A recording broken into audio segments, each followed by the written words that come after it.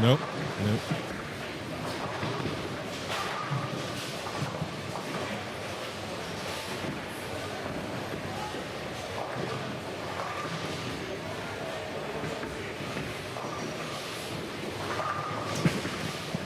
Test 1, 2. All right, welcome everybody. I didn't change any of the tickers, so that sucks. Tough break, 3 p.m. 3 p.m. quali squad. We're in game number 1. We're in practice right now, as you can clearly tell. They cut in the open division plus 53. The cut in the outer division minus 45. And the senior lady, Clary's plus 18. So that's where we sit. Those are the numbers. In block number 2, Riley Woodard leader, 757, goes 240, 230, 270. Josh Link, 737, is just 220, 240, 260. Dave Martinich Jr., he gets to plus 87. Tyler Lopez, plus 78. Myself got to plus 66, 200, 240, 220. Ken Gardner, plus 56, and Braden Kelly is the number at plus 53. First out, Alex Hoskins, he's 4 back. Duncan Whitaker and Charles Wicken are both 6 back. Chase Lewis, 14 back. Aaron Hudson, 26 back. Chris Walker, 33 back. Caden Dennison is 34 back. That rounds out your top 15 in the open. Top 15 of the open now. Doesn't take into account all the additions from this squad. People bowl. Cuts 1 and 6. Currently, there are 41 in this division. So they will add a few spots after this squad.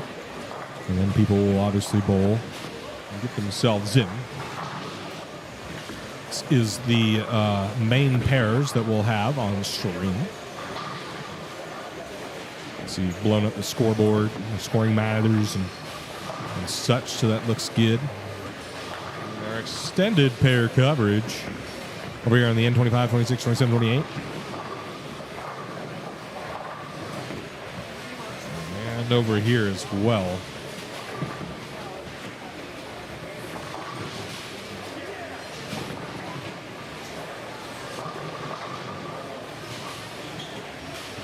We have Manny Farrell, Art Cox, Jay Knighting, Charles Wilkin. Over on our extended coverage here at the grand finals.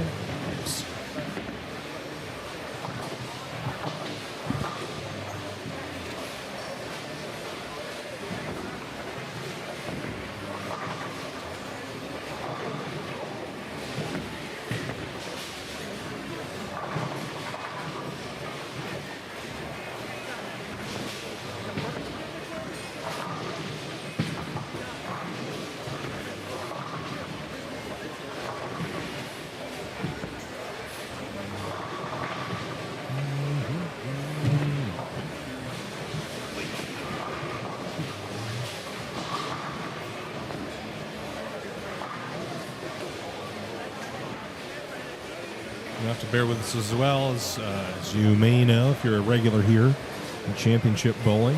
We've streamed here at Burley at Snake River Bowl various times in the past. And like I said, if you're a regular, you know the internet here is not great. So there will be buffering.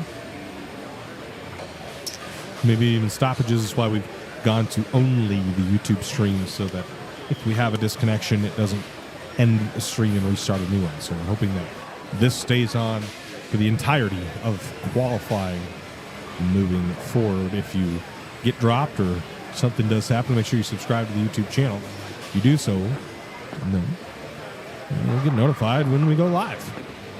Hit that bell icon. Manny Farrell Mixer does not roll a 2-pin.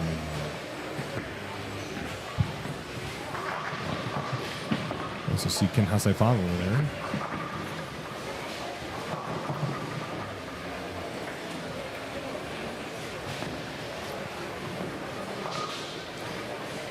Zach Henderson, well, his PAX 10, Twisty 9. And he participated in the Noon squad. And I threw one ball. We threw the IQ Tour, the 78U. So our red urethane ball.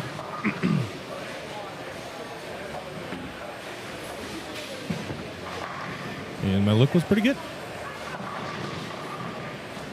Good enough to get to plus 66. I bowled decent. Happy with it. Don't think it's. I think that it's bubble. Personally, I don't think that I'm gonna be. I'm in as it sits, but in the clubhouse right now. But I don't think that stands. I think the cut will be a little bit higher than that.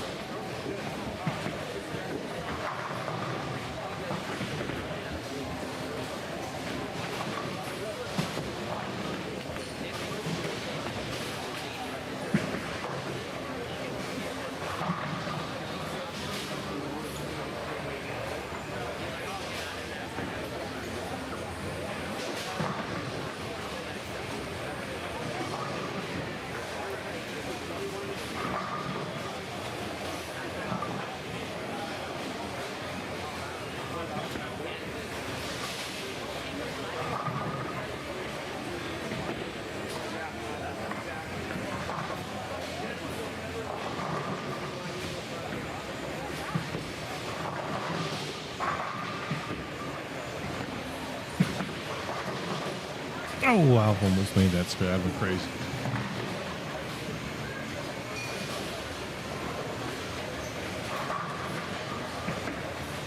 Go over here. Airship PAX 10, a really good shot.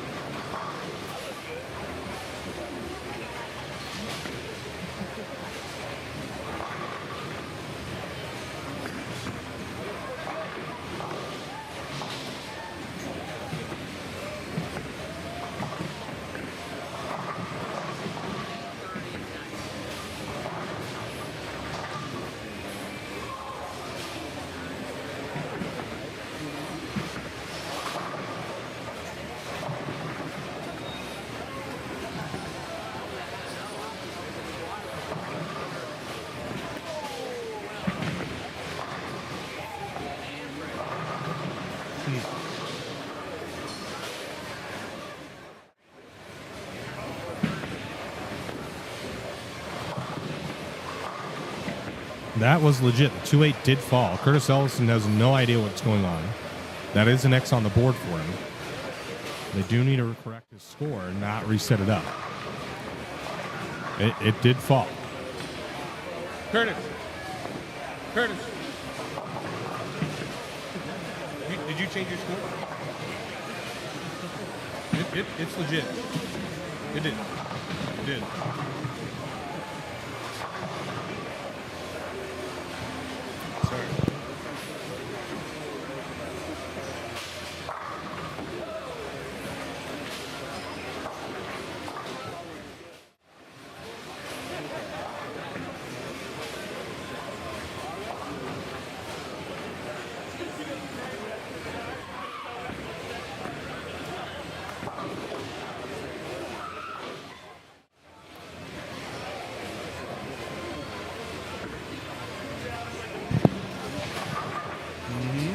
I was just watching them. You were trying to talk to me, and I see them fall weird, and I was like, "Oh shoot!"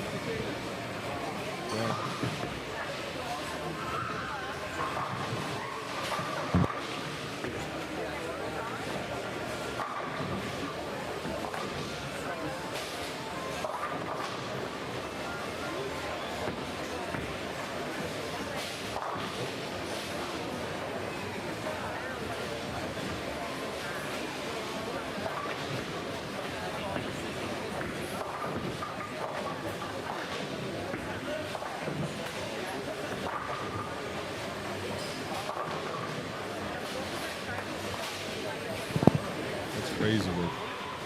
Looks like maybe the internet.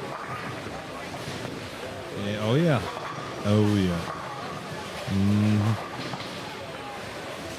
We're in dire straits here, folks. Did that change? Shit. Oh man. That did. Okay.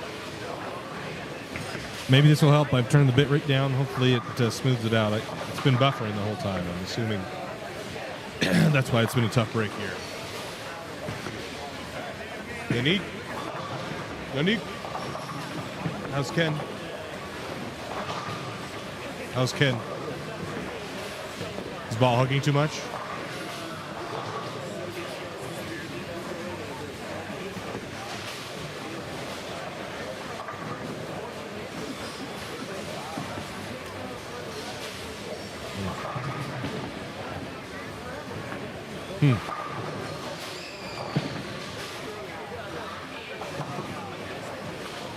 Ken was?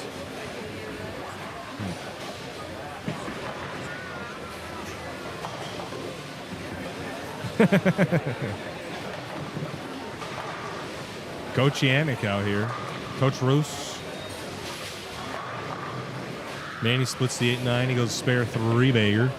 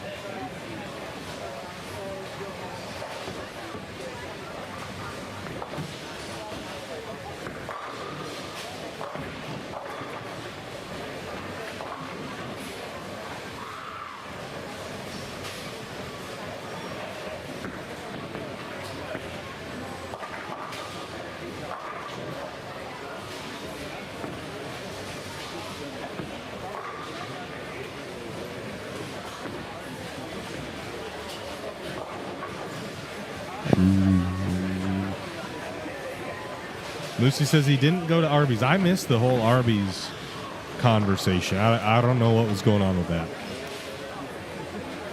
I was too busy bowling mediocre.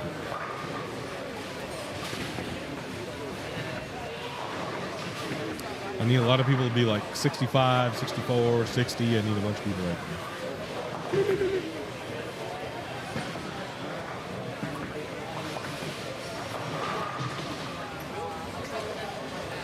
Oh yeah, he's got like a piece of cloth under the patch. Pick 5 deal.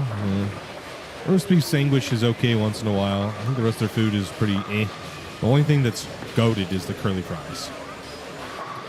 The curly fries are by far the best part. So Manny, 9 spare 4 bagger. Off and running.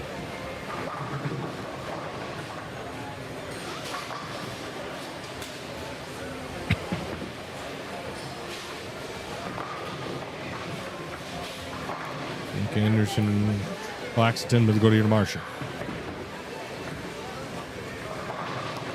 Mixer, 7-pin won't go. Tough break. How about Braden Link?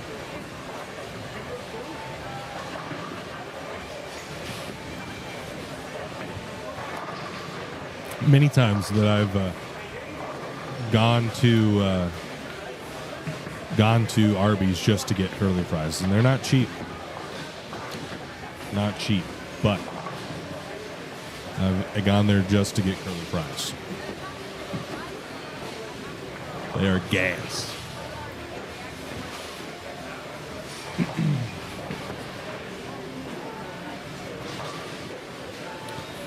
Marsha cleans up her spare.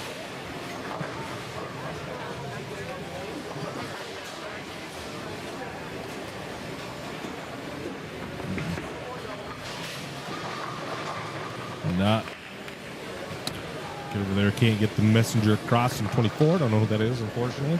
Here's Charles Wilkin.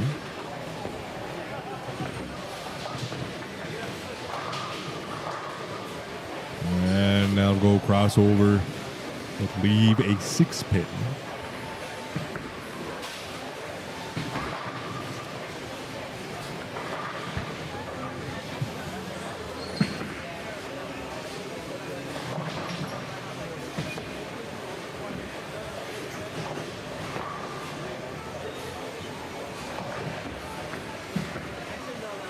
Anderson after that, wrap 10. High flush counter. And boarding squad, I believe. Boarding squad last night. Excuse me. Trying to hook at it and did not look good. The hooking at it was no good. So he's here throwing Thane and bowling pretty good.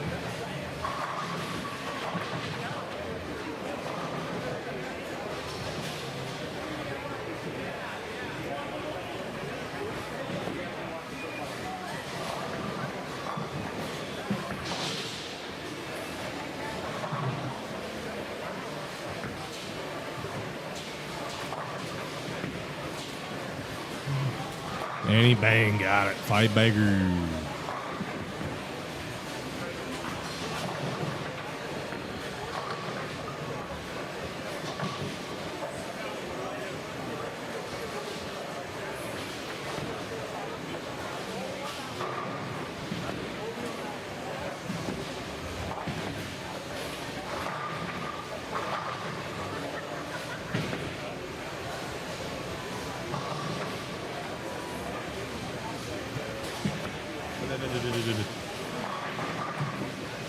Are you guys? Can you guys hear the music? How well can you hear the music?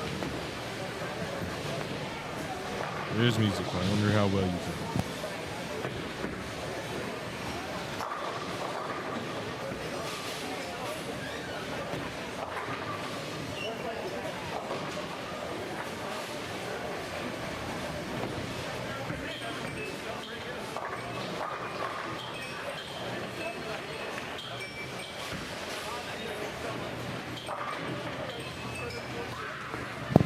I can't really hear it on my phone, so I'm hoping YouTube can't hear it too. I can, however, hear the air hockey behind us. The air hockey is loud.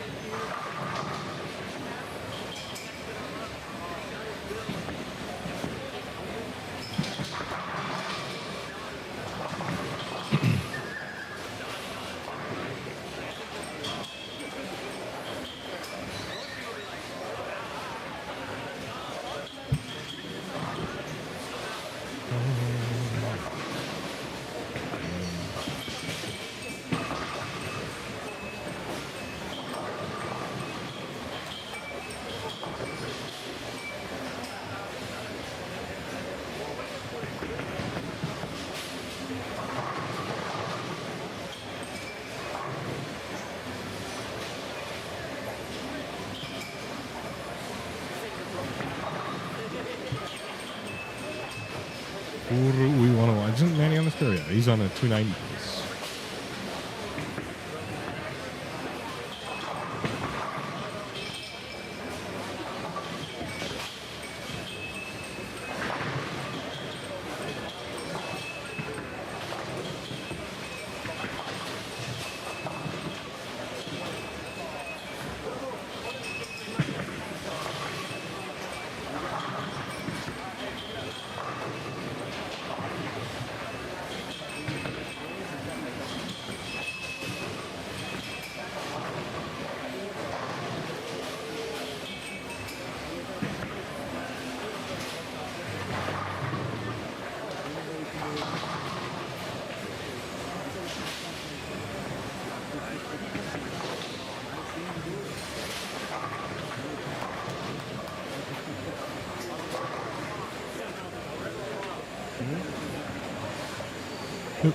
Who is?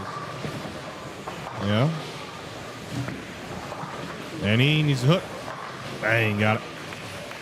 Is that 7-bagger? Yeah, it's a 7-bagger.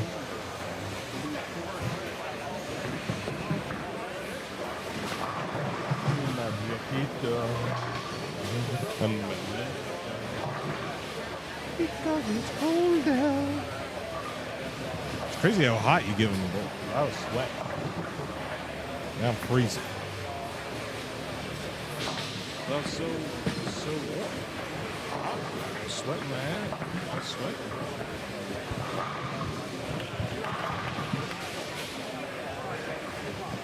Curtis Ellefson struggling a little bit this game. The only strike coming. Oh, he's got 2 strikes.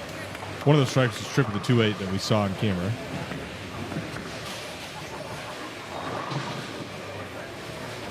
Oh, you're missing an S, Adam. Missing an S.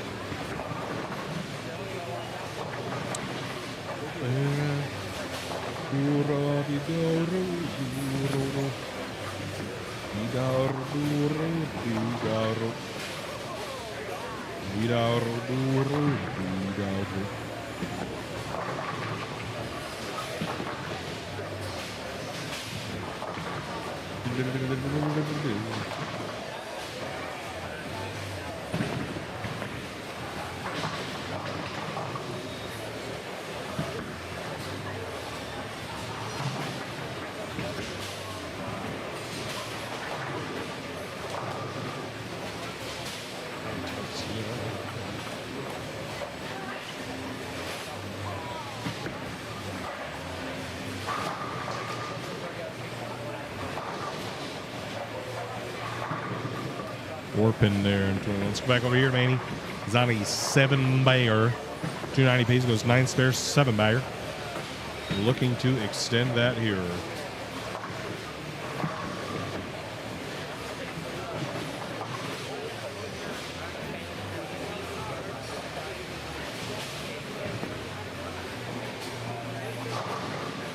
Got it.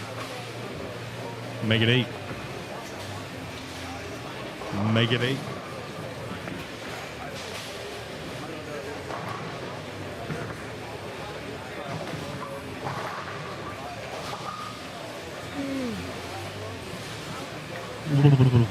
Man.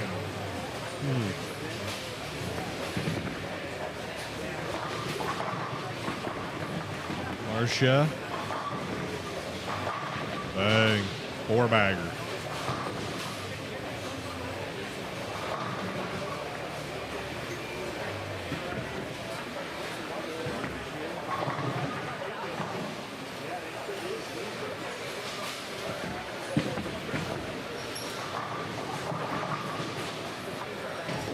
So we are wrapping up game number 1 here of the 3 p.m. qualifying squad.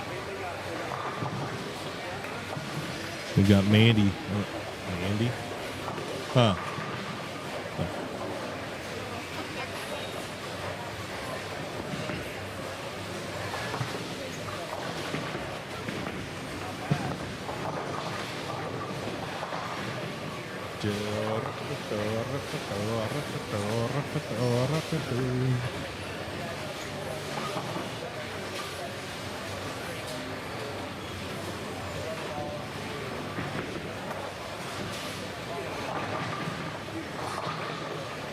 Oh, nice strike there on 22. Love it when you get those hits.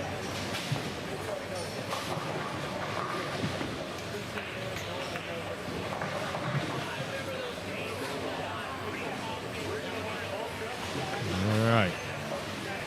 Manny is set now to come up on 17. We're going to see his 10th frame.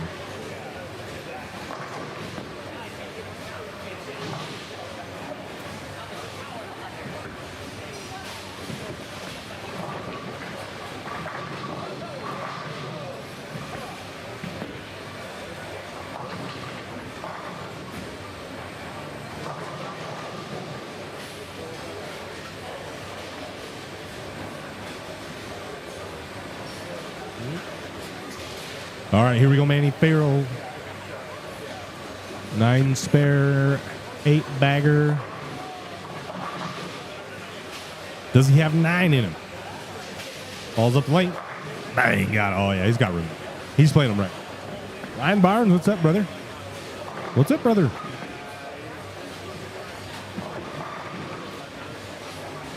How's it going in Tejas?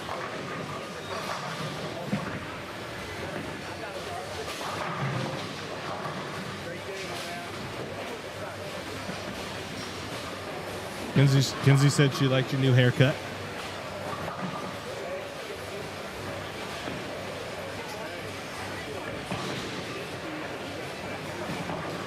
We'll sit here and watch if Manny can finish this game off. This is essentially how I was playing them. I throw a little bit harder than Manny, so I might have been a further right than he was. Oh, dirty. I might have been a little bit further right than he was, but this is essentially how I played them.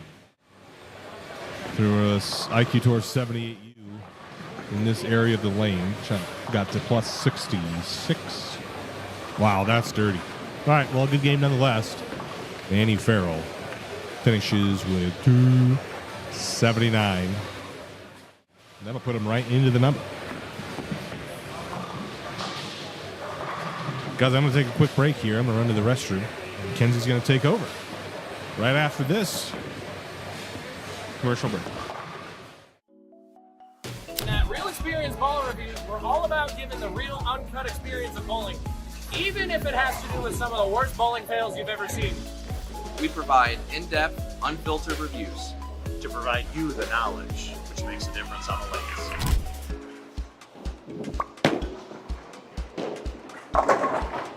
As professionals, we know what it takes to perform at the highest level. We support the entire bowling community. From local businesses to pro shops, we help the entire bowling ecosystem grow. We also give you the tools to improve. Our instructional videos will help you become the best version of yourself. And we like to keep it fun, so join us on our journey as we vlog our adventures on the road. Whether you're a casual bowler or a competitive player, we're here to elevate your game.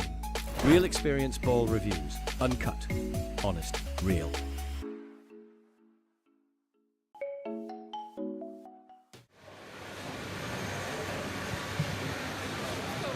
All right, so that was REX Ball Reviews. They sponsor one of our tournaments on the CB Tour in Las Vegas, the Coach K Scholarship Open. They are the main sponsor. And we'll be back there in 2025 for Season 3, and they will be sponsoring again, so we appreciate them.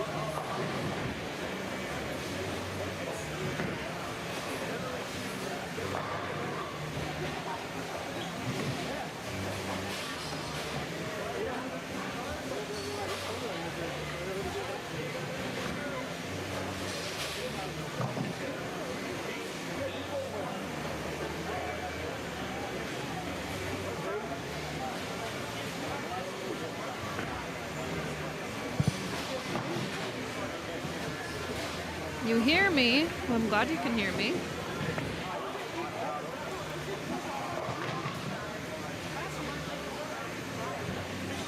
Now you guys are stuck with me for the next few minutes while Chayton takes a little break.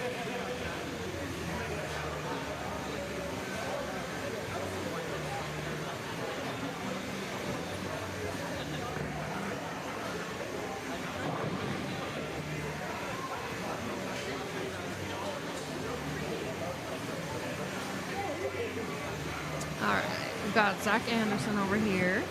First shot of the second game. What? Gotta go to the bathroom. Right, he was trying to blame it on somebody else.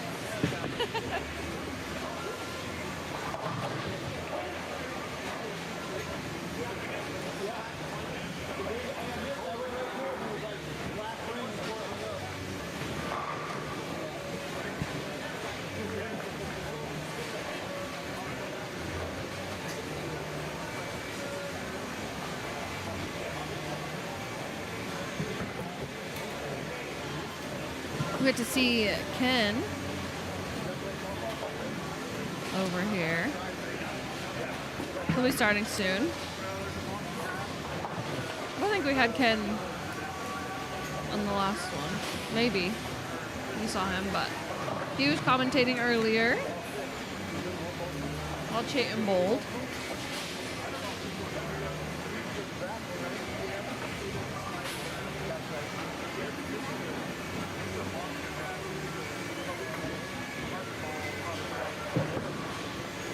Charles Wilkin.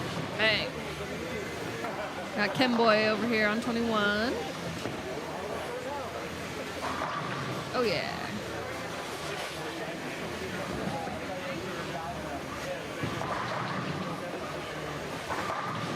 Manny had a big first game, 279.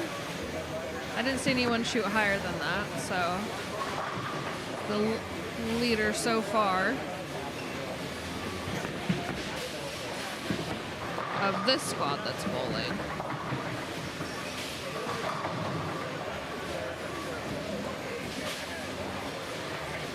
Right now he's sitting 4. So well within the cut line. Cut line has dropped to plus 47. Have we updated that? No, ma'am. And we're on game 2.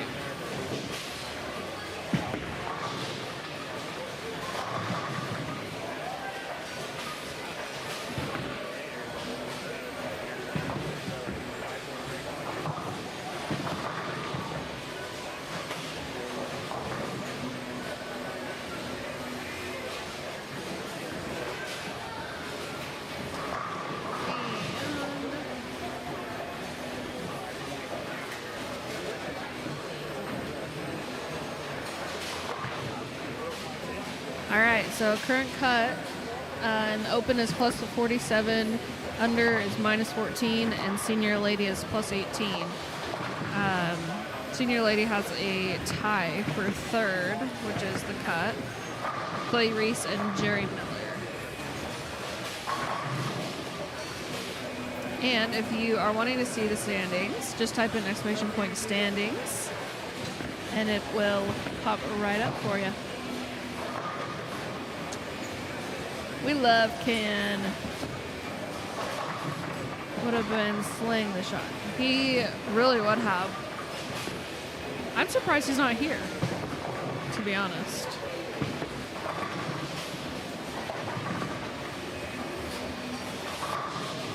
But yeah, urethane.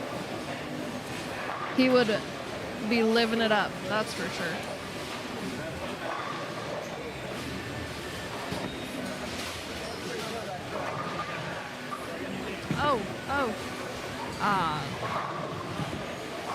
Not quite enough for Ken Boy, but that was close. Come on over and see Steve-O.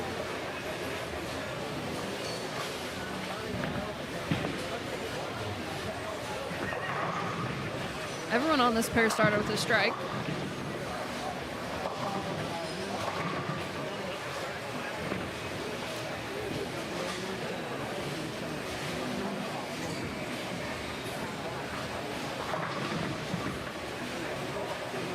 Steve. Oh. Man.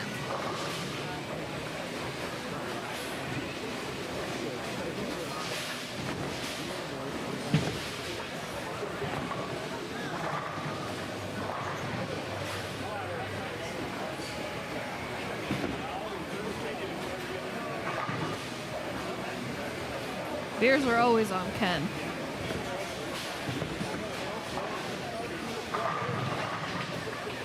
The chat while I bowl for assistance. Do it. Do it. Oh.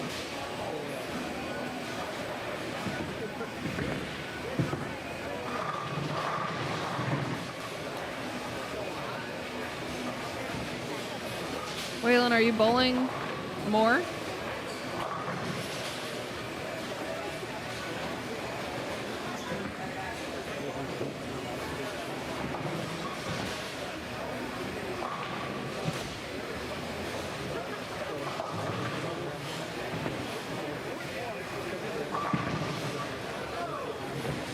Ken. Bang. Let's see if I clipped that.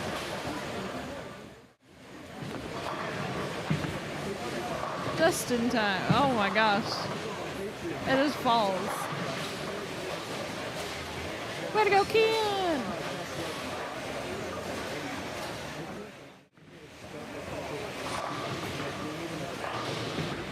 You want to commentate, Riley? Sure. Got a bite.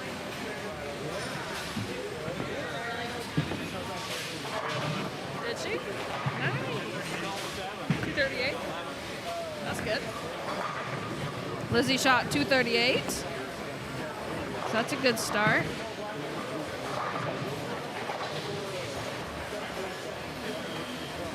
Nice. We love that.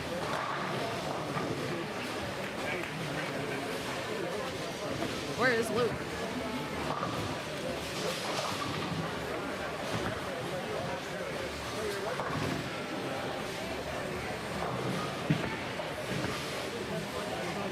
What are you watching? It's on right now?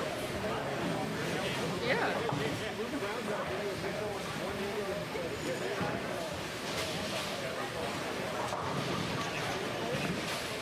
No. Now it is. Yes. Steve. Oh. Steve just missed a 10. Really? Yeah. Yeah, you don't see that a lot. He was throwing pitch black for a second. Yeah. Very good. He was throwing pitch black earlier, and I thought it looked a little better than the red ball. I don't know if the red one is quite making the corner for him. Manny shot 279 his first game, right? Yeah. Yeah. It was a good game. Scores were pretty high the first game. I think the scouting reports kind of got out about how to play the pattern, Yeah. and guys are doing the right thing now. Figuring it out. Yeah. Steve nails that 5-pin in the face.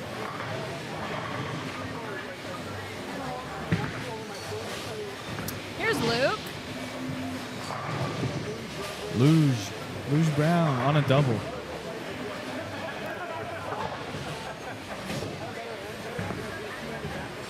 He likes it. Come on. Oh! Oh, man. Light 8. And you really can't see anything back here. Like, No. Manny's right in front of us, and I know. Doesn't it, have like, no throw idea. you off? Yeah. Oh, Ken! Woohoo!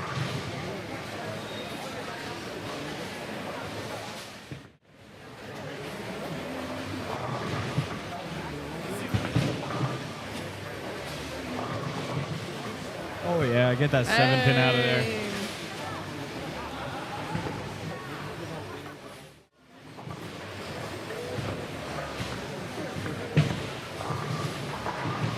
What we got?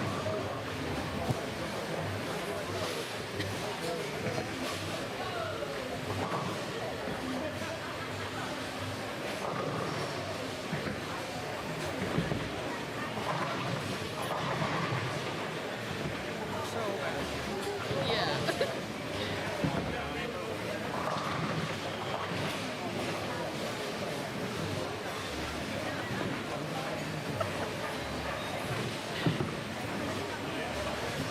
Now he's chilling, yeah. Steve-O! Bang.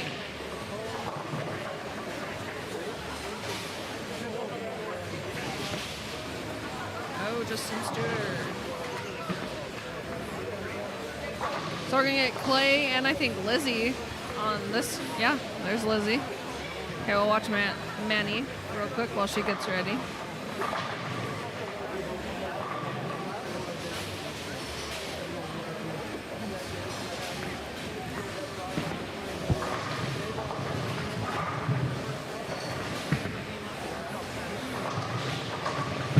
Right.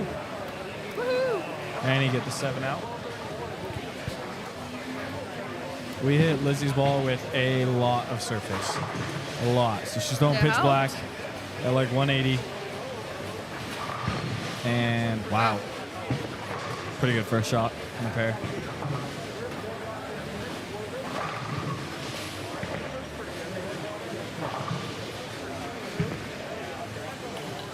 Oh, Luke, black 10.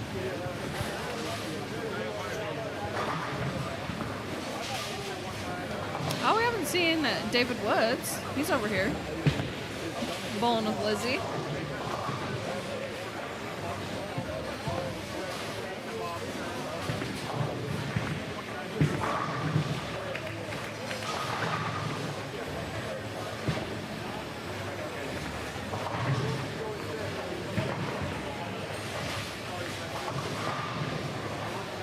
Lizzie and Luke will pick up their 10 pins.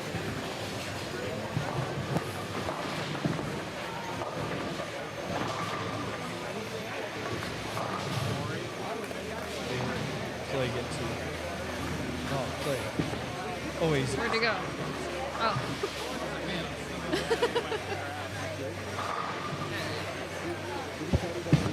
Yeah, 250 is good.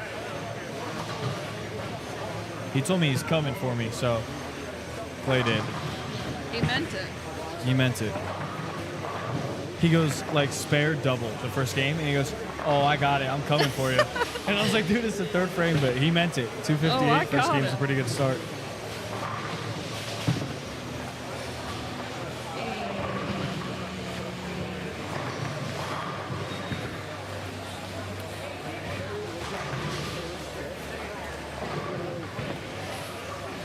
It's pretty good.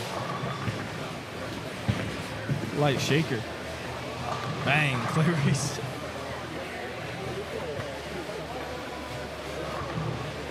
Clay stood on business. Was He's what standing on What business. he said.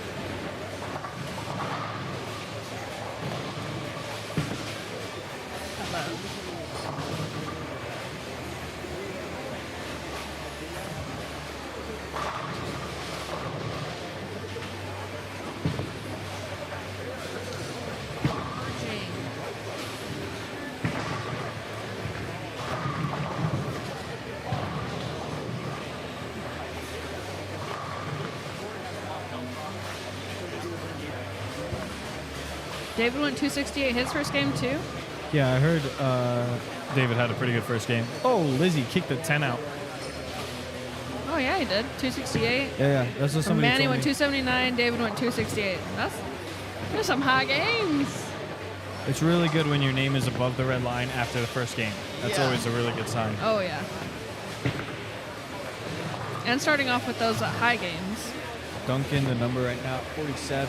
Haas got to 49. I think that stays in. I bet it goes up to 50. 53's close. Yeah. Everybody said they thought it'd be around 50-ish for this squad.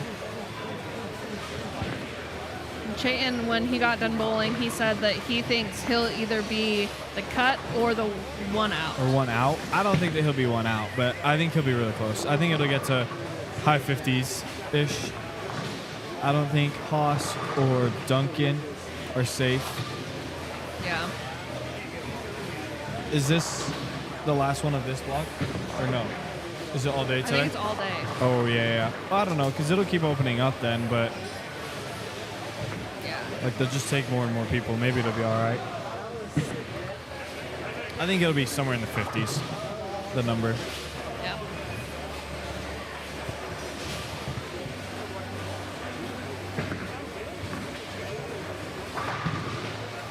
Oh, we totally missed it, but we were close.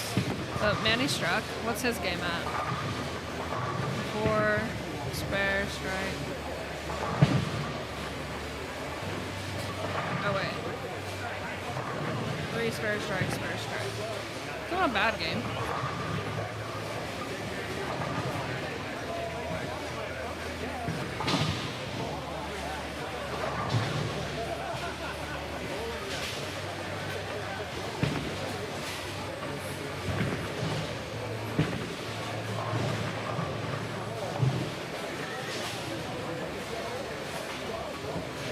Do you think Clay's gonna bowl before Ken?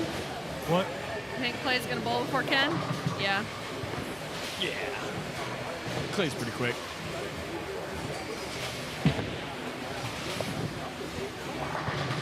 Cameron Henning, what did he shoot the first game? Not with purple, 204. only 204. The purple doesn't look great. I think it kind of hooks too much. Really? Yeah, it kind of makes you open up a little bit. You can't keep it in front of you as well, and that's what everybody's doing with the red one. Yeah. Oh, Oh, Ken. Woo! Get that 5-7 out of there. Got Steve, Luke, Clay. Stevie K looks good. Oh, Oh, man. way high on a 3-bagger. Lucky to only 7-pin there.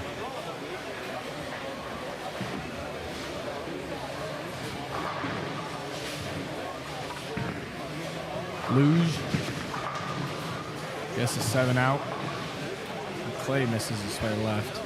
There's friction left. That is the one thing is you can't tug it.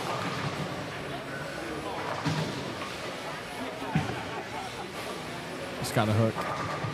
Get them both. Ah.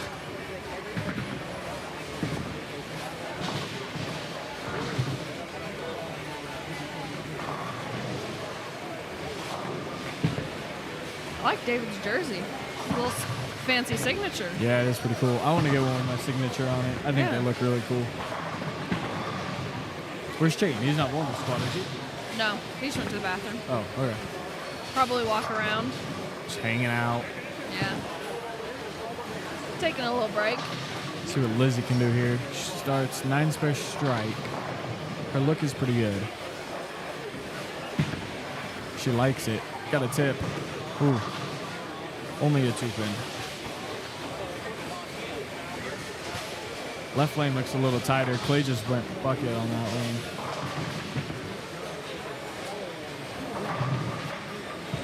Is Ken on 280 pace this game too? Oh, get Is them he? all. Oh, yeah. What did he shoot his first game?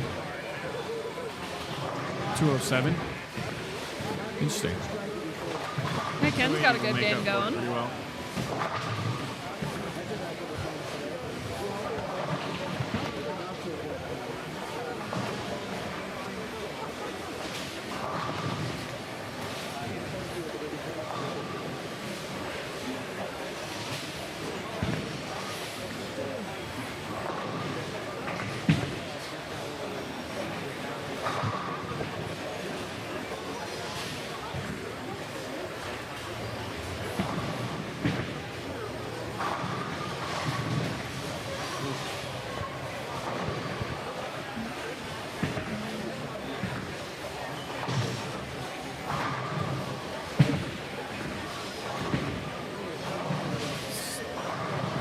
Oh, bang, Clay reached trip 4.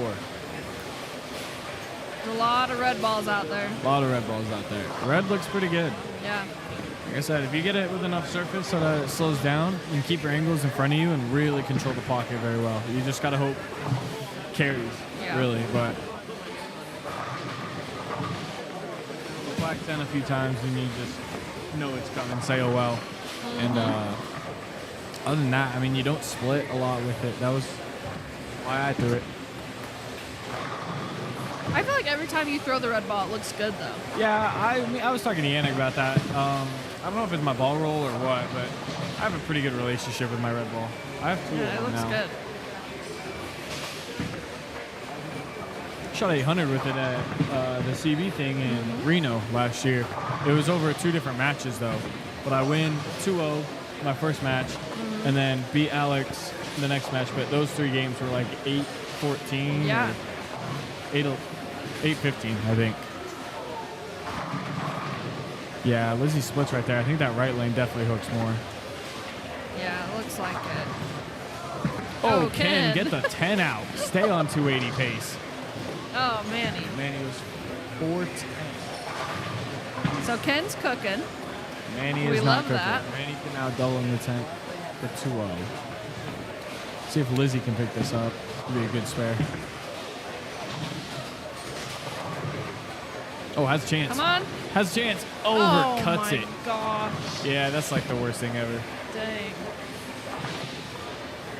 Lizzie picked up the Greek church in Vegas last year.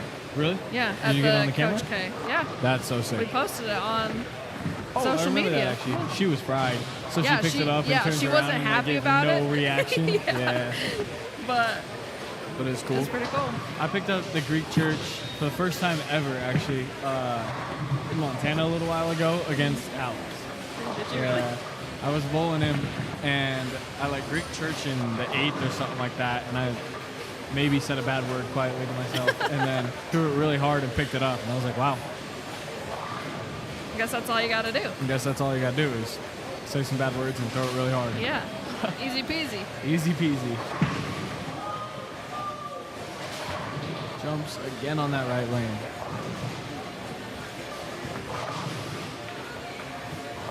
Avery Lopez here. All the Lopez's. I haven't seen him in forever. I know. Tide travels pretty well, but once they were doing lane assignments, they started calling, wow, David Woods at 8-pin. That was pretty rough. Did lane assignments, they just started calling Lopez here, Lopez there. And Like I was every lane there's I was a like, Lopez. oh my gosh, they're all back. Went down and said hi to Alf and Cricket and Jake and Avery and all of them.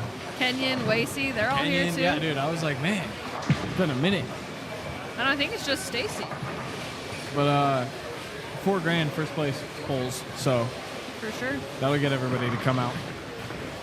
All three? Oh, gets Oh, one. man. Both of Oh, them get two. one. Yeah. That's pretty rough.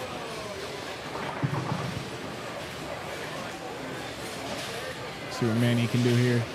Needs a double for 2-0. After starting 279 though, so Okay, his first game was big enough he can afford this a little, but I mean you want all the pins you can get for sure. Yeah, because pins carry over, right? Pins carry over the whole way. So The whole way. the whole way. Oh, damn. Ken, Come on, Ken. sit there. Oh, and packs it. Got a little in and it just sat there. It was beauty. I think that's the pair. I shot 270. Yeah? I think it's just a pretty good pair. Where's Manny at right now? Oh, so no, he was not on that Yeah. pair. Yeah. Wow. Oh, dang. Brutal 9-pin from another Lopez. Manny gets all three. That's a hard spare right there. Hard spare. I don't care what anyone says. What was it? 3-6-10.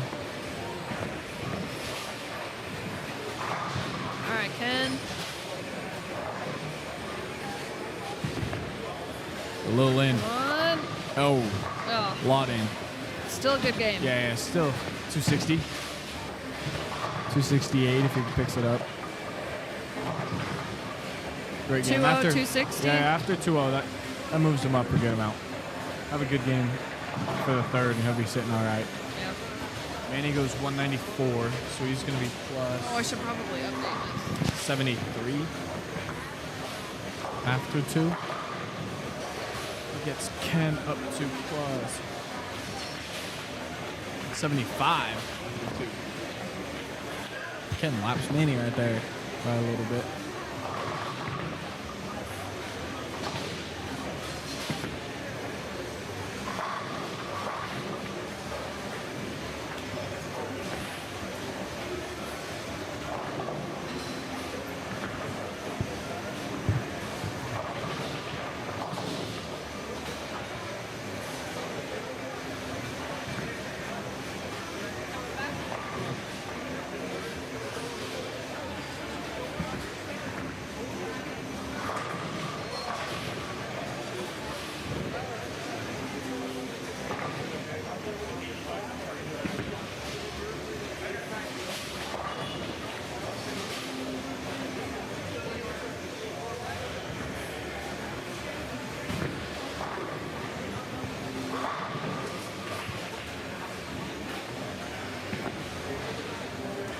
$194, yeah.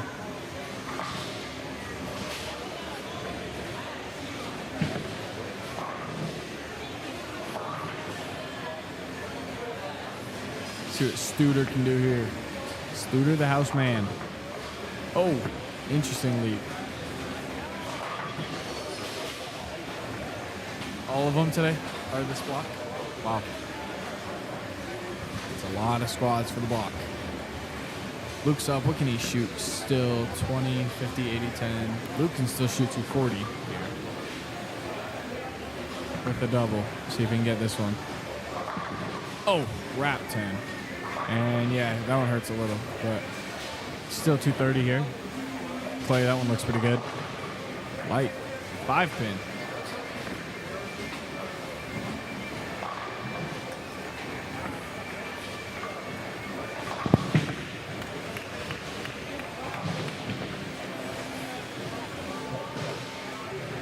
Nice. Luke misses it, but 246 still? 236, excuse me. So Luke starts 217, 236. I'm putting plus 53 after 2. Yeah, just has to have a good game next game, and he Luke? should be good. Yeah, needs a good third one, but I think if you can get to plus 80, that's sitting all right. 80 is comfortable. 50, 60 areas on the number, so. I wonder why they were so far behind. I don't know. Plays old. Takes him a while to bowl. I heard he had to bowl. He bowled 72 games Oh in my like God. 5 days or something. Well, so we bowl the regionals, the RPI qualifier in Vegas 2 weeks ago. Okay. And he bowls that Saturday, Sunday. And then the Ron Moore tournament, Monday, Tuesday, Wednesday, Thursday, Friday. And then comes home Friday, and we leave for the Meridian Open and bowl Saturday, Sunday, Meridian. So, I mean, the fact that he even made the cut in Meridian is crazy because he, like, I would have been so tired. Yeah. That's crazy. Yeah, he's putting in a lot of games over the last week and a half. Crazy.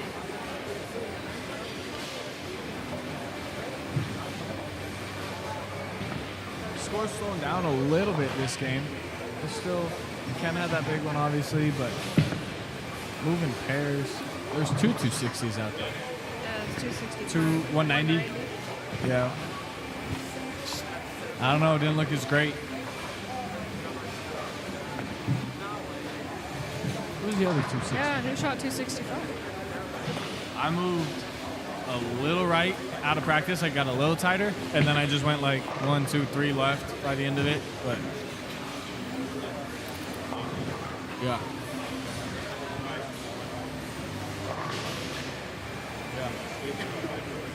I moved by the end of it 4 boards, maybe, by the end of 3 games.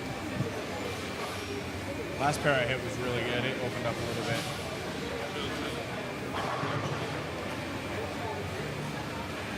Yeah.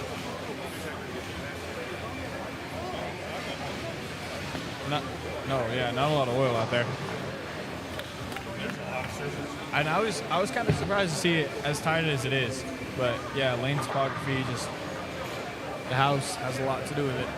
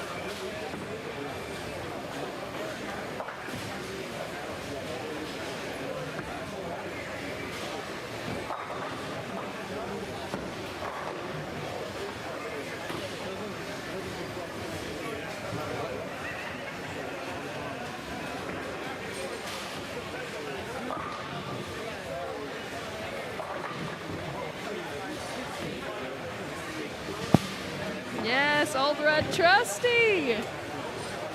That's what Chayton used all day. Adam said that he heard the ball was called Old Red Trusty. Adam Old said Red he Trusty. saw the ball was called Old Red Trusty. Yeah. Chayton said that's the most the red ball's ever hooked for him. It's That not like ball is- not like league night. That ball is very surface dependent. Like you definitely have to have the right surface on it. But once you get the right surface, I mean, I've matched up well a lot. For sure.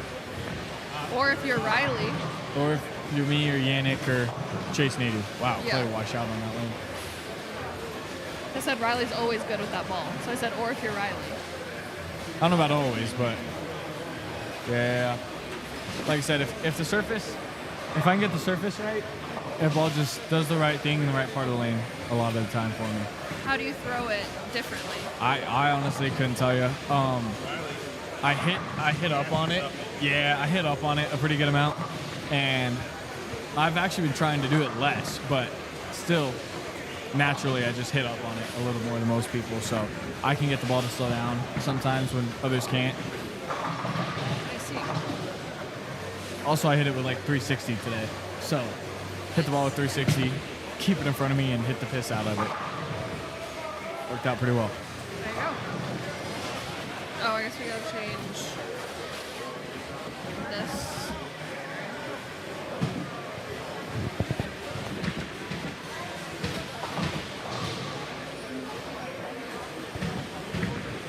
Lizzie on a 3-bagger after that split, so trying to make him back up.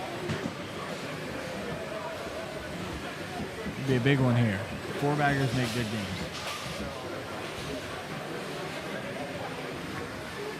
That looks pretty good. She Lizzie. likes it. Yeah, Dang. she really liked it. Big 4-bagger there. Set up the 9th and 10th. She can still max 90, 20, 50, 80, 10. Liz can still shoot 240. Should be huge. Heck yeah.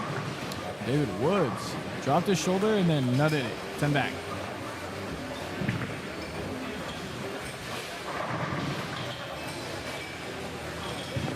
Adam said, you guys are good players.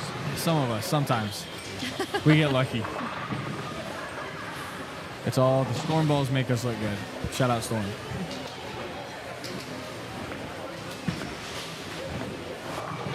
Ooh. You know why?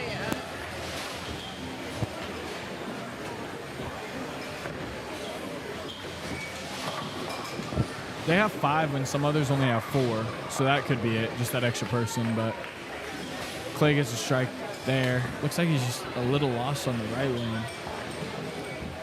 Struck the pass 3 times on the left, but catch Jacob Dobkins in the corner, walking it out a little bit. Very nice. Stevie K here. Back to the pitch black. So out of the red. Oh, brutal wrap 10. That sucks. I thought the pitch black was shaping better for him in practice. A lot of guys said their pitch black hooked too much, but Steve is not what we call rev dominant anymore. He's very accurate though. Oop, 10 back with the purple. Lizzie, big one in the 9th here. Try to set up the 10th. Go. Go. Hey. 10 back. She's feeling it now. She's feeling it. She's been throwing your thing a lot recently, and she's been throwing your thing pretty good recently. I told her she's turned into a urethane one trick. Like, geez, that's all you throw. Love it. It's good. Builds your confidence. Good. I want to be Lizzie when I grow up. We all want to be Lizzie when we grow up. Literally.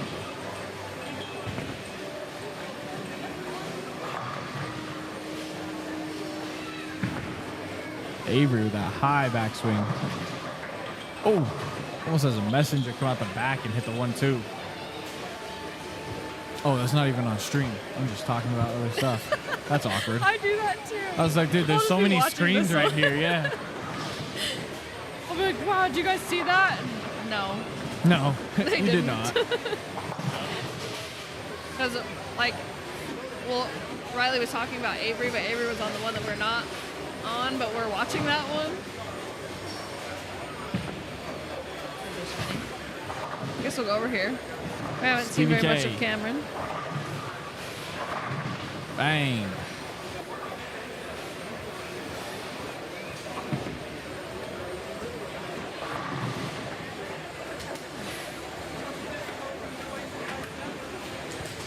Sean Hornberger back here clapping shots out for somebody else. I don't know who, but he's clapping them out. It's for Jacob. Oh, for Dobkins? Yeah.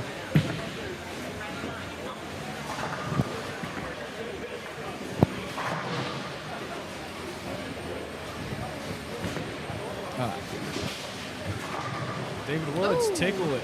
Like a 7 out. Okay, now Avery. Avery crosses over. I think he just switched to urethane. That was his first shot with it.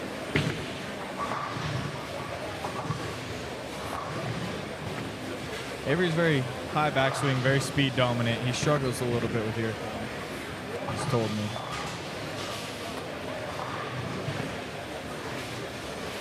See what Luke can do here. Luge wants it to sit. It does not.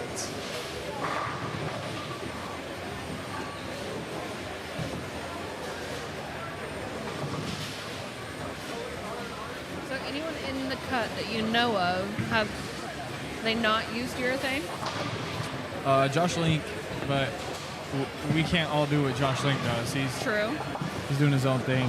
There's a lot of carry down from the urethane, and Josh just threw a proton physics, brand new. He told me it has like 10, 12 games on it. Says he found one. But he threw a proton physics, so big, ASIM solid, and Josh has a lot of hand. And so he moved in, got a little deeper, and got it to hook when not a lot of us could. So Nice. other than Josh, though, I don't know anybody who's up towards the top that wasn't using urethane.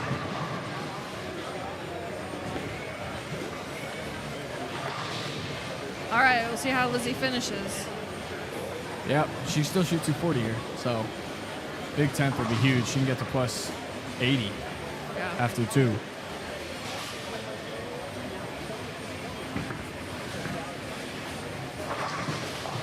Needs to sit a little. Oh my gosh.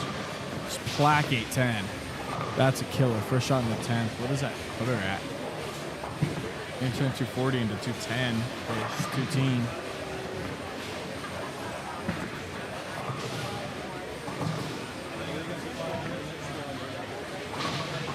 Ball was a little in and just didn't see the friction fast enough.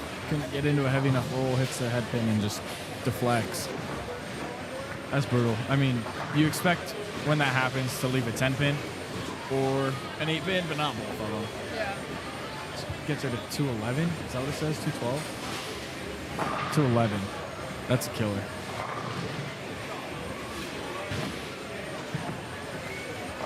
Still a great game from Lizzie.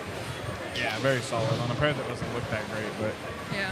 she's not going to be very happy about that one for a minute. Rightfully so. See what Luge can do here. Coming off the split. Struck both times on the right lane so far. Yeah, he liked that one. It's 10 back. So he's got the right lane figured out. He got the right lane. Not so much on the left.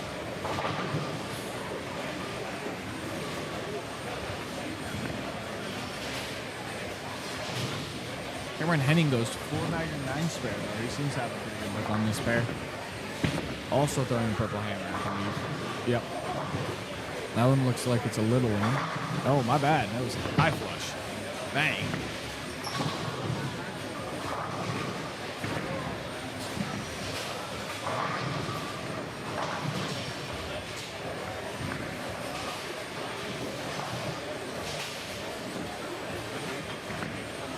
Yeah, on stream too. Lizzie has not nice things to say about that 8-10. Yeah. Nice. Nice. Missed a pot there. He said he got a few messages that somebody had their hand up, so they owe him a drink. Oh, Steve. Tickles if we cannot get the 7 out.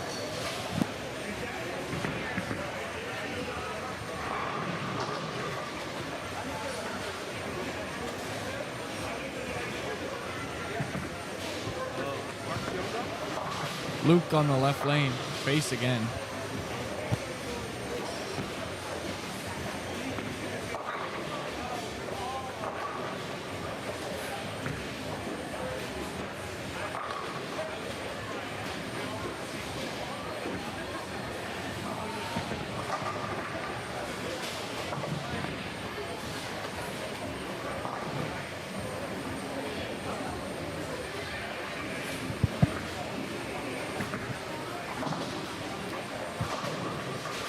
Good spare from Luke there, but he is struggling on that left lane.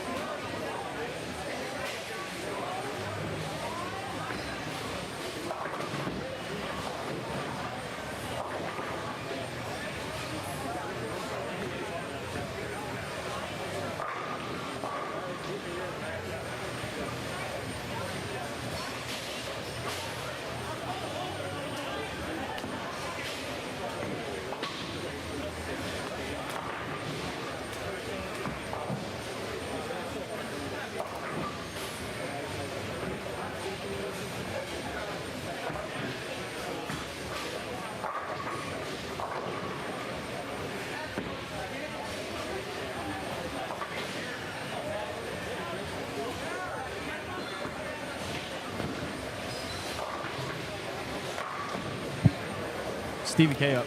Coming off a 7 pin. Looks pretty good. Bang. 10 back.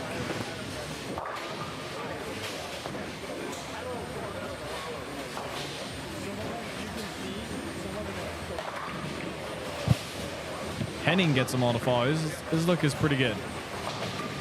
His ball is hitting the pins the right way.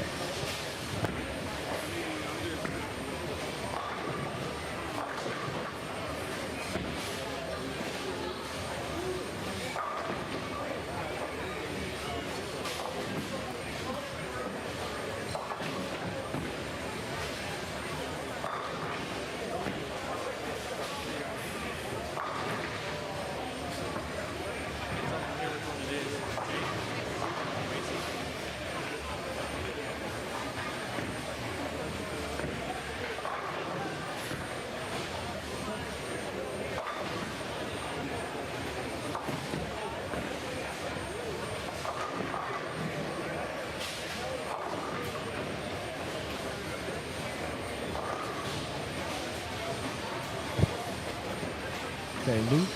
Oh, we're not even on Luke. Never mind, not Luke.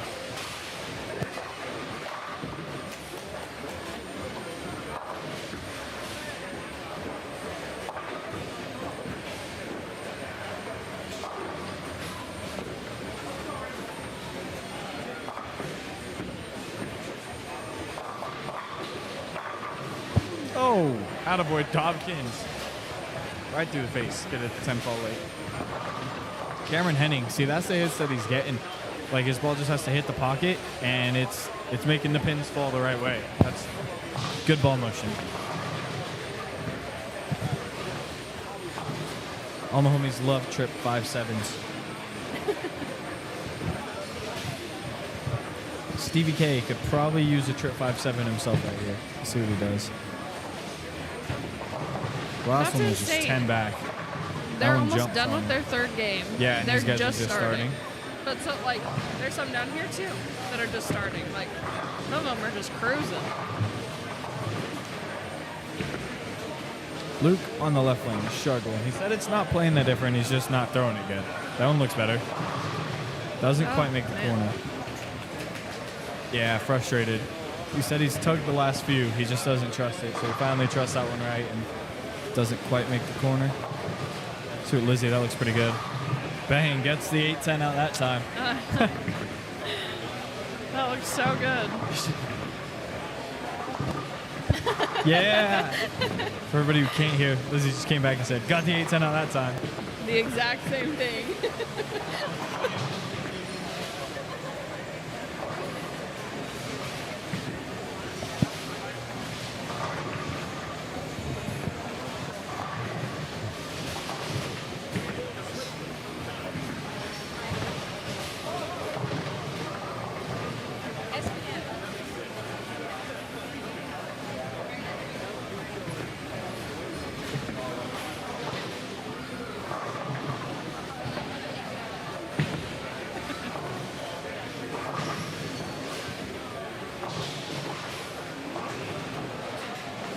We haven't really watched Marsha. No. Great. Look what you did. I know. I'm sorry, Marsha. Sorry, Marsha. Do we have It scores? was Riley's fault. He they pressed updated the them? button. That was Marsha Bowling. She does not like urethane. Marsha doesn't, so I don't know how great. So it's 2-teen 180, so she's even. Needs a Dang, good her last game and- here. She can jump in. Her and Steve were tied. Her and Steve are tied, yeah. That's crazy. They did almost the exact Stevie, 10 back there. same thing. Steve can Just opposite strike of out each for other. 218. Plus 18, probably not going to be enough to get him in. Cameron Henning, that one 10 back. No lucky hits or nothing there. Where did Henning get to? Did we find out?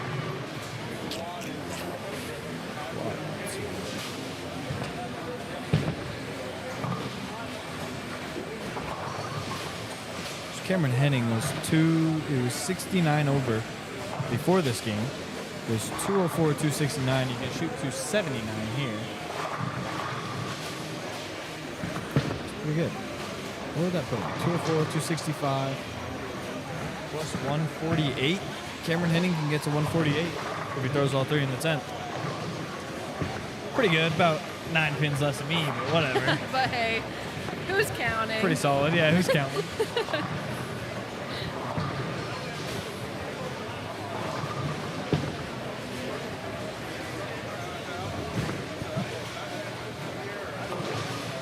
You go only 144 over for the last 2. That's insane. Serious. Studer gets a 7 out late. Oh, bang.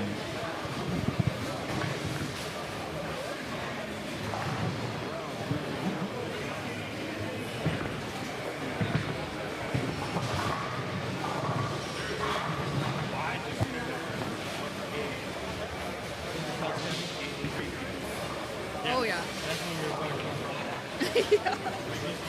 Like people are almost done.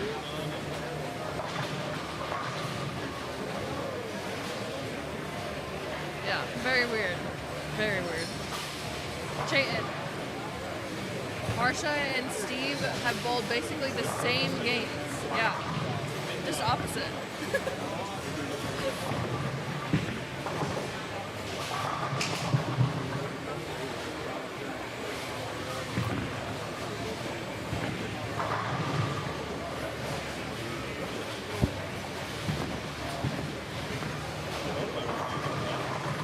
Oh, Stevie light shaker.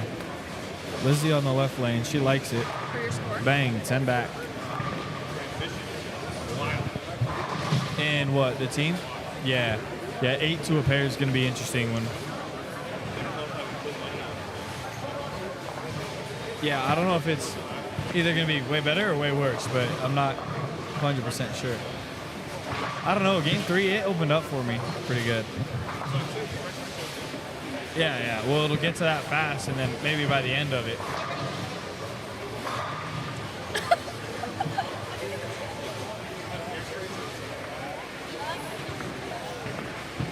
It's got volume. I like it too.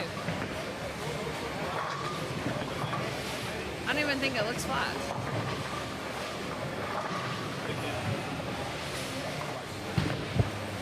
So Cameron Henning goes 9 switch strike, 258.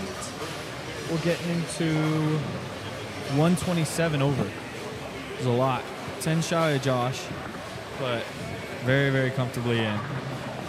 Clay stuffs a 9 pin. Messenger just misses it.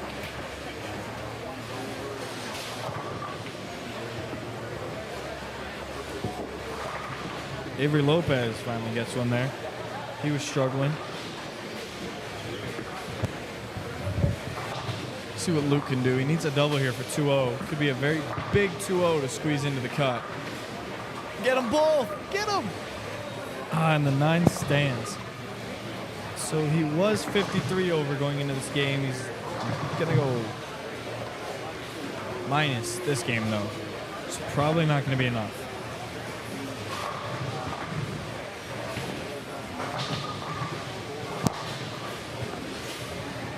Ken Gardner, though. I know you were in the chat. Ken Gardner, Luke will not be passing him.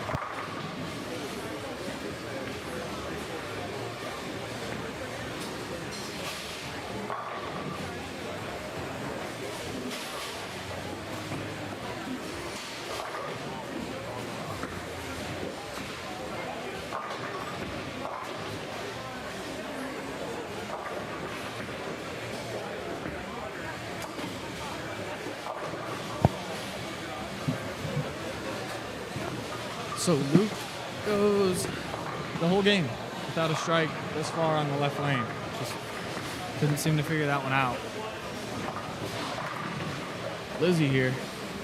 Looks like it's a little in. Just 4 pins. But it's pretty good. Bathroom.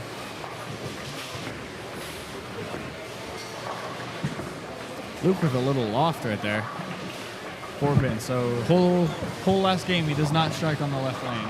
Luke had a rough 27-28. 27-28 is a tough pair. Right on the bubble, so that one is not going to get him in. Ken Gardner says thanks. He's going to hang out on the cut line. Yep. Same. Well, I'm with you. As of right now, Luke is staying behind you.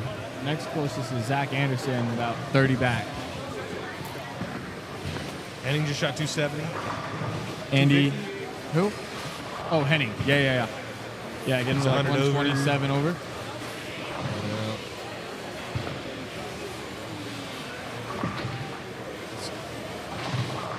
I think we're chilling. We need a 230 here. 245 to beat me. I don't know if that's in the cards. We're chilling for this squad. Yeah, I don't know where Zach's at either, so. And the number will just keep opening up as more entries come in, too. I think it'll hang out somewhere around the 50s.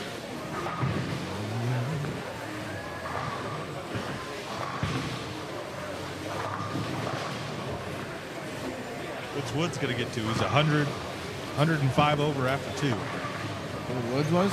Oh, yeah. This looks going away. Hasn't struck yet this game. Black's a 10 pin right now. Never went away. And I bowled on this 25 and 6. on the last one. Mine got better.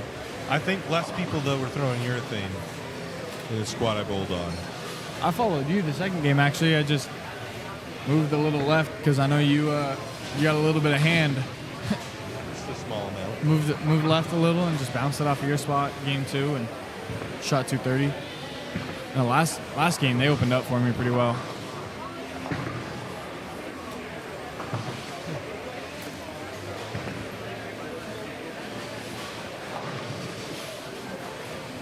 So Clay also strikerless, goes 9 square to start. See what he can do here. Is he going to make the switch to react? No, he's going to keep the red ball. Keep the red ball for now. He threw reactive in practice and liked it, and he said he was gonna throw urethane against his better judgment, is what he said. Yeah, but he threw it last squad and it didn't work out. Yeah, but he didn't put enough surface on it. That's what we told him. So this time we went and hit it pretty good. Bang! That one was 10 back. I don't get that. I don't give that away. No, that was pretty good. Clay went 50-10. Yeah, I'm not getting out of it. Nope. It's going. Let's go. I'm hanging in there. Studer, houseman with the strike. Cheater.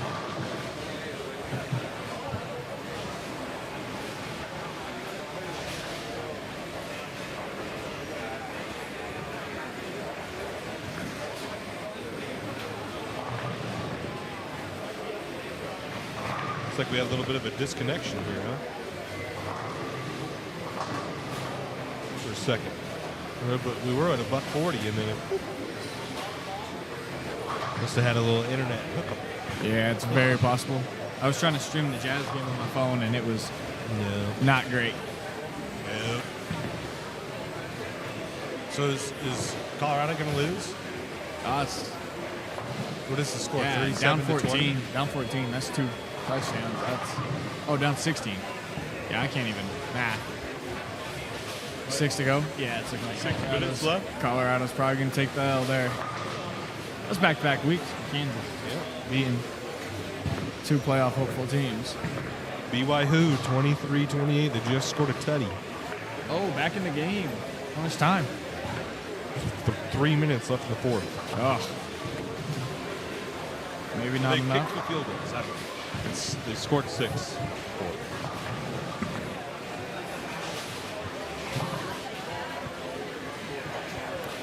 Here, Clay can double up. This last one just ran the pins over. Big double here for the confidence. I had the right lane tighter when I bowled on this pair. I had every right lane tighter.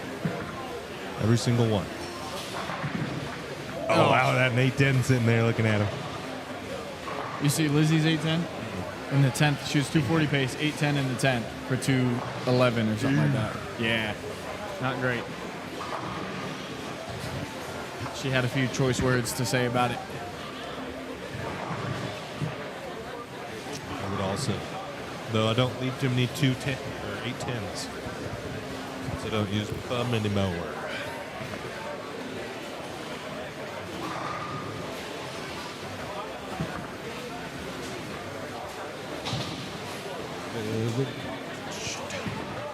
Where's Many? Oh, he's on. It's a little bit perturbed. So I don't know if this game's going very well. With 270, 190.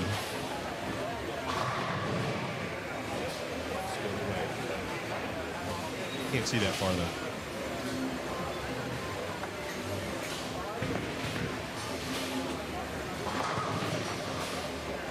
Extended pair coverage is brought to you in part by Apparel EFX. You want a jersey, you want a bonus on the CB Tour. $500 bonus if you win in a EFX jersey. $100 for 300, 800 in an EFX Lizzie. jersey. Brooklyn. She crosses over. Head over to Apparel EFX, EFX.co. They have their Black Friday sale. You can get a CB Tour patch on your jersey. You get a CB jersey if you want. We have a couple cool polos for golf next summer. Golf.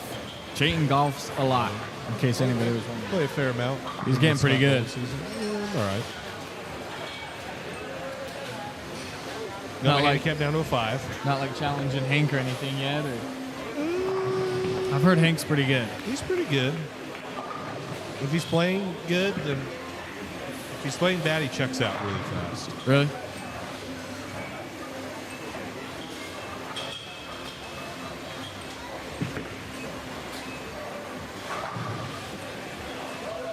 You get a little putting mat for the winter now. Get my putting in check. You know Steve DeYoung?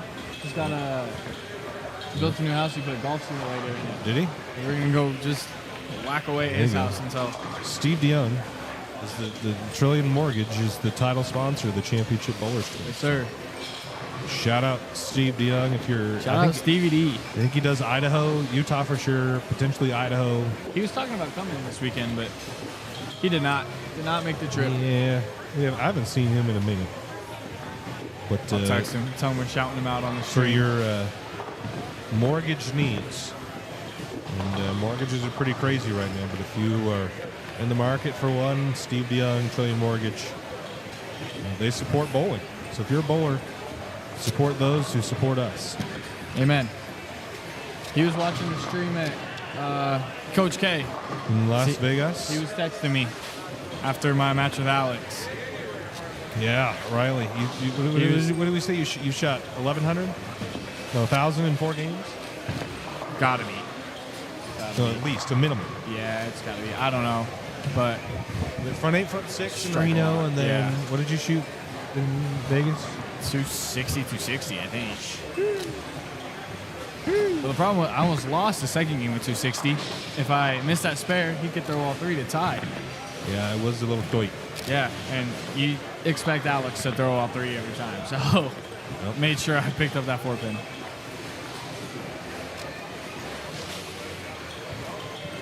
Another flag on Colorado. They're not going to win that game.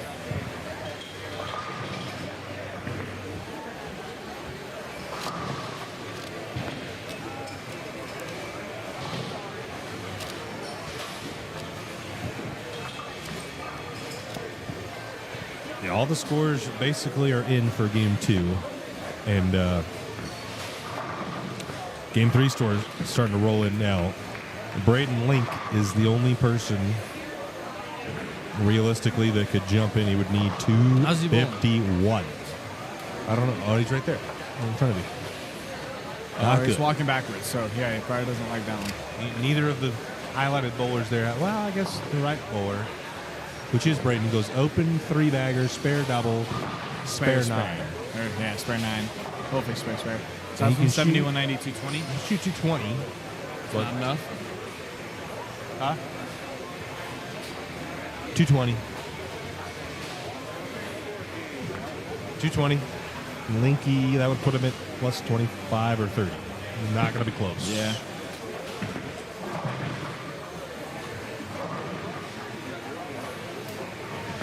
Manny could fall out. Ken could fall out. Wood's probably not going to.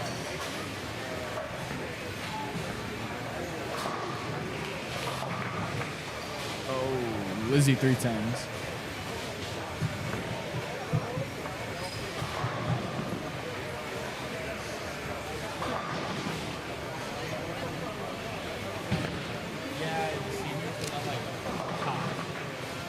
Yeah. He wants better score. Pins carry over till tomorrow. Yeah, they carry over the whole way. Not till to tomorrow. And then all of the folks who make the cut bowl 4 games cut half. Something like that. And then bowl another cut in half, bowl another cut in half. So we get to Top 3, 4, or 5. Something like that for a step ladder. Lizzie. Oh, good spare. Big spare there. Great spare there. Ooh, spare, boy. Badwell, what did we finish? 99. That'll be safe. You look fried over there. I was worried. 226 is good. 99 will be good. What'd you get to? No, what'd you get into out of your thing? Big ball. That seems to be the look.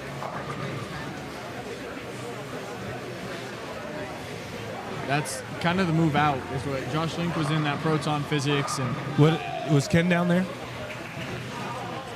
218, so he'll be safe too. Nice. Lizzie did 810 in her 10th. Did you see it? She's 240 pace, 810s for 211. So Ken and Manny will stay in, so she they started would. 230, 211, so plus 40.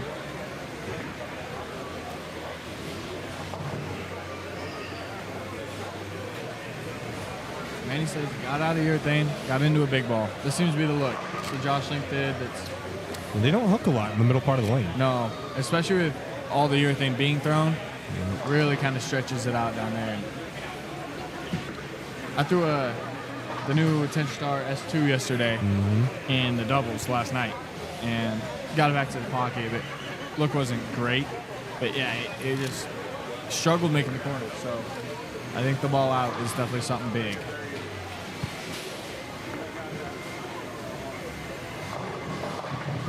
Lizzie's pulled the last Staying few. in the thing.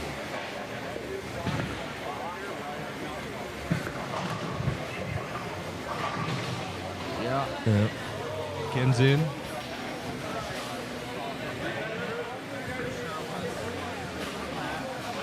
And Manny said 810 twice.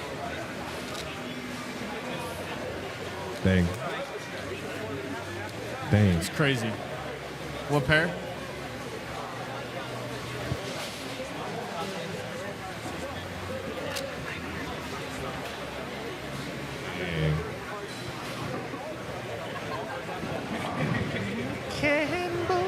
Lizzie, tough spare. Gets all 4. Spare shooter. No, but Couldn't lose to me. they're making a You run. couldn't lose to me. You had to punch out. 2 minutes, they're down 5. Arizona's got the ball. Arizona has the ball. Oh, now they have it. Yeah, you're right. So BYU, 2 minutes to go, down 5. I can't. The Wi-Fi's so bad though. I can't. 23, 28, pull it up. the 2-minute warning. 1st and 10 at BYU 37. BYU has the ball. Yeah. Mine's the 2nd and 10 now. Oh, 3rd and 3. Need to convert. Need to convert. BYU trying to stay alive. This is no longer a bowling stream. Clay Reese here on a double, left lane. This will be a big 3-bagger. Big 3 after going 9 spare, strike, 9 spare. You got to get some to fall. Oh, and he labels it. Yeah, 8 pin fall late. Oh, BYU converts. Converts to 3rd down.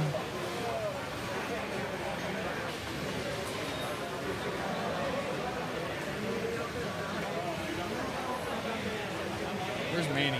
He was asking me if he should take the over for Retzloff passing, and he definitely should have smashed the over because Retzloff almost has 300 passing yards. Yeah.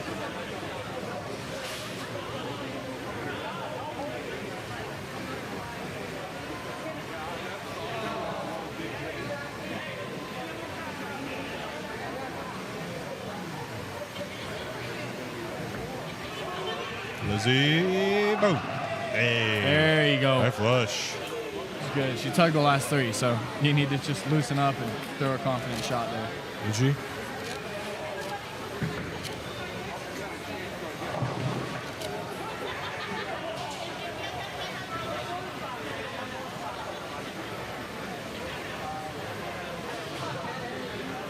Who's not coming?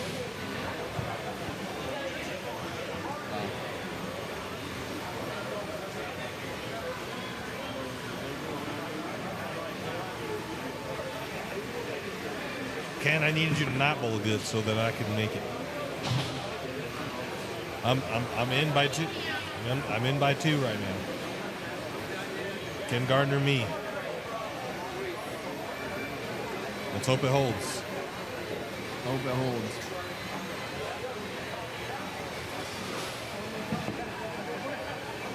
David up on the right lane. 100 over after 2. Only shoot 36 and 90, 220 this game if he strikes out. A little bit this game. Yeah.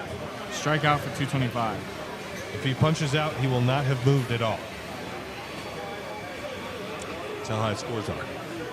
He can get over Henning though. No. He Nope. can shoot 225, right? Oh, I guess, yeah. I mean, Get over Henning. Ooh, there crumbles you a go. bucket.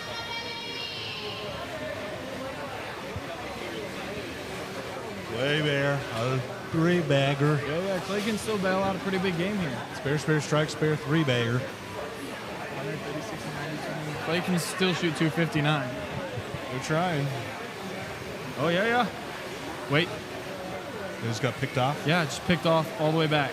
So that's going to be game. Oh. Yeah. Picked off and they ran it all the way back. BYU will lose. He's doing that thing where it kicks people off. Okay. Clay Reese, big 4-bagger here if he can get it.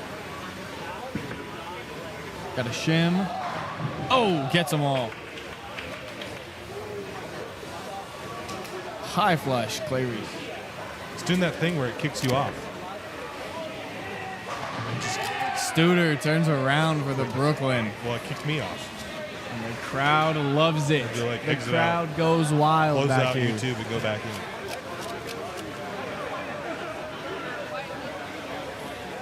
I don't know. Lee just unfortunately could never have a CB Tour tournament.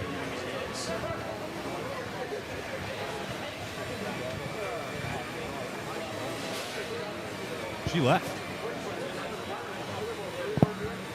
That'd be Pretty nice. nice right now.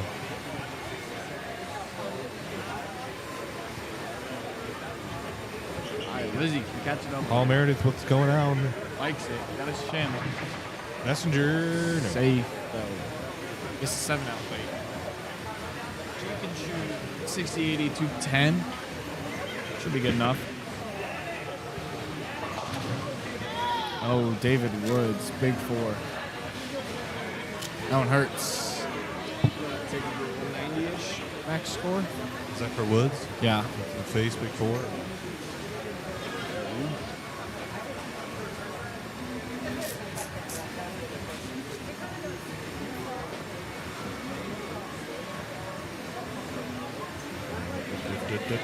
Good spare. Spare shooter, Lizzie Reese. Go spare.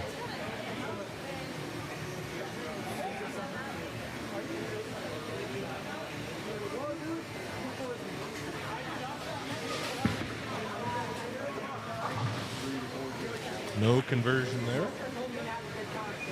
Yeah, so he can shoot 187 now. Dude.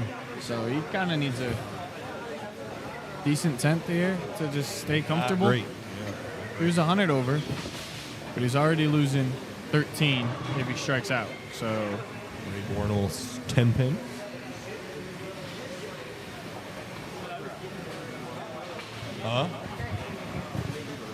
David Woods. Yeah.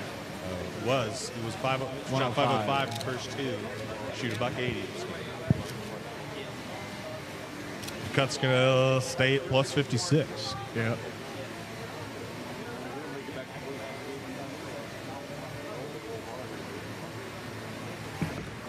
Clay looking for another one. Got a hook. Got a hook. Oh, get it out. Those light mixers like to carry here. They do. Somebody said that pins sound weird, but they fall. That's true. That's okay. It's good here. The under division is going to look like -8. Don't think Lizzie's going to fall under that. No. She's already 180. She's plus 49. 49, yeah. She can get to. Well, actually, it'll be 2-teen here. Daniel Knighting because Lizzie's already in. Oh, right. Ladies 22.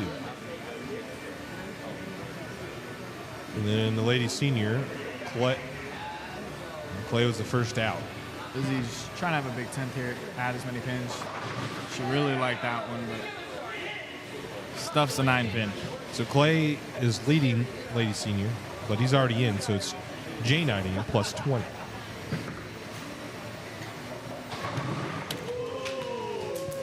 At least Studer that's light how I mixer. think they're going to do it. That's how they should do it. Yeah. Because they made it yesterday.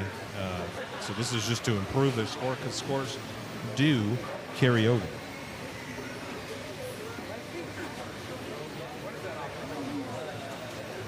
Nice. We should have smashed the red swap over. They're going to lose, but he had like 300 passes and stuff. Yeah. I don't think so. I don't know. Whew. Scary swear there, Lizzie. This was it. It's clean as Kinney, Bywater Bargaro, Roos, Norris, Burke, Burner. I don't think so. I don't think any of these people bowled today. So I don't think any of these people bowled today. No, not that I know of. I think Gio's going to bowl the next squad to improve his score, but he's 126. Yeah, I don't know why. He said he was going to bowl before the quads to get warmed up, but nope. I bowled bad in double last night.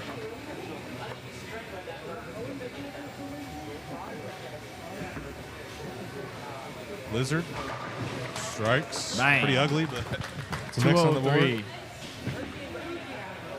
203. She gets to plus 52.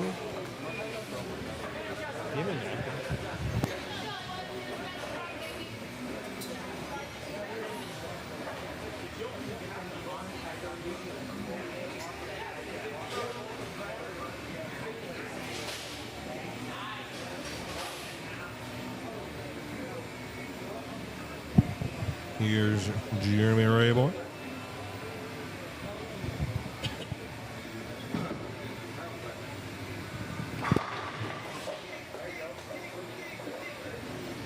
Minus 32 coming to this game.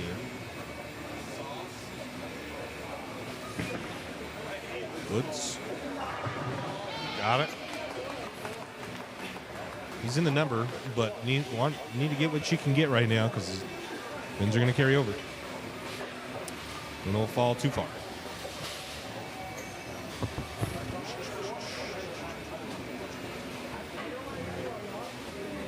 So these are the people already in.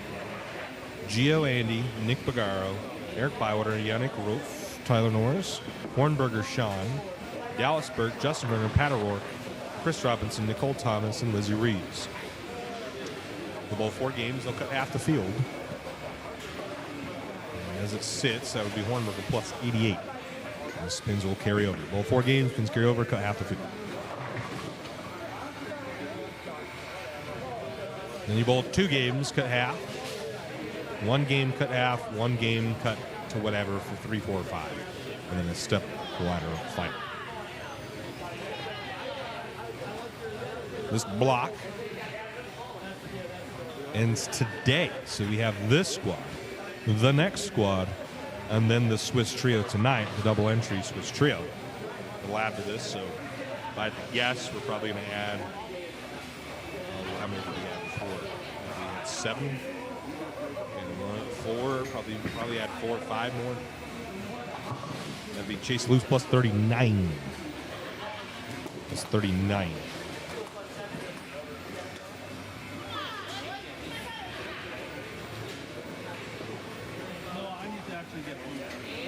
Play now on a big string of strikes. Go spare, spare, strike, spare. 1, 2, 3, 4, 5.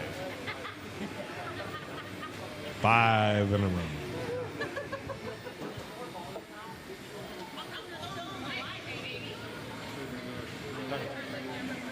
Talking to me?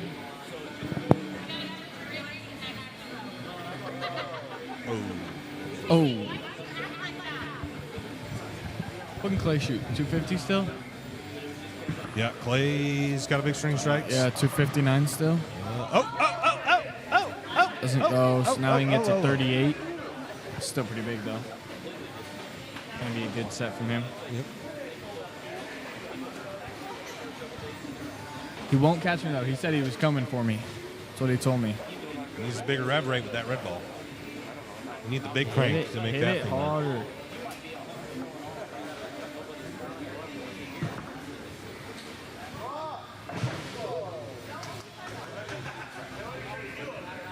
You gonna stay here all day, Eddie? You stay here all day? None of you guys are gonna bowl. Go sit in the hot tub. I'll go swim in the hot tub. Halloween.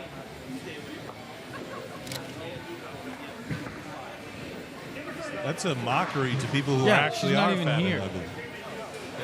She went to the hot tub, I guess. Brain's stupid.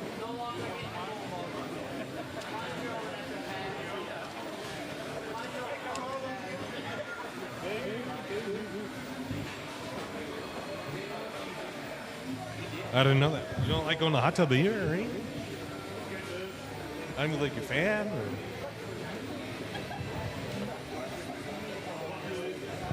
What the hell?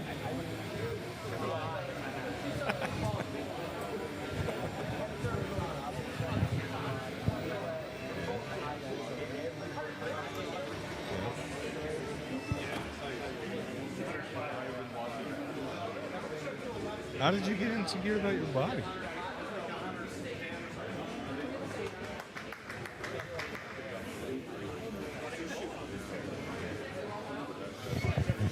All right, guys. So that's it. There's that squad.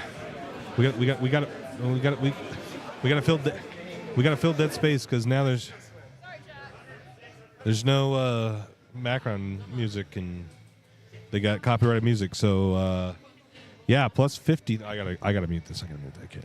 It's too loud now. It's too obvious. So Riley Woodard gonna lead plus 157. Josh Link. Plus 137, Henning plus 127, Manny Farrell 99, Ken Fogg 93, Dave Martinish 87, Tyler Lopez 78. Oh, they don't have frickin' David Woods in yet. Center score, he got done. Anyway, Woods will be in there somewhere. Martinish 87, Lopez 78, Dobkins 76, myself 66, Ken Gardner 56 is the number. In the under division, since Lizzie's already in, it'll be Daniel Knighting at minus 22. Sean Byward at plus 62. Jacob Lopez minus 8. Daniel Knighting 22, minus 22. And then the senior lady, Clay is going to lead. And then Cricket plus 57. Tony Woodward plus 29. Jane Knighting plus 20. All right, there it is. We'll turn on, I guess, the podcast because we can't play music. And we'll be back here in just a moment. What episodes? We'll go. What do we go way back? We'll go way back. Here we go.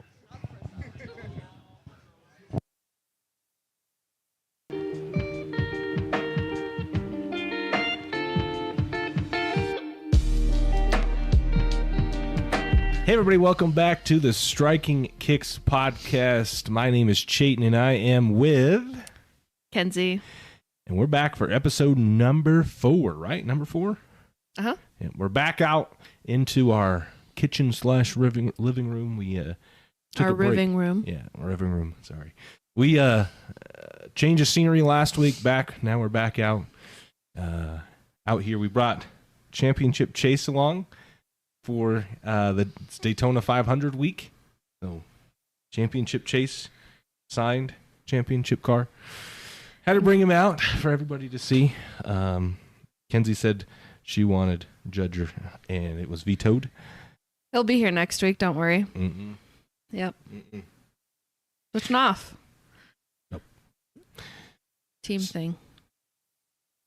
You get a turn. I get a turn. Yeah, we'll see. We'll see. Maybe. We'll take a vote. My vote's worth 1.5. Excuse you. All right, so we've got a couple of things to talk about this weekend. Obviously, we have League Night, week number 6. Just took place Wednesday last week. Today's Tuesday that we're recording this, so Tomorrow's league night, week 7. Week 7 already. We're flying by this league night. We're going to have to try to find some extra content. Maybe take you some practice. Maybe film my league nights. Don't know how. I don't think people really want to see that. I think it'd be entertaining, but yes, we do need to practice. Yeah, we need to practice. We got some mics, too, on the way. Got some nice microphones, some wireless mics. So big things popping, little things stopping here at old CB. But week 7, we drilled you a new ball. Another new ball. Yeah. Perks of knowing somebody. I do know a guy. Yeah. What ball did you get? The gem. Correct. And how is it different? So the two balls you have are very, very different.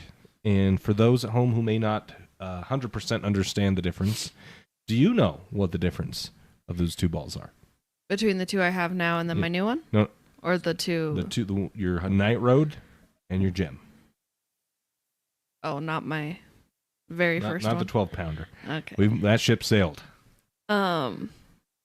You have told me that it's a stronger ball, so that when I throw it, it should, hopefully, if I throw it right, it should hook more, right? It should, yes. We're going to see about that. We bowl on a pretty cliffed house shot. For those of you who don't know 100% what that means, the house shots usually mean there's more oil in the middle than there is on the outside, which creates more margin of error. You can miss the ball right of target, and then there's less oil there, so the ball hooks more. And if you miss the ball left of target, there's more oil there, so it hooks less. And so you have a bigger area to hit to still hit the pocket. So, but ours is very cliff, so there's a lot more oil in the middle of the lane and nothing to the right. So, those situations can sometimes be even harder than if they were flat. So lots of stuff on oil patterns there. But the gem is asymmetrical, low RG, lots of differential. What does that mean? Well, it just basically means it starts hooking earlier and hooks more overall. Your Night Road has a higher RG, less differential and symmetrical, which that means it hooks later and less overall. Now, these things are dependent on a lot of different variables, which one will hook more or less. But in general, the gem should hook more, especially, you don't quite have the rev rate yet. We haven't worked on that part yet. We're just trying to be consistent so we know the direction the ball is going in. So now we want a ball that's going to want to change direction as quickly as possible to help you score. Hopefully that makes you strike more. Fingers freaking crossed, because I think I have total of like 6 strikes. Yeah. League night week 2 dropped with Stu. Stu gave you a couple tips. We're struggling with those a little bit. You made the comment that you knew kind of what a good shot felt like, and the gap of week 3 and 4. A lot of that came with the saltiness. Yeah. Of not knowing what a good shot felt like after you claimed to know what a good shot felt like. Well, I knew what a good shot felt like that night. Mm-hmm. Obviously, because I went from a low game to a higher and a higher, with my highest being 131 still. But yeah, that night I could feel it. I could feel when I was throwing a bad shot or throwing it good and did everything that I was supposed to. So yeah, somewhere between week 2 and 3, that went out the window. Yep. So I think we've kind of nailed it down to 2 big things. One that's not so big as you walk to the left. You drift left, and then you just keep going left in a straight line. So like straight to left. A lot of people kind of they drift a little left, but they kind of walk around it. So maybe they start, and their foot starts on 15. They drift out to, they stop on 18, but at some point their feet are like 20. So they're making kind of this walk around and then pointing to the direction they're wanting to throw the ball. You just stay dead straight walk to the left. And then the biggest issue, what I think, is the ball's late. The lateness in your timing is creating you to kind of pull down from the top of the swing, and that's where that big miss left comes from. And then when you don't pull down on the top of the swing and you're just straight late, the ball goes way right. Yep. So we're stuck here not knowing where the ball is going. Last week was a little better. We focused we kind of, I told you to try to feel like you're walking to the right, and you just walk straight. We moved you in a little bit because I think the gutter was scaring you a little bit because we're pretty close. We're not quite where, if you're sliding 15, the ball's laying down. 9, you're sliding 15, the ball's laying down like 6. And that can be a little scary, which, that'll come when we start to get into like knee bend at the line and getting the ball closer to your ankle when you release it, that kind of stuff. We're not quite there yet. So we moved you in a little bit, and then the timing was a little more consistent. So we really trying to nail down you thinking one thought, because we can't think of nothing. So the next best thing is just one, and that is to get the ball down on time. So we did a little better of not, pushing it up into the air. We're just kind of pushing it down in a nice flowing motion, and I think that helped a little. So I think the thing with that, though, that helped me the most is I don't know before if I was putting my other hand on the ball at all. But I've watched a lot of videos of people bowling, and they always have their other hand on the ball. Yep.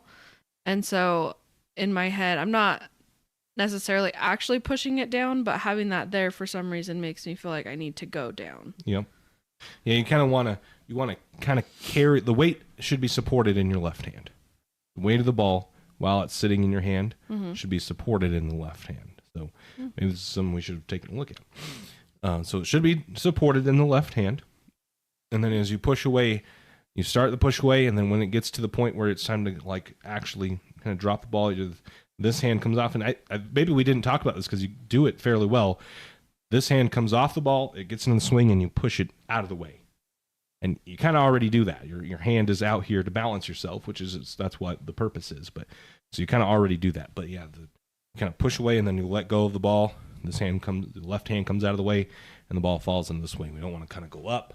We kind of wanted to go straight or slightly down into the swing and to make it a little more smooth. So we're going to work on it for tomorrow. That's Week 7. the thing to work on. Hopefully this new ball, and we're going to have a little bit of more focus. We have we're just going to pound in the on time, because when you're on time, you're not pulling out from the top, and your hand is in a better position, so it doesn't feel like you're grabbing it or dropping it straight into the ground as much as you have been in some of these videos where it just looks like it's almost falling off your hand, or you're squeezing a little bit, and it's because it's late. You're really trying to get it to be on time, so it's hard to do. So when it's on time, your hand's in the right position, the ball rotates more, it hooks more, you strike more. So that's what we're going to really try to be, almost to the point where it feels exaggerated that we're early. We want to try to be early as possible. So that's what we're going to work on week 7, 8, 9, and 10. 4 weeks left, kids. Yeah. Well, hopefully, because week 1 and 2 on the YouTube channel, little recap, I look bad. I don't when I was actually bowling, I didn't feel like I looked that bad. Yeah. And so I'm interested to see if I still look like that. I'm very stiff. Yes, very rigid. And at the line. You start out fairly athletic, and then you get really stiff and straight, and you don't actually bend your knees at the line or be loose. So this is a good tip. Then I walk like a penguin. I don't know about that. I literally do. Penguin. What you do bring up, though, other than not looking like a penguin, to film yourself, because what you feel is a lot of times different than what is real. So filming yourself, just take your cell phone out and prop it up with your shoe or something and film a shot, go down the lane. And if you're working on something, try to exaggerate it so that, it's probably not going to feel great, but when you go and watch it on film, that it looks proper and correct. So, and it'll just help you, because it's hard to picture it. If you don't know what it looks like at all, and you're trying to just go solely off of feel, and whatever you're feeling you think is right, but it doesn't look right, you'll never know unless you see it. And the only way to see it is to watch video. And, I can tell you, 100 people in the world could tell you, but a lot of times most people won't be convinced till they actually see it. So. Yeah, because I feel like I look pretty cool when I'm up there, to be honest. Cool.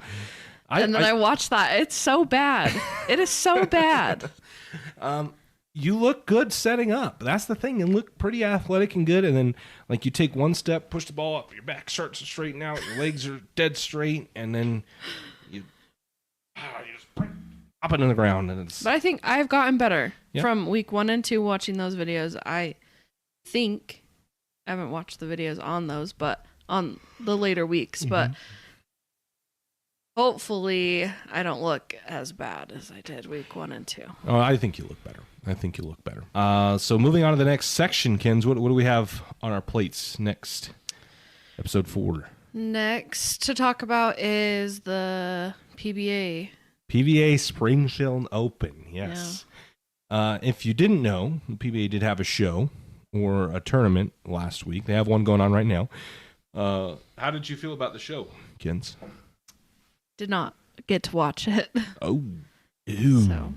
Didn't get to watch it? Why didn't you get to watch it? Because I don't pay to watch.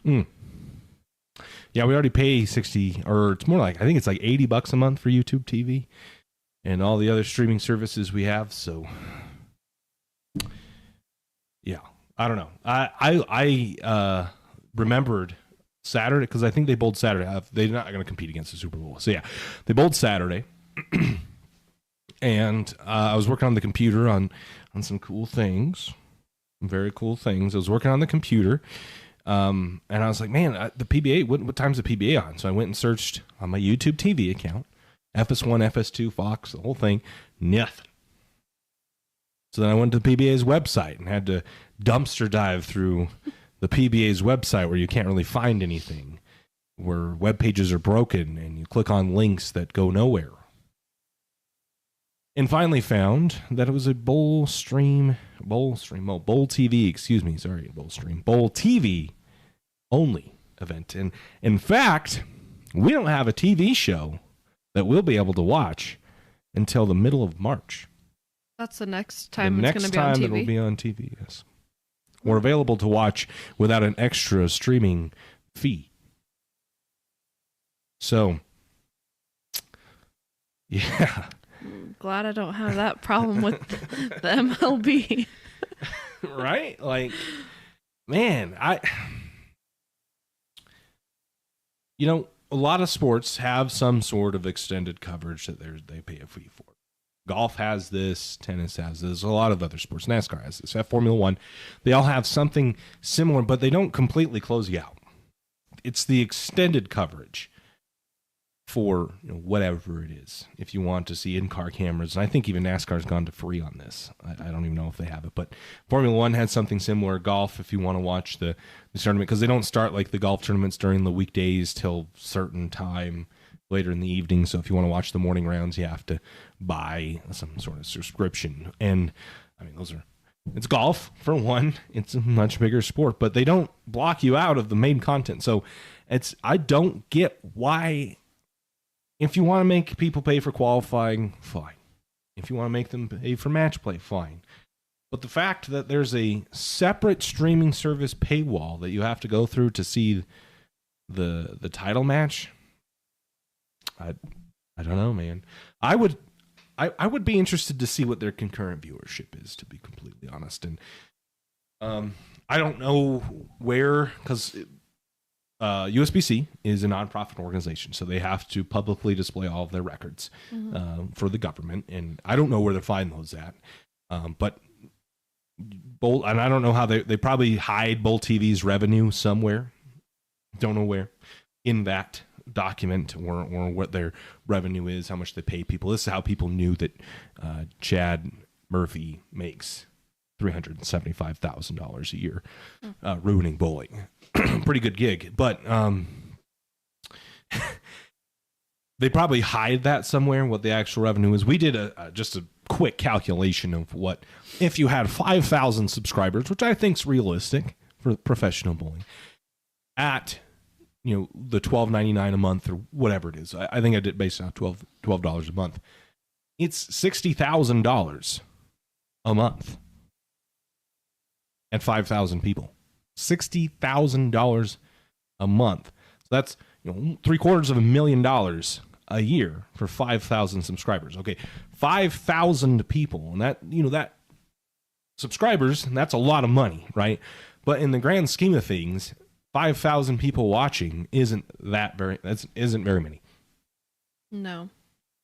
Well, and how a many professional of those event people are actually watching every Right, exactly. So if you had everybody on at one time, 5,000 people, we'd love to get that number. We're pretty young in this, and we don't have the PBA. We're not streaming the PBA. I could only imagine if Championship Bowling was responsible for streaming the PBA, what our concurrent viewership is throughout the week. But I mean, Storm Utah Open, it was pretty solid. Yeah, it was 2,300 at our peak and 1,700 on the average. So, good numbers. I was watching this drag racing event today that Cletus McFarland's a part of or whatever. So anyway, it's not the NHRA. It's not the top level of the sport. 10,000 concurrent viewers on their YouTube stream. 10,000 concurrent viewers got exposed to some sort of amateur drag racing at one time. Do they have to pay for that? No. Or that was... Nope. It's free on YouTube. So that's a lot of money. I get it. Okay, that could pay a lot of salaries and a lot of equipment, $750,000 a year. But I heard there was a lot of technical issues, things you can't necessarily control. A lot of layers to this, but it's just why are we also we have to have something that we can watch. The fact that the PBA, professional bowling, is only on for 20 weeks of the year or whatever it is, and we're going to be locked out for like the next 3 or 4 tournaments, not even be able to watch it. And I'm sorry, like I've seen some of the comments like, oh, if you really like the game, you'd pay for it. If you really like the game, you wouldn't make people pay. If you really wanted to support the growth of the game, you wouldn't make the fringe bowling fans pay, because they're not gonna, because they already spend $80 a month on YouTube TV, or probably more on DirecTV, and they probably have HBO Max, and they probably have Netflix and Disney Plus. It's $12 a month. Yeah, on top of every other streaming service I already have that I'm going to be honest with you has better content. Well, and that you literally are solely watching bowling. The other ones you can watch anything. We can watch movies, TV, TV shows. You can watch anything on YouTube. Excellent point. I think Disney Plus is cheaper per month than Bowl TV. Yeah, I think it's only like $9. Yeah. So, and get this, Bowl TV is only streaming the PBA for 20 weeks. I got Disney Plus the whole year of content. Like I've heard rumblings and rumors that they're kind of desperate for content, obviously, because you're making people pay that much. You're going to need to have something to sell your yearly plan. I know I saw somebody in there who's like, I only pay the monthly. It's cheaper. Someone's like, how's it cheaper? It's because I cancel it in September. I don't pay for the rest of the year because there's no need to. So if you're not getting any video content or anything, what's the point of paying? Yeah, you always have those people that forget and they just continue to pay whatever. But there are going to be some that, like you said, they're not going to pay for nothing. Yep. And I mean, even if there is something there, it's a tough buy, guys. We're not all made out of money, especially. The bowling community isn't necessarily the richest community in the world. And I think you made a really good point that with all the other subscription services, you don't get just bowling. You get YouTube TV, you get NASCAR, MLB, NBA, NFL. We get all of the stuff that we could watch. Golf. Yeah, everything. And Bowl TV, you only get Bowl TV. We're streaming 4K in here. And I bet your ass you're not seeing 4K from those cameras on that internet. Yep. So I just don't understand. We got to have something. If there's going to be a week where the PBA is not on national television, there has to be a free option, in my opinion. There has to be a way to watch some sort of the content without having to go through a paywall. Well, and I don't follow like the PBA on social media or anything, but were they like posting anything? Some things. I think you'll get a kick out of this. Kevin Williams from Springfield, so that's his home bowling center. So they posted this post. He threw a shot in the end of. I don't even know if they did match play for this tournament. It was just a bunch of qualifying games, cut to 24 qualifying games, and then cut to something, and then a couple more. I don't know. It was a really janky tournament. Anyway, he locked up the 1 seed in in the last game And obviously he's excited. It's his home center. He's a younger kid. He's pretty boisterous and vocal about things like that. Wears his emotion on his sleeve. Got really excited and just got ripped apart in the comments. And I've heard people, oh, he's acting unprofessional. He needs to sit down and bowl. Apparently, I heard rumblings that he messed somebody else's shot up in the game or something. But the guy locked up the 1 seed in his hometown. Like, just imagine, like, imagine the Yankees locking up, like clinching a playoff seat at home, and they don't celebrate at all. They do nothing. They just could you imagine? Stand there.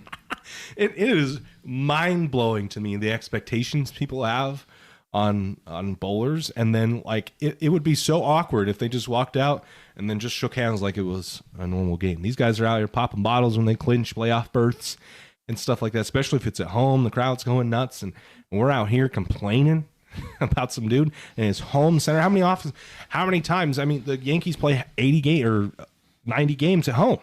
Mm-hmm. This guy bowls 1 tournament a year. And they have, I don't know how many times they've even been to this place. They bowl 1 tournament in this guy's hometown, and the odds of the guy that bowls there to also lock the 1 seed up, like, what is that? And you're going to complain that he's too emotional? Well, the thing that I see, and I've gotten into a few Instagram some tussles. You've been in some tussles, I guess. Kenzie's had her fair share of tussles. Like, I don't get why you wouldn't want someone to be excited, especially if that's being filmed. Like, you want to show that what they're doing is exciting. You want people to come and watch and see what's going on. Mm-hmm. And you want the sport to grow, but you don't want anyone to have any emotion. You don't want them to actually care if they win or lose, because if they did care, then they're going to show emotion. Mm-hmm. But they can't do that, so we can't have them care. But we want them to continue to bowl because we want the sport to grow. And that whole sentence does not make any sense to me whatsoever. I find it really hard to understand. They're so they contradict themselves. Like, you want the game to grow, and you know that entertainment is what keeps people asses in seats, right? Basketball, football, baseball, whatever. It's because it's entertaining. It's not because it's boring.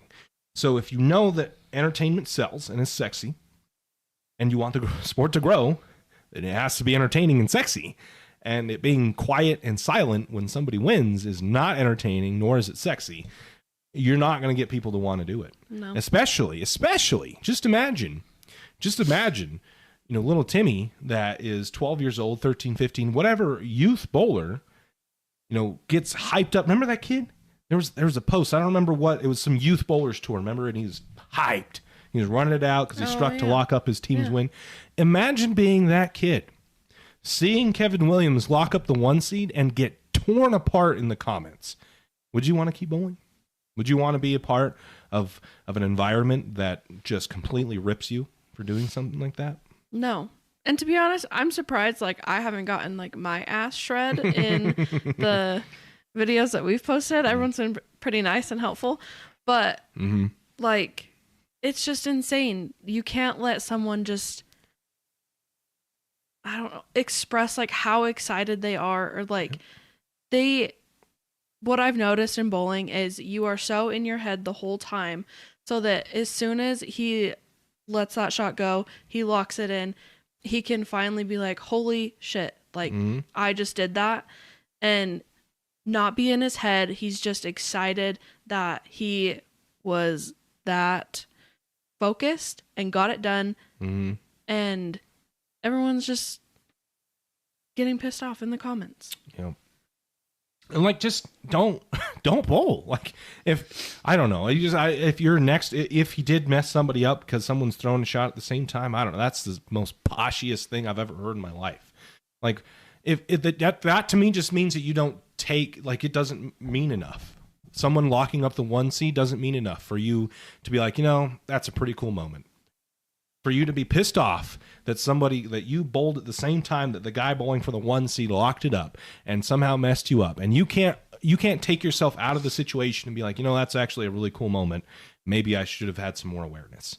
And whatever, maybe you don't. Maybe you're trying to win your game, whatever it is. But still, it just blows my mind. Like I almost want to pay a bonus for the most like exciting player at our events, just to get people to show some emotion, slap some stuff out, make it seem like you care, because they make good pictures and good reels and good videos. People like it when it looks like that you care, and when just the entire time that it's happening, you're getting ripped apart and people saying you're unsportsmanlike, this is unprofessional, that's not what bowling is.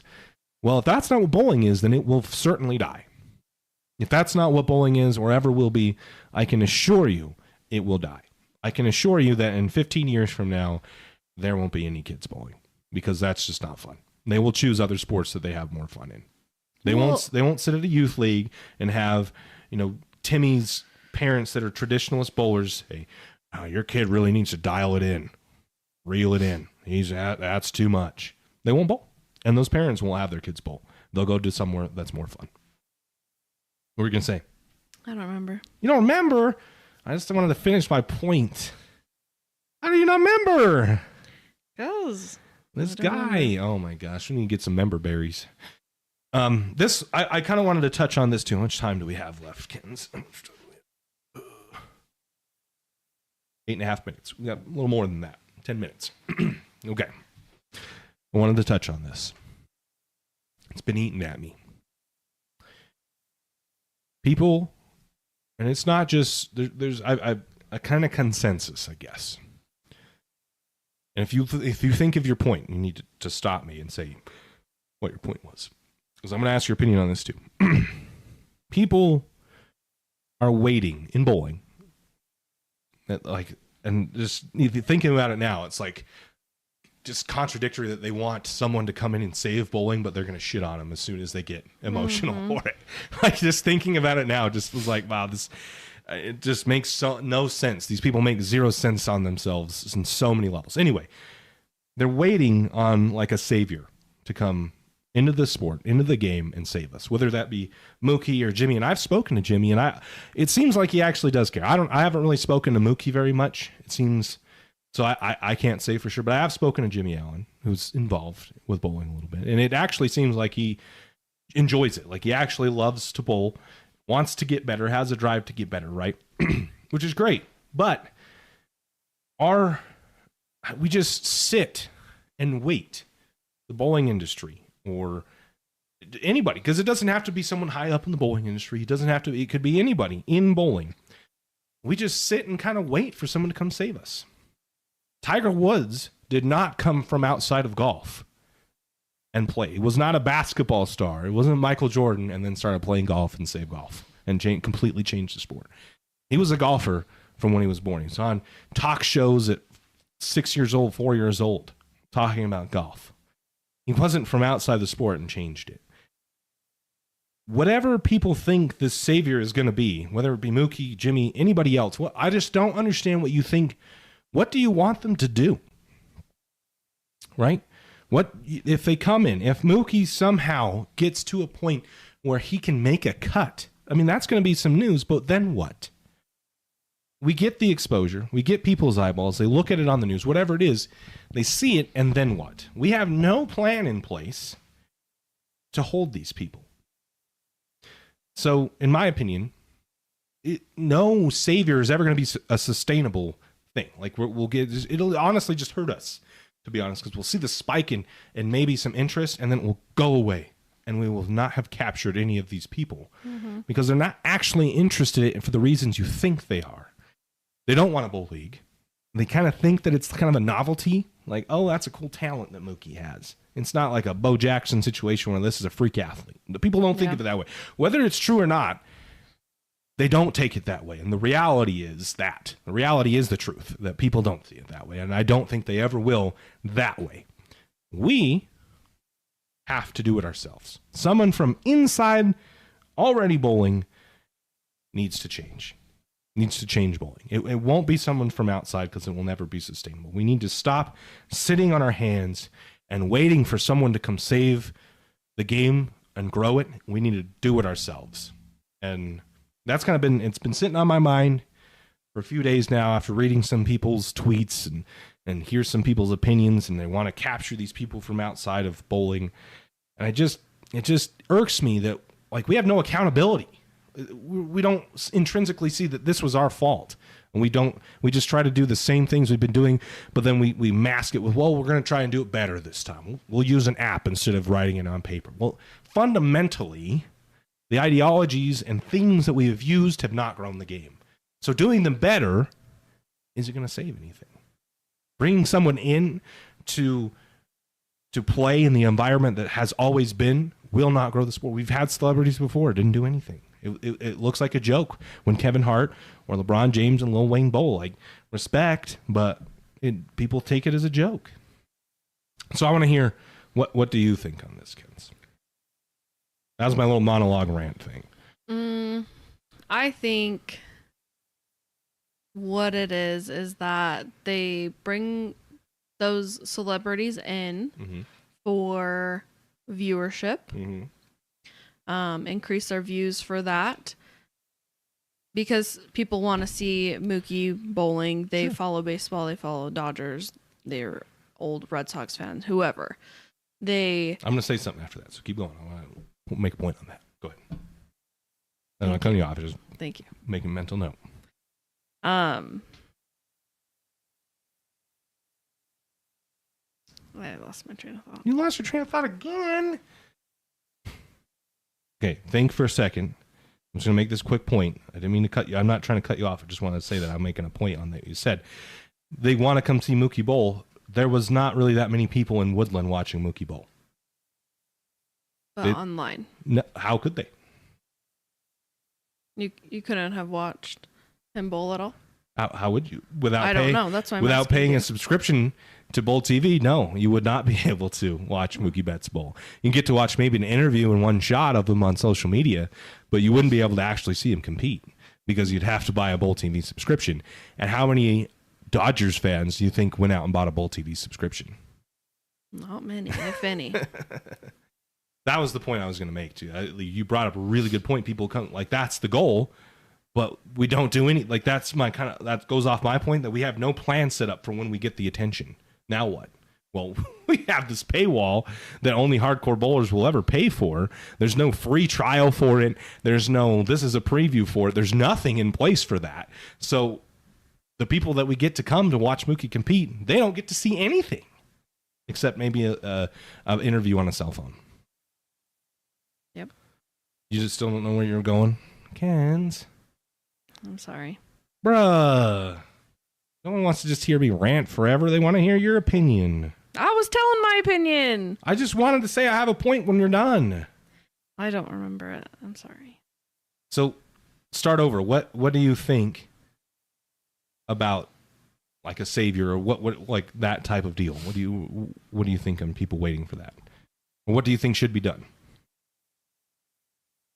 You have to make it accessible to people that aren't diehard bowlers. They it has to be viewable for anyone to watch, because someone could just come upon it afterwards.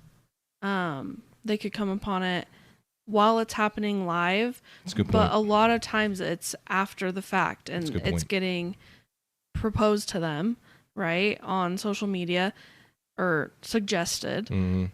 And that's when people are watching those kinds of things that aren't necessarily into that sport. Or watching something like, if Mookie did something really cool and they posted like a short about it or something, that's going to get their attention. They're going to watch that and they're going to be like, oh shit, like, where was the rest of this? They're going to go to the other video to see the rest. So I was like, before you even said that, like, I was going to tell you about this. Like, we have an actual example of this, right? That Harry Schaefer clip, 3 million views, more than 3 million views now, so semi-viral. People see, just imagine Mookie did that, right? And it goes semi-viral well after the fact, right? Well after the fact that it even happened that he competed. There's no, exactly like you said, the scenario where we make a viral reel, which, you know, to credit to the PBA, they've stepped up a little bit, I think, in posting about things on Instagram. Fine. you see it, then what? We have a specific example of this, right, with the Harry Schaefer clip where he picks the 2-7-10. It's gone semi-viral, has 3 million or so views, right? But when someone sees that, like, we've had comments where it's like, where can I see this, right? If your response is $12.99, they're gone. They're not gonna subscribe. Like I'm not trying to sit here and say that I know everything, but I can tell you that from experience, it's hard to get people to buy things. One, it's hard to sell bowling. Bowling is a hard sell. Okay, at any level, whether it's merch, whether it's just us trying to grab your entertainment, actually taking money from somebody, bowling is hard to sell to the general public, to sponsors, whatever it is. Bowling's hard to sell. So if you have this clip of Mookie, he bowls good, and this is kind of my point. We do this social media campaign around him, or whatever it is, goes viral, then what? Right? And you hit the nail on the head.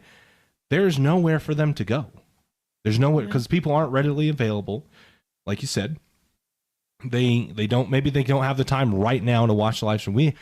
We ended, I think, our stream at like 50,000 views on the Storm Utah Open. It had 20,000 views after that so far, right? Or 22,000 views after that. That's a significant amount of views after it happened live. So if they don't have a place to go to see that, if it's not accessible, then you've gotten their attention, and you don't really have many opportunities to do so. If someone comes and they're not pleased with the experience, whether that's, I don't want to pay for this, I'm out of bowling, that's it, like I'll see it's another bowling, they know now that to watch this they have to pay. Now there's no reason to interact with it because they don't want to explore it further. So we don't have very many opportunities to engage with these people. So when we do, we have to make the most of it, and we have no plan in place. Well, and right now, like, there's a lot of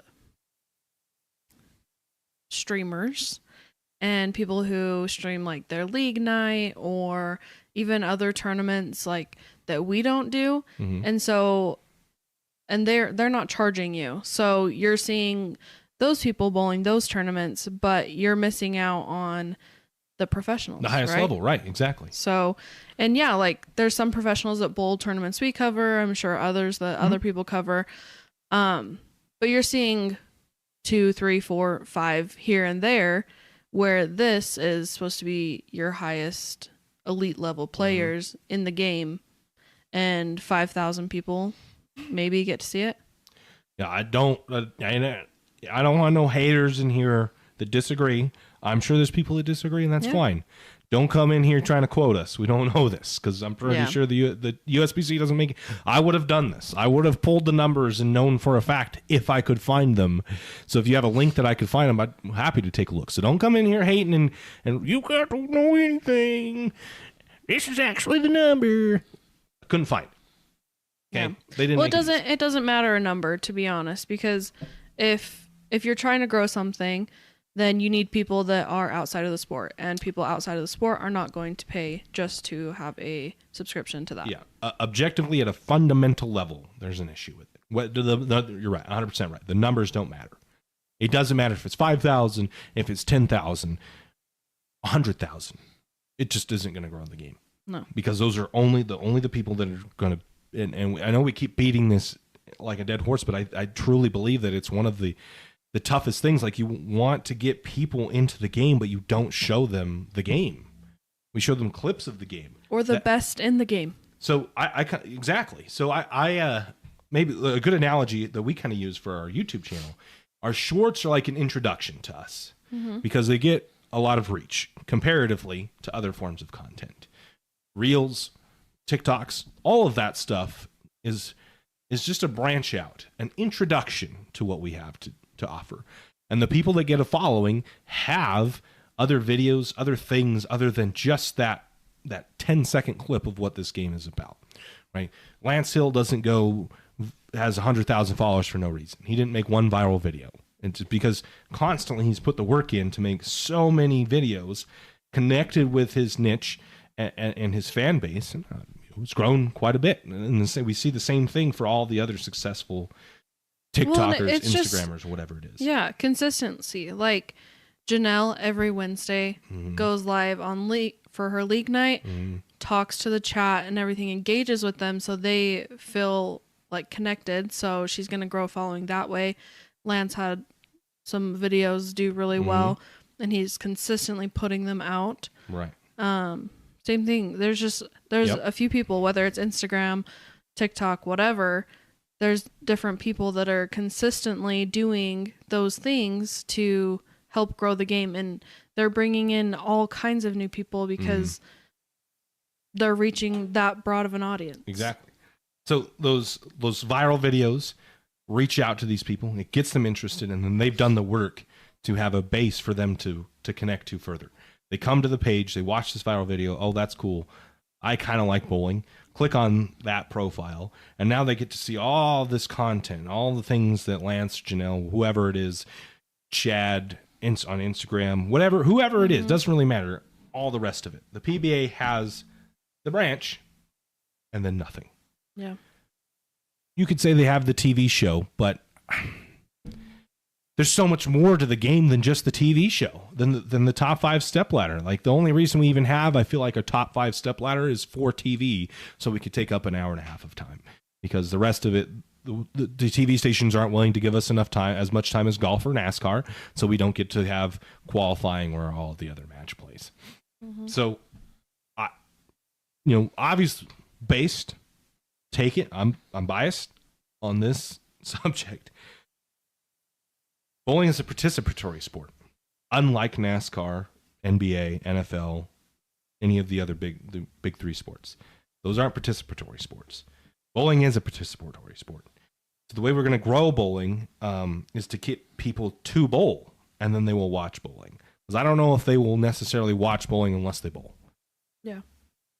Because it just will never have an understanding of the difficulty of the game or what it takes to be great, any of these things. And I mean, that's just good for everybody, right? It's an advantage that we have that it's participatory, because then the ball companies make money, the bowling centers make money. If more people bowl, everybody involved makes money, right? Like, there's just not a lot of options to play football. And then the people that make footballs, the people that do that kind of stuff, they don't make money because there's not a lot of people that actually play football.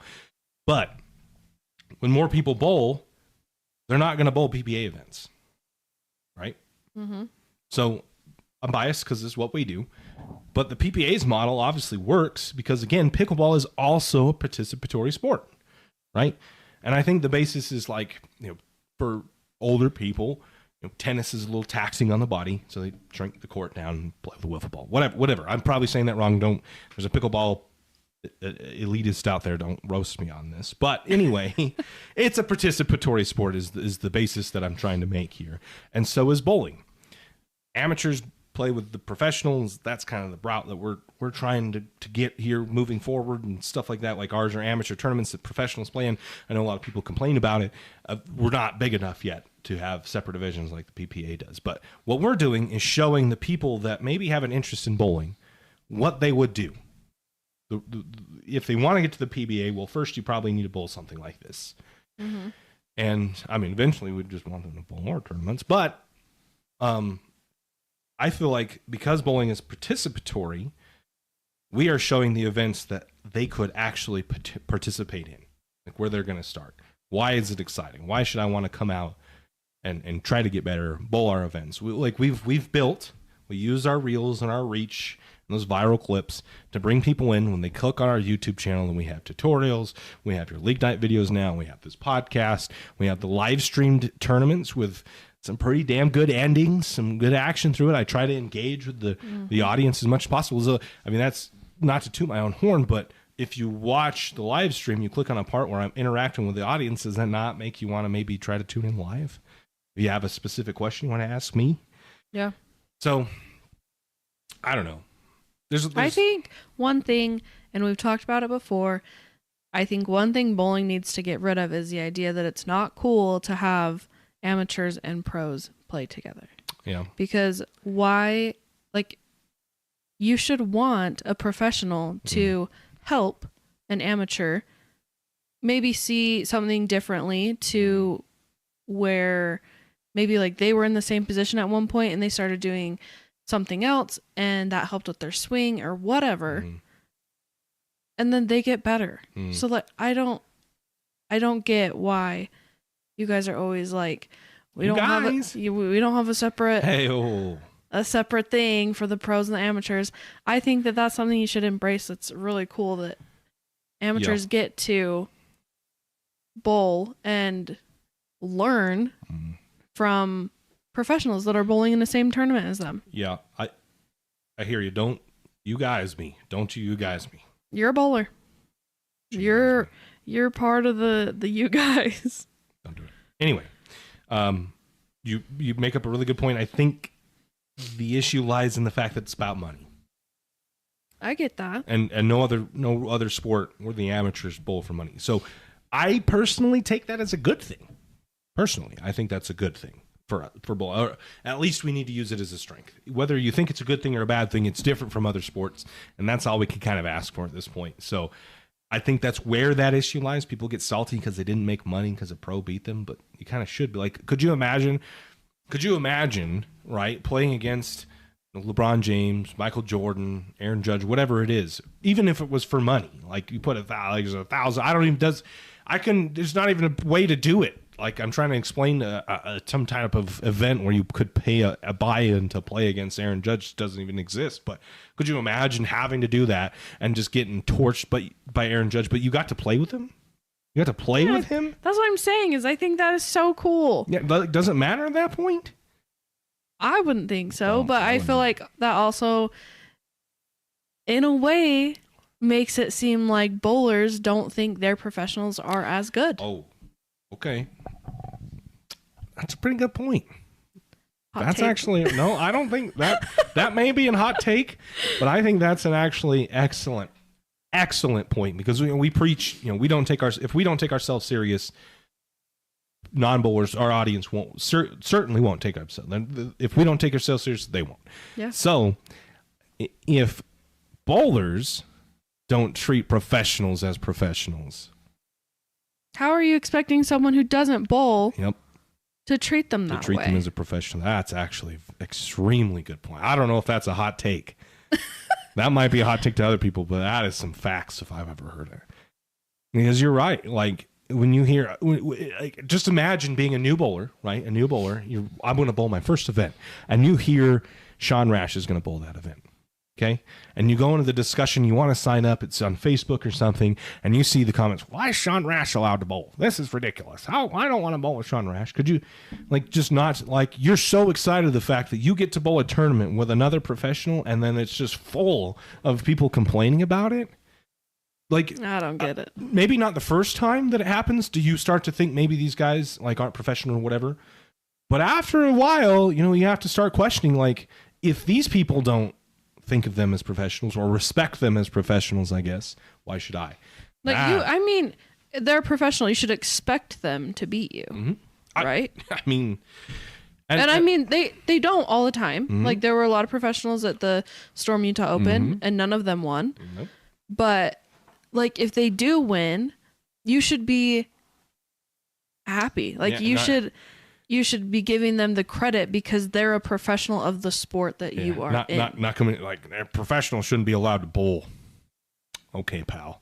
You should just be happy, and I don't want to say grateful and you don't have the right to be upset. You should be grateful that you have the opportunity or what's the word I'm looking for? The privilege. You shouldn't feel you have a privilege.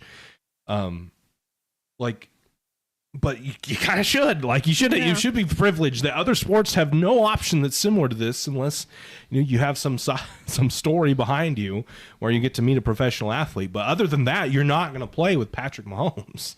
I think bowlers just like to throw a pity party and they like to be picked on. It's true. It's true. From just learning certain things throughout the last few years, it's just always poor me, pick on me. This, and this. So that you Kenzie with some fire points tonight. These are good, but I think that comes back to the savior point that they're just poor pick on me, but then we are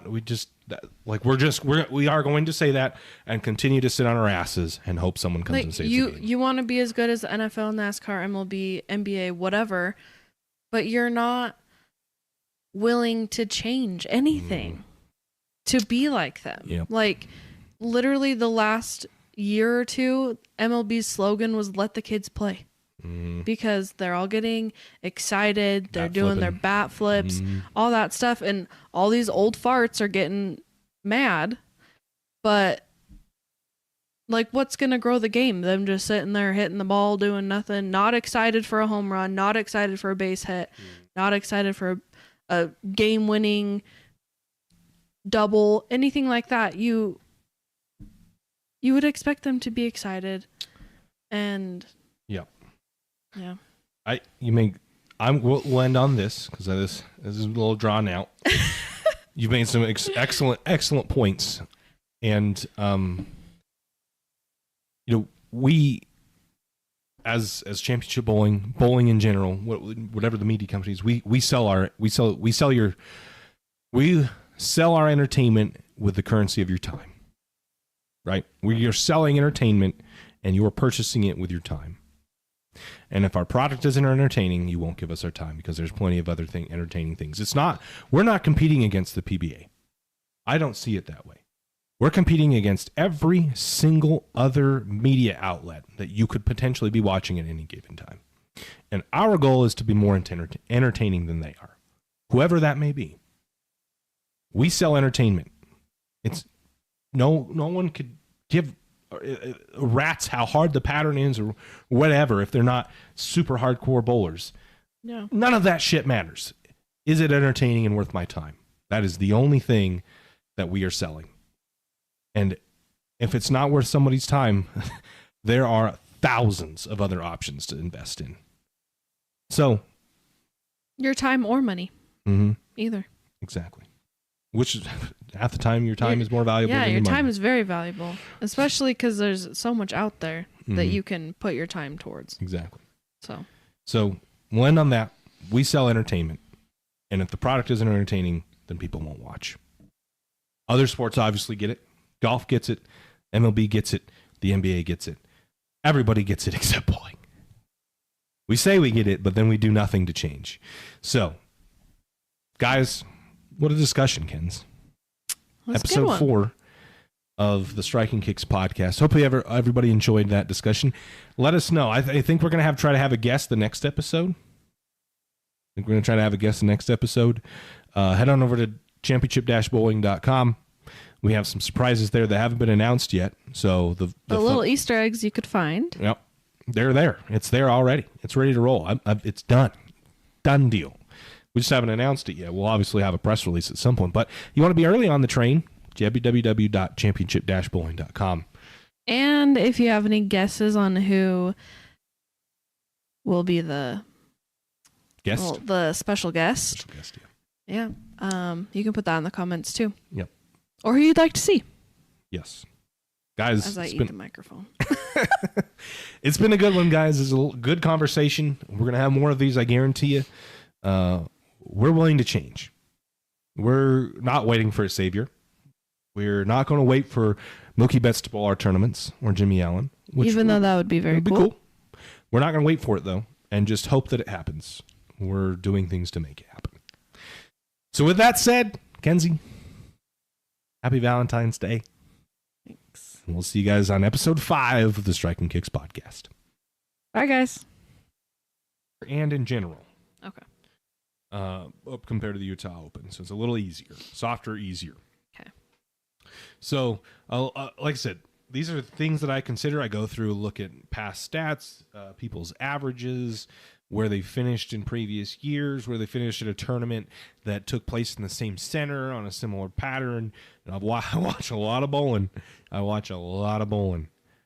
Like 40 hours I've watched of bowling over that weekend of Storm Utah Open. So I would say that out of anybody's perspective, I have one of the most experienced, I guess, perspectives. This pattern's a little bit softer, and it's a little more conducive to scoring, especially late. So I can see what tendencies are and where things go, like Kendall. I know what Kendall's tendencies are. We watch it happen. Are you saying like the pattern is softer from last year or from the I Utah think Open? it's softer from last year and in general. Okay. Up compared to the Utah Open. So it's a little easier. Softer, easier. Okay. So, like I said, these are things that I consider. I go through, look at past stats, people's averages, where they finished in previous years, where they finished at a tournament that took place in the same center on a similar pattern. And I watch a lot of bowling.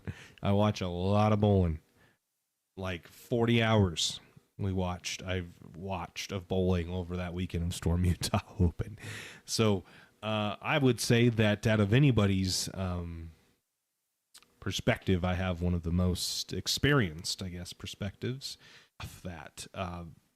It's really stressful and consuming on your energy and mental game, having to, on tough patterns, put a 230 out. It may not sound the hardest thing to do, especially on a house pattern, but when they're this tough, you cannot miss, and you have to be adjusting almost every frame. So it's very stressful. I would like to see him get some more pins out the gate and contend for a show. And I think it'd be exciting to watch Kendall. But I know everybody's tendencies. I get to watch them. So that's really, there's a lot that goes into why I chose. Some people may ask, Gio's won so much. Why is he so far down? Clay's won so much. What it kind of comes down to, what have you done for me now or lately? And Clay missed the cut in Ronan. Gio missed the cut in Storm Utah Open. Gio did not make the show in Ronan. He's been underperforming, and Gio will tell you that, and I'm sure Clay would too, if they're going to be honest.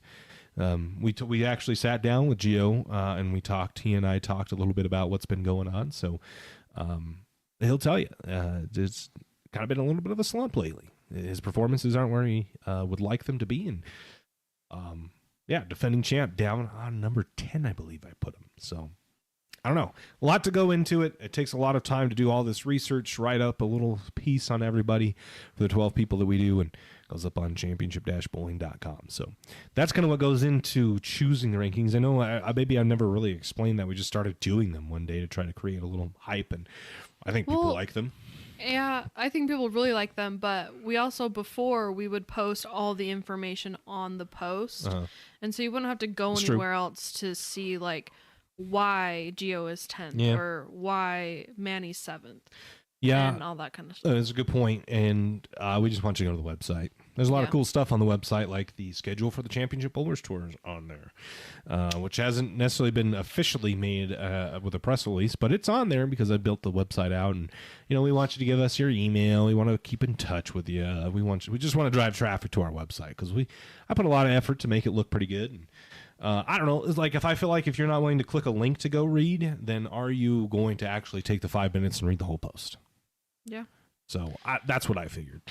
Most people are probably just going to look at the post and the ranking little graphic and be done. So a lot of good information there, though. A lot of good insight that I have that I try to put into it and make everybody feel special. Clearly it works. The post today did really good. Mm-hmm. So I think it creates hype, keeps people interested in the event, and a little bit different what we do than everybody else. And it's part of the championship bowling package. Well, and it just kind of gives you a little bit extra on somebody. So maybe you don't know that Gio hasn't made the last few shows in the last few tournaments he's bowled in. Then you're kind of like, oh, okay, that makes sense. Like, Gio's not all the way at the top. Even though he won last year, he just hasn't been doing well. Yep. And so you kind of get to see the information in there. Or if someone is doing well, then you get to see that. And be like, oh, okay, so that's why they would be ranked so high, is because they've been on a tear. Mm-hmm. So. Maybe you can build a little connection. Like you read something. I kind of do that too. Maybe you're like Kendall and you're one move away at late in tournaments. And maybe you can watch and see the kinds of things that Kendall tries to do, or maybe does wrong or changes and does right, and he ends up making a show. And I don't know. It's just other sports do it right. Other big major sports do a lot of added content to just for your enjoyment. So why the hell not us? So I think they're cool. I think they add a lot of value. Maybe, sometimes I try to create a little controversy in there. I want to get people to get them riled up. Maybe short short some people. I clay at 12. Tough. Yeah, I know, but missed the cut at Ronan. And missed the first cut in the Eliminator, so at Utah Open. So I don't know. I think they're fun. People enjoy them. It's no hard feelings. Like, I don't think of you as a shitty person or anything, but I'm gonna be honest with you. I'm gonna shoot it straight with you. And if you want to get better, I'm sure Gio's not going to deny that he's in a slump and he's one of the best bowlers out here in the Northwest Tour. But right now, I don't know about his chances. Confidence level's low, I'm sure, and to be able to throw some of the shots that he did down the stretch against Josh Link and some of the guys out here that are going to show up and perform, you got to have a lot of confidence. So, all right, what's next up, Kenzie? Next is our beginner bowler terms. Beginner bowler terms. Beginner BBT. I think that's a bank. CBT, BBT. BB&T was that British Banking and Trust? Yeah, that's a bank. Anyway, BBT. Beginner bowling terms. All right, shoot at me. Don't shoot me. Shoot at me the first term. Hopefully we don't get canceled for that. YouTube doesn't screw us. All right, go ahead. First one. First one is oil pattern. What does that mean? Yeah, so we get a lot of that. So I know a lot of people in the chat when we do live streams ask what pattern it is, right? And then a lot of people don't even know that there's variances in those oil patterns. Or maybe they know that there's a sport shot and a house shot and they don't know what the difference is. So let's kind of break it down for you. This is beginner bowlers terms. I don't want to go into too much detail, but think of it like this. So a house shot is what, if you go bowl league in most cases, and then your sports shot league, and if you're bowling a sports shot league, you probably know about this. But if you're just going to bowl league for your first time, you're bowling most likely on a house shot. And a house shot is a pattern, an oil pattern designed to give you the most amount of miss room possible. So there's a lot of oil concentrated in the middle part of the lane and very little on the outside parts of the lane at a ratio. So we consider this, we use a ratio to describe this relationship of oil in the middle compared to the oil at the outside part of the lane. And an easy house shot will close to be 11-1. So there'll be 11 times more oil in the middle part of the lane as compared to the outside part of the lane. So a pretty steep ratio, because a sport pattern, for a pattern to be sport compliant, it needs to be less than 4 times as much oil. So less than 4 times as much oil in the middle compared to the outside for it to be considered a sports shot. So significantly more difficult.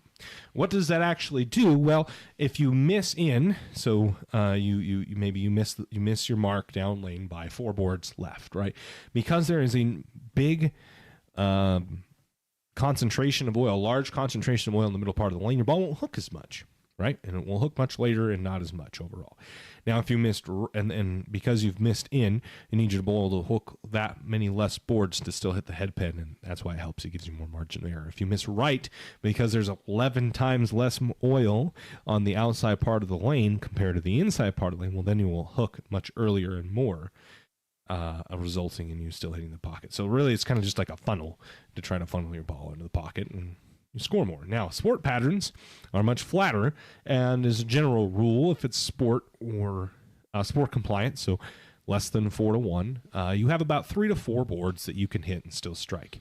Where a house shot, you might have 10 if you throw it good. So there's a big difference between it. The way that just about any ball will work on a house shot.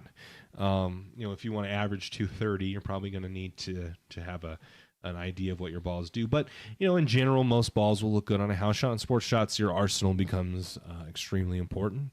How level the lanes are becomes extremely important. A lot of factors start to come in play once the oil pattern gets flatter. But that's what an oil pattern is. The way it's applied, Kegel does our oil patterns for the Championship Bowlers Tour. And it's almost like an inkjet printer. So there's like a little nozzle that goes across the lane and deposits specific amounts of oils in different places. Funny side note, when I very first started watching bowling, you know how on TV they have the colors where the oil pattern is? Yep. I thought that legit was on there, like the color. Sometimes they dye the oil on the PBA. Legit? Yeah. So on the lane, on the PBA competitions, they dye. They put a blue or red dye. Depending if the Brunswick machine puts the lane pattern down, it's blue. If the Kegel one, it's red. But they put a dye on the title with the championship pair, the TV pair.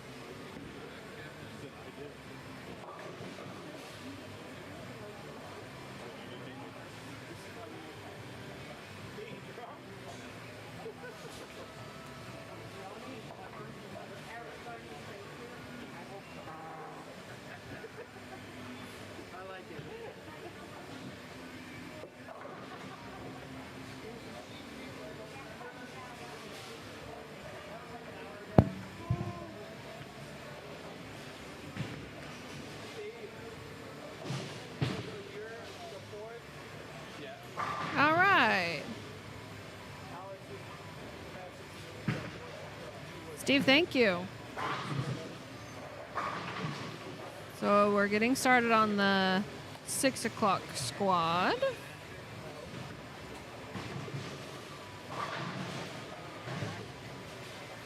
This is the last squad before the team event this evening.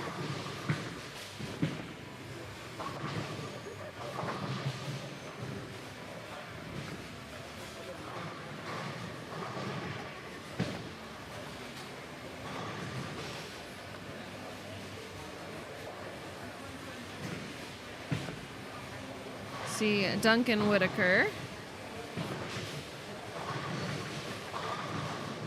Oh.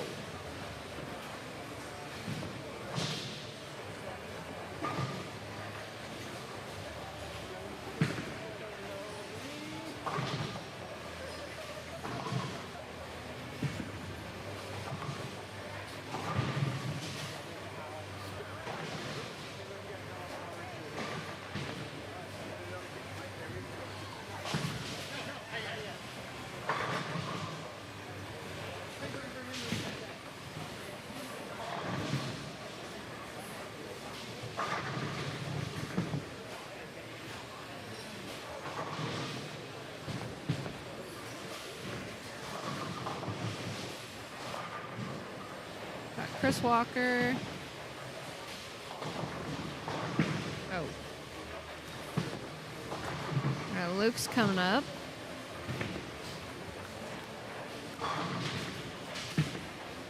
Did not love that.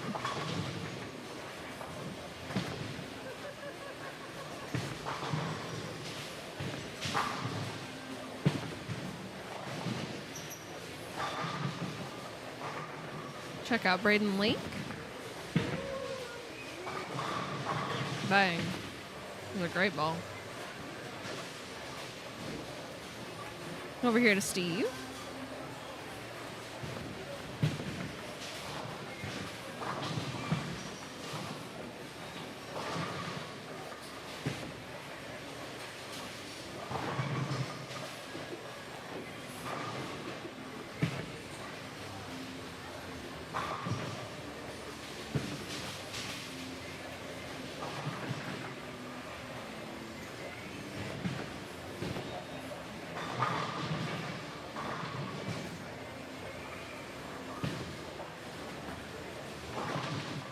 Oh, what the heck? I don't know what just happened.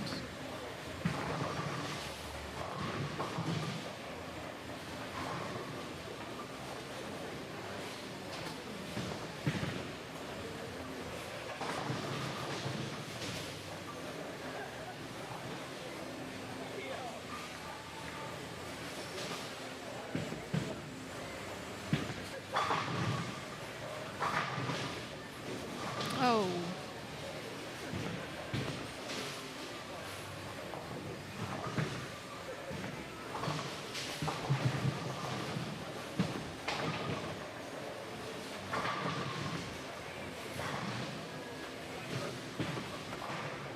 Got a little trigger happy on that one. Pressed the button a little too soon.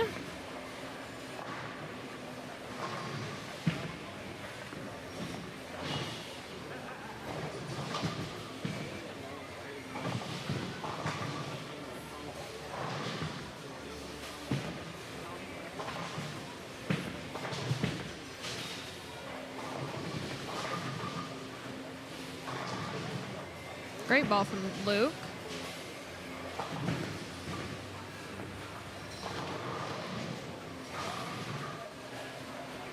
So right now in the open, the cut is plus 56.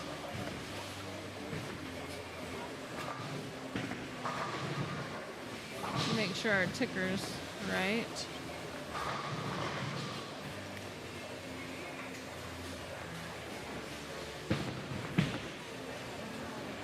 Under is -8 with Jacob Lopez. And Senior Lady is plus 29 with Tony Woodward.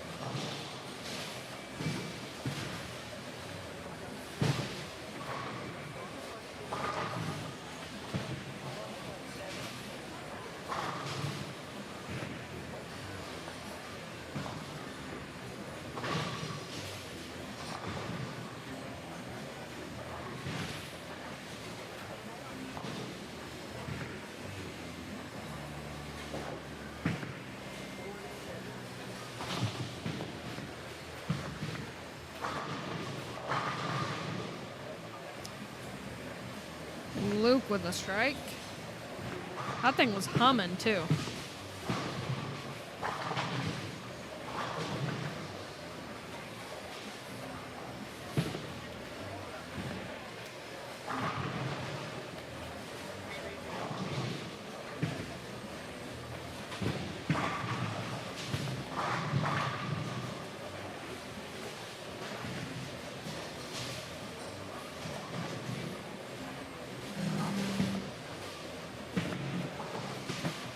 Wait.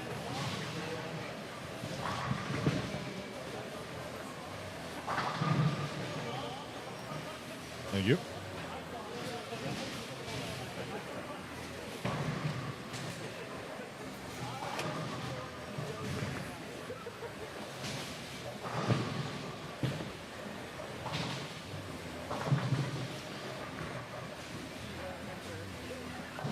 I didn't bowl on 25 and 6 on the first game, but game 3 is a good pair.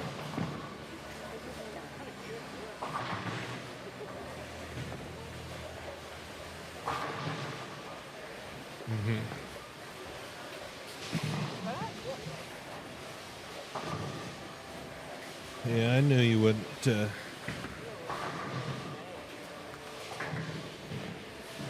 eat it all. People have a problem bowling against better bowlers. That's how you learn and improve. Yeah, I would say so. We had a good example of that of Nicole versus Alex in an extremely good match. This pattern's flat 13 to 13, so she played near the edge or closer to the gutter with something that digs in pretty early. Smiler's flat based on the pattern alone. Player transition will dictate more of how they are played. Yeah. That's how it's happening. A lot of surface with European. Big balls after that.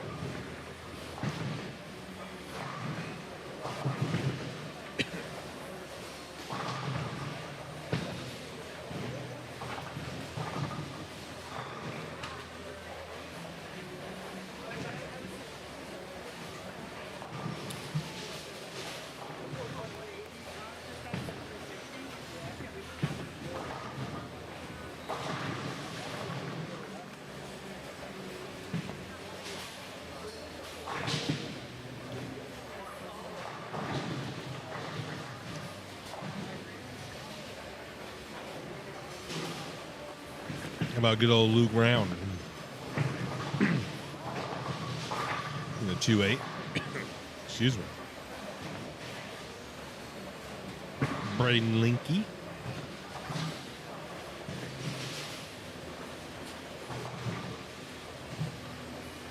Mr. Headband Braden ended Steve-O's run at the Trillion Mortgage Open.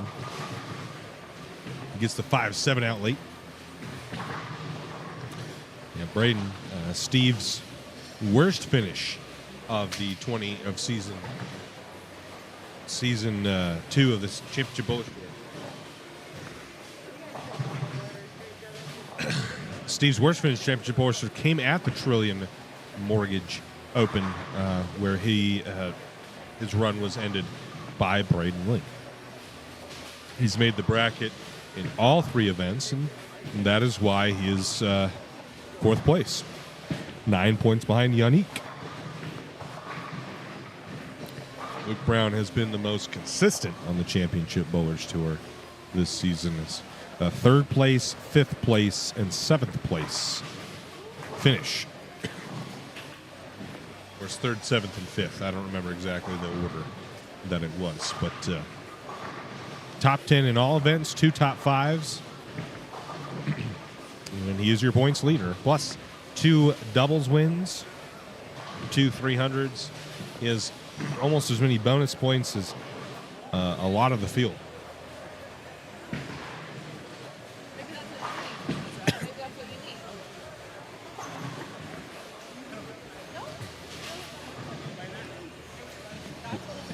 What?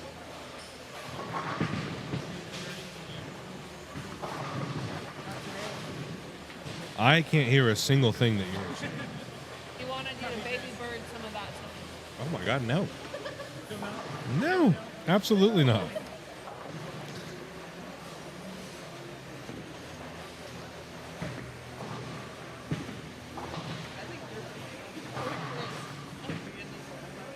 Oh, he is for sure. Might be.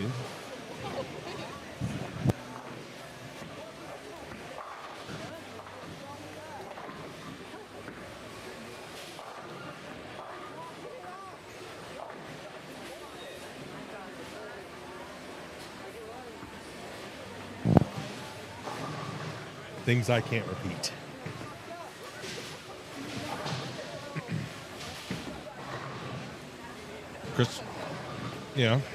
Chris Walker, Steve Klemkin.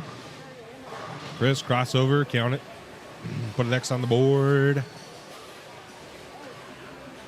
And then here is Steve-O. Got that one.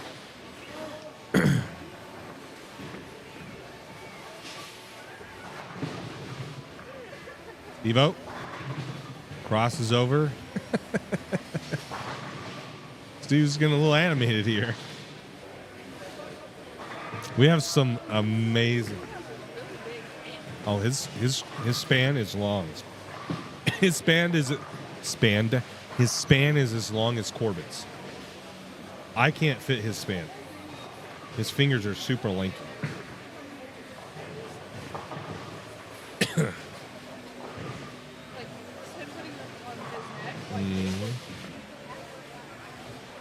Looks like you've taken an interest. Yeah. Yep. Him and Corbett can both, like, they can throw each other's ball. Corbett, their span is, I want to say 6 inches or very close.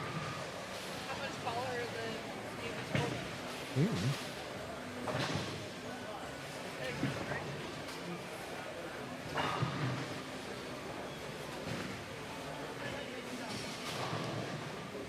Their finger, like their grip sizes aren't very big. And their thumb's not very big. I couldn't fit my hand in either of those, but they're so long.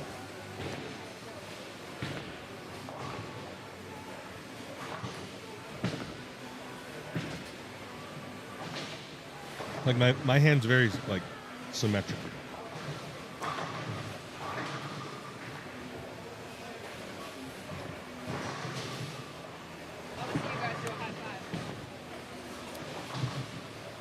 Good shot, Steve-O. Kenzie,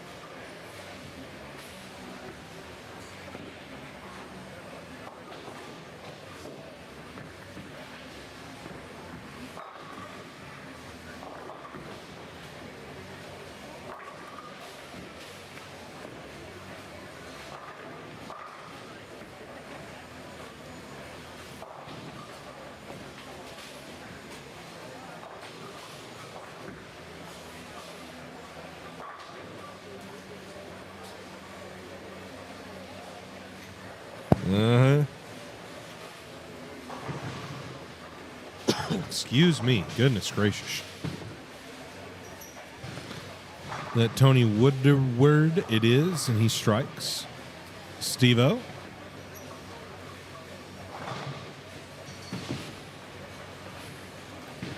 That looks good. It's because it is. Steve needs to get out of the phone booth he's in, because he's got the ability to shape this pattern with a little more than he's choosing to. The holiday, yeah. We could walk here. It was good.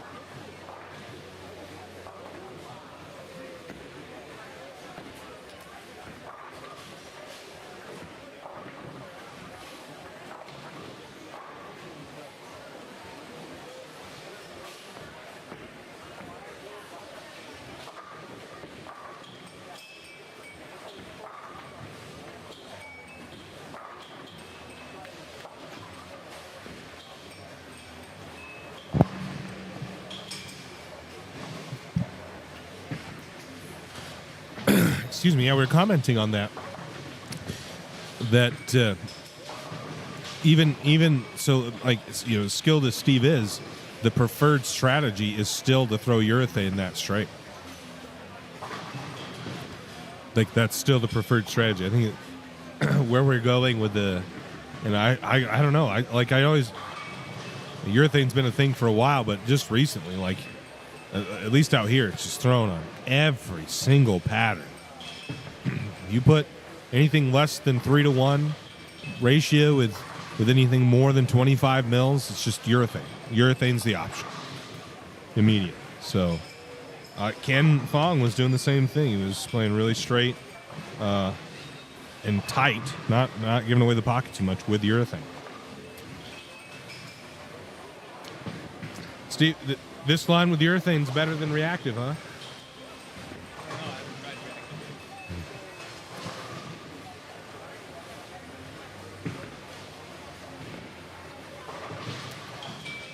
25.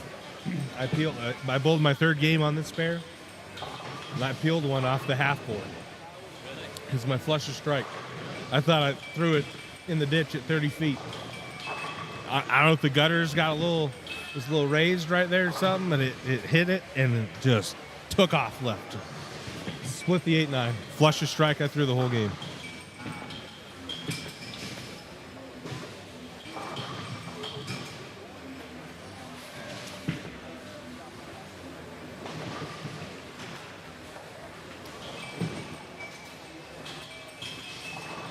Do you have one lane tighter than the other?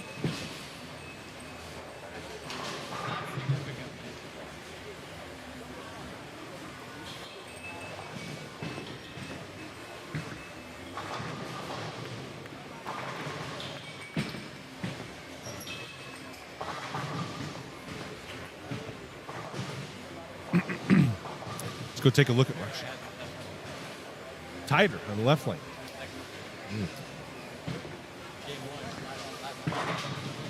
Yeah. Marcia. Plaxiton. Marcia's on a 4-bagger. Yes, she did.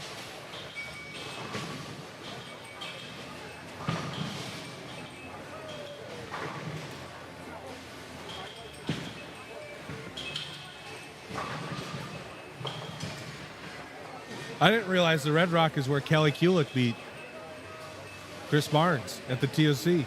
I didn't realize that's where it was. I was right there. History was made.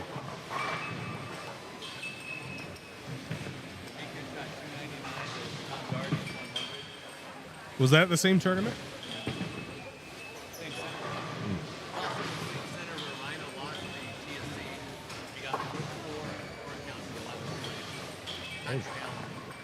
Huh. A lot of history of the Red Rock.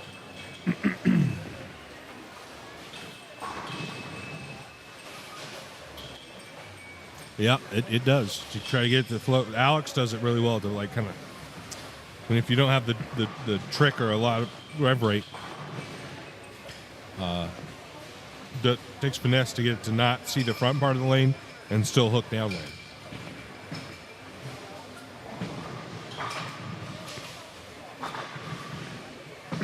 Go back here to Steve-O. See if he can fill the 10th frame here. It looks like he's on. He's on a 3-bagger here to start his 10th frame, so he could put together a pretty solid game.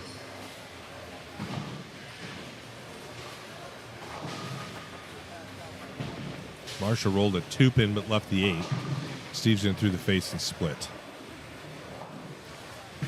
That's bad. Oh, he's going to be not happy when he comes back here.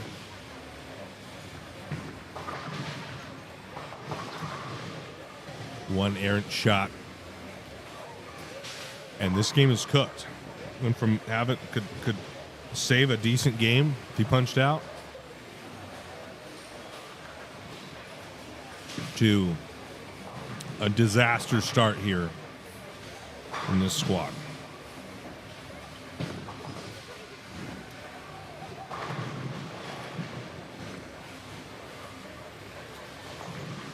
That was bad. Does not convert. Tough break. Tough break.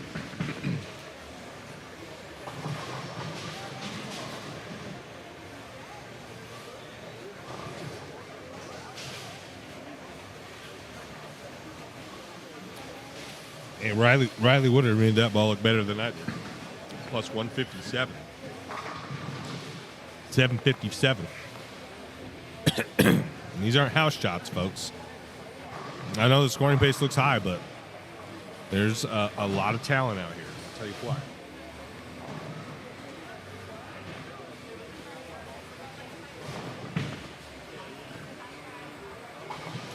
We may not have a large population of good house ballers, even though there is, but, quite a few out this way. But there's, bigger bowling communities like in Texas and Wichita, Kansas, Las Vegas, and other places. We may not see that here, but let me tell you what, the elite level bowlers out here are good. And I'd put some of these guys up against anywhere else's elite level bowlers.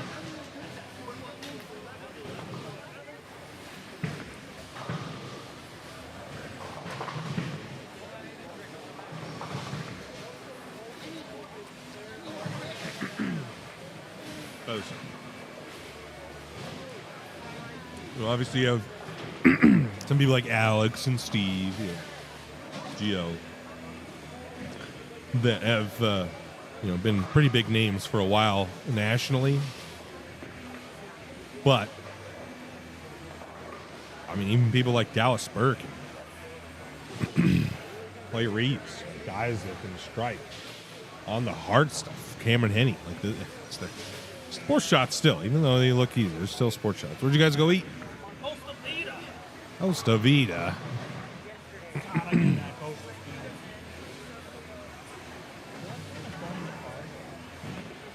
Did you? Great job, CB Tour. I had this on the shop, and my customers enjoy watching it while I was working. Nice. Thanks, brother. Appreciate you. Sure you're busy, man, but we miss seeing you. Huh? No. Oh, I forgot that ice cream. No, it's not as good as before. It's the same. It's the same machine. Oh, I'm talking about the like when they used to have like the actual like scoop. This soft serve's good. I think so.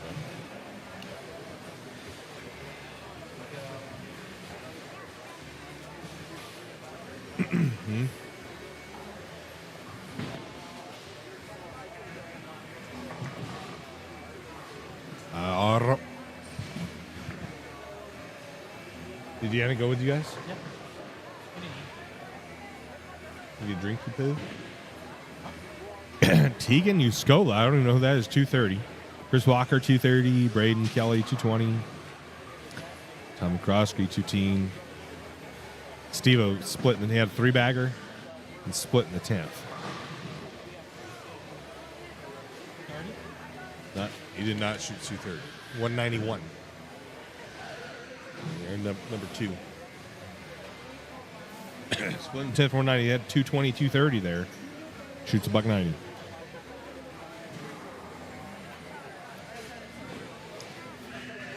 So the cut 15 making it right now.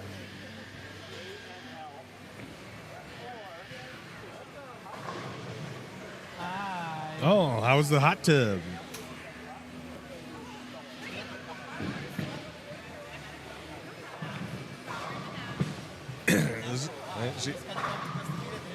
She's living it up. Had the hotel room to herself.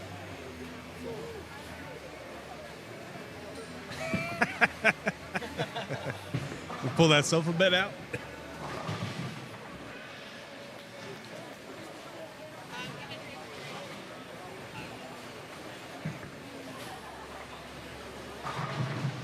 I want one of those margarita things. Or whatever that was.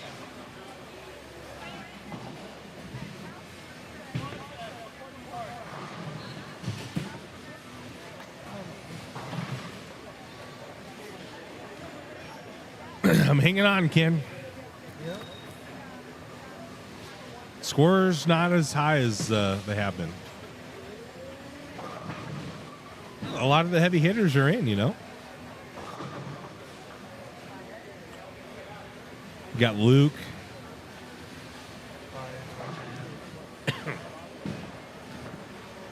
Shot 2-teen. And this is like no offense. I'm just trying to go off of people that historically make the cut.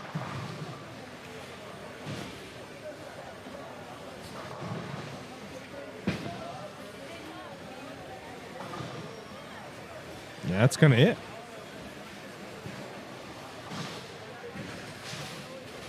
So maybe the cut score goes down. We're in game number 2, though.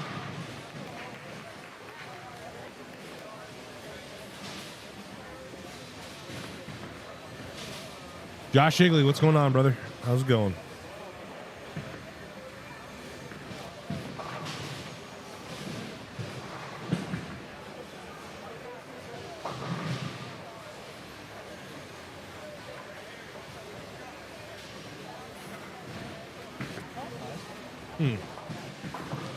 What?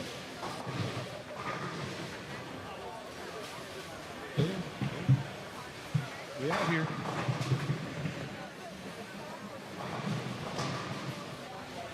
Waylone puts the next on the board.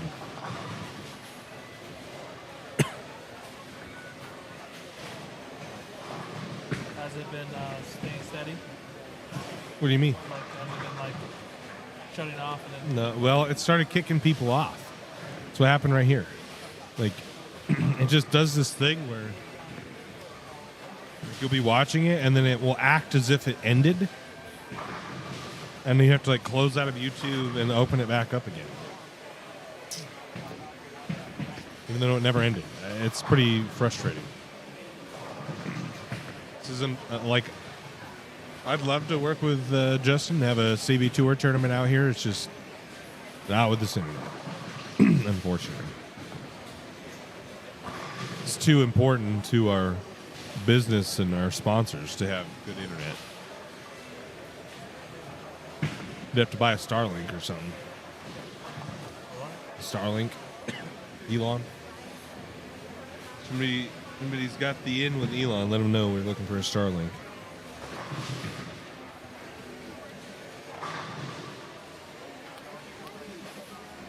I actually genuinely looked at one, but I don't know if the upload speed's faster. How's the weather? I haven't been outside, Ken. It's kind of cold, chilly, but fucking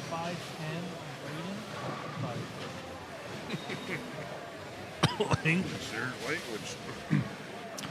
Here on a mainstream pair, the title matches will be decided. Luke Brown, Paxton.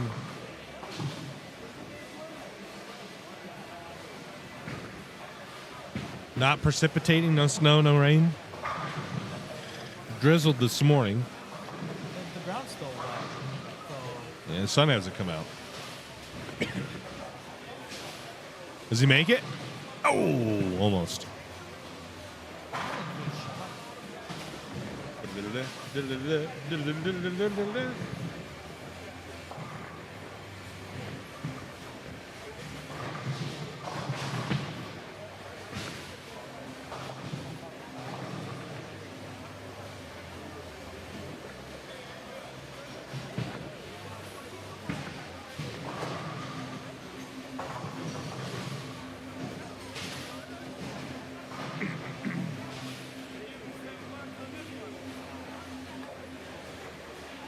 Just hoping to start snowing tonight, huh?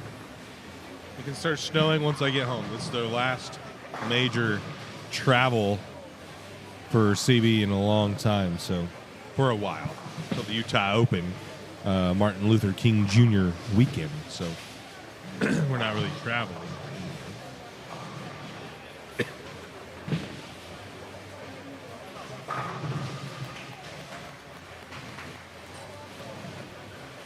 So hopefully it can snow after that, after we go.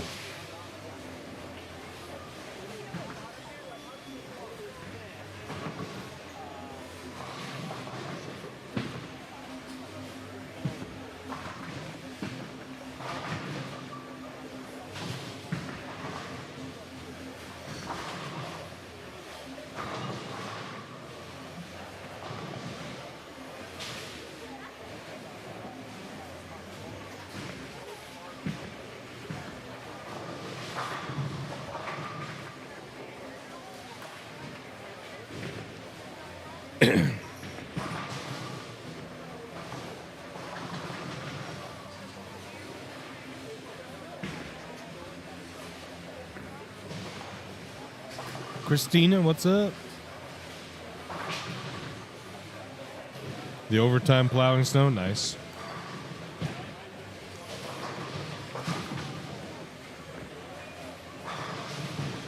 I used to a guy who worked for the city that plowed snow.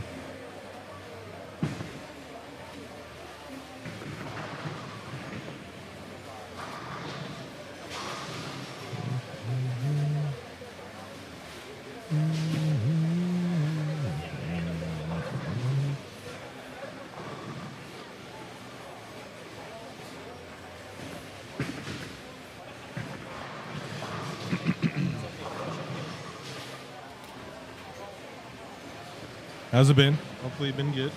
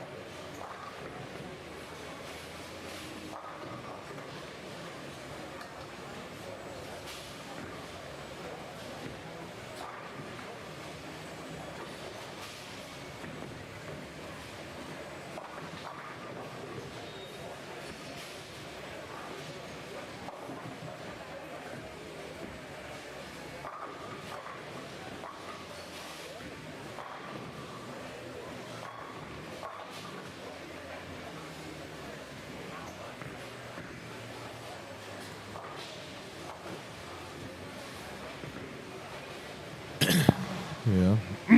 Excuse me.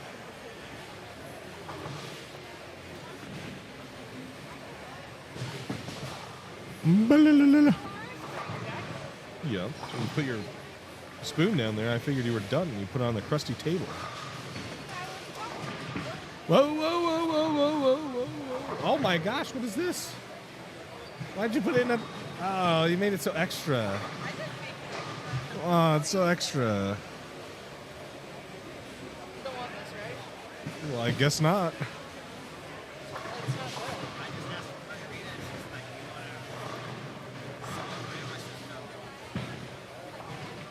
Huh. Well, yeah, but it's so like, it's such a...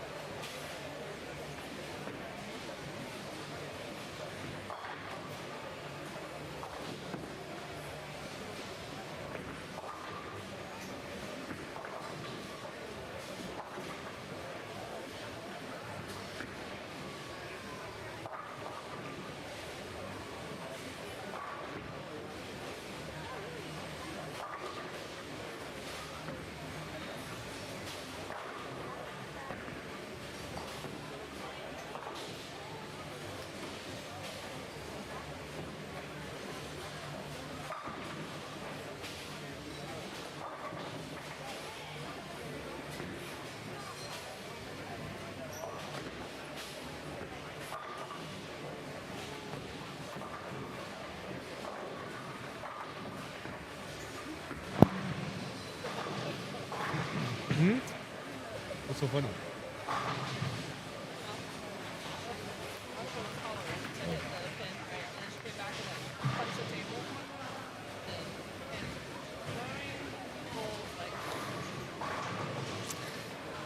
When I was on that pair and yelled at hook, it hooked and ripped the 2-pin.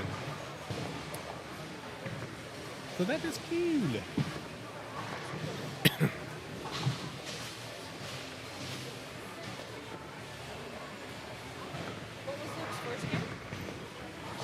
I don't know. What was Luke's first game, man?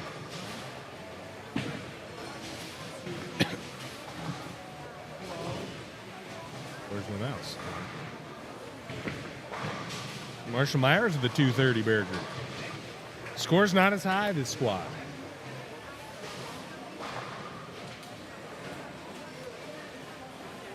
Why aren't scores as high, Manny? Why aren't scores as high?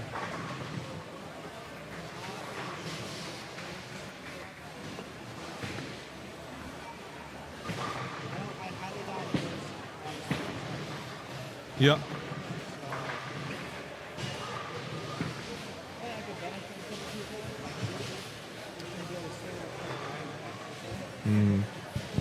Yeah, my squad, there wasn't a ton of people throwing urethane.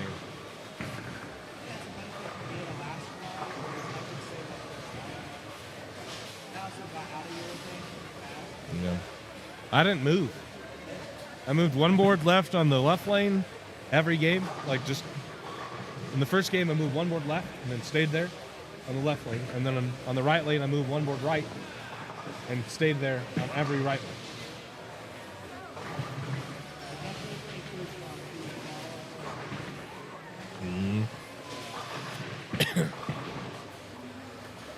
Luke, bang, got it.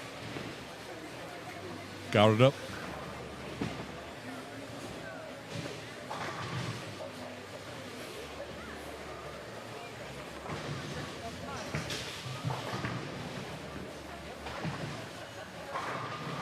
Josh Higley works for Clearfield City.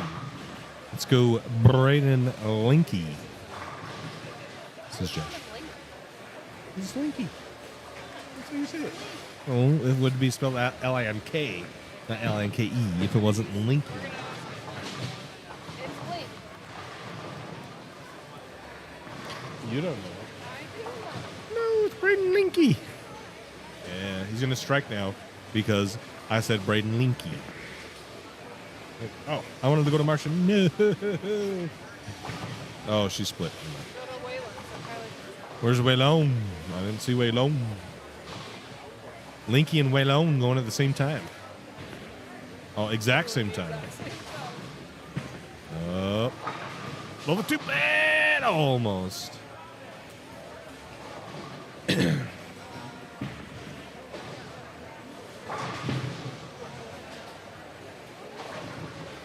Ooh, catch it.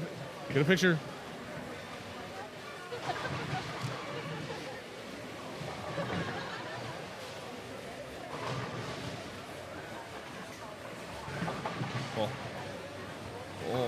They left. Oh, I was gonna say they left the same thing, but they didn't. Braden, they used a 7-pin. Waylon left the 2-pin. See if Alf can make the 7-10. You said something to me. Oh, here's Grant. No, it doesn't come out. Marcia.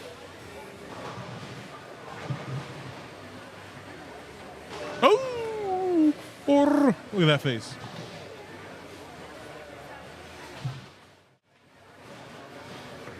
Some of my favorite clips we have is of Steve when we were doing the picture-in-picture on the face. His face was wild. And let's keep doing that. At the Masters, when we had that camera shooting this way. It's so funny. I'm keeping those. I got to pull them out of the vault. They're in the hoose. How's it going?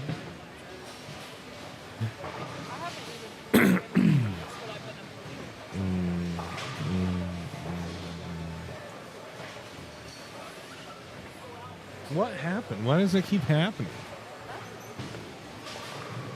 I switch, but then I click a button so it switches to a different camera that I didn't think I was going to. I don't know. Here's Linky. Bang. Here's Waylone. Well, they got Waylone. We'll go to Waylone, and then we'll go to Luge. Oh, nice to get the split out there. That was pretty bad. And a good break. Luke splits the 8-9.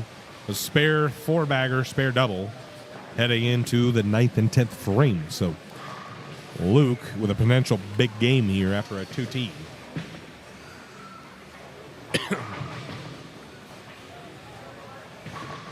I'd kind of mentioned before, and Manny agreed, the squad of most of your big shooters, as some would say, have already made the cut, so they are not bowling anymore. Steve, Luke, a few of those, that's high flush, no doubt. That potential to throw big games for bowling, but that's kind of it. Everybody else is a little bit of a wild card. So cut score may not go up.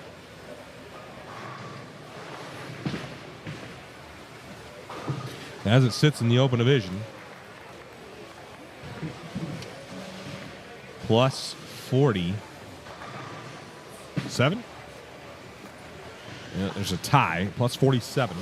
Duncan Whitaker and Charles Wilkin at the number there. The 90-90 and under, we got 3 going out. It's Kenyon Lopez minus 3.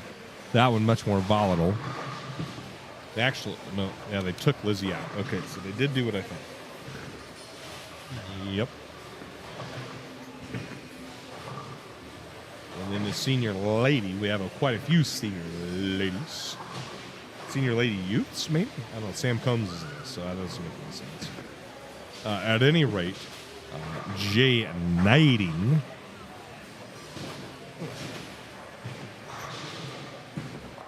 Clay did make it yesterday, maybe? So it's Jerry Miller plus 18 there. Dietz has still got Clay in there.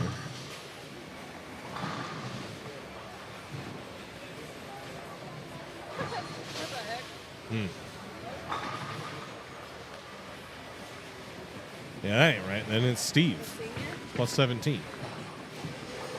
Or lady, Sam Combs.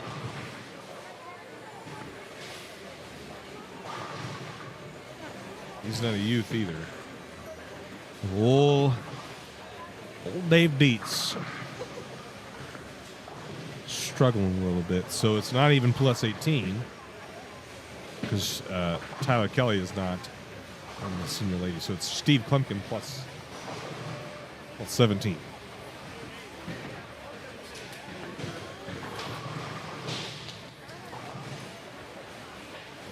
So your boy, hanging on by a thread right now.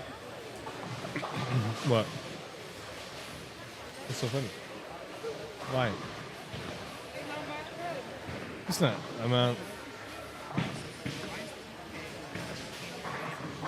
Sam Combs is too.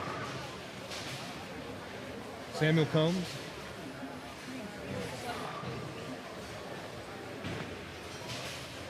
You bold youth with you.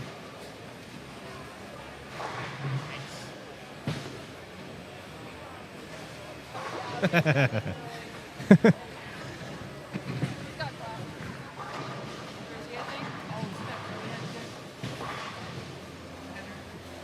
think so.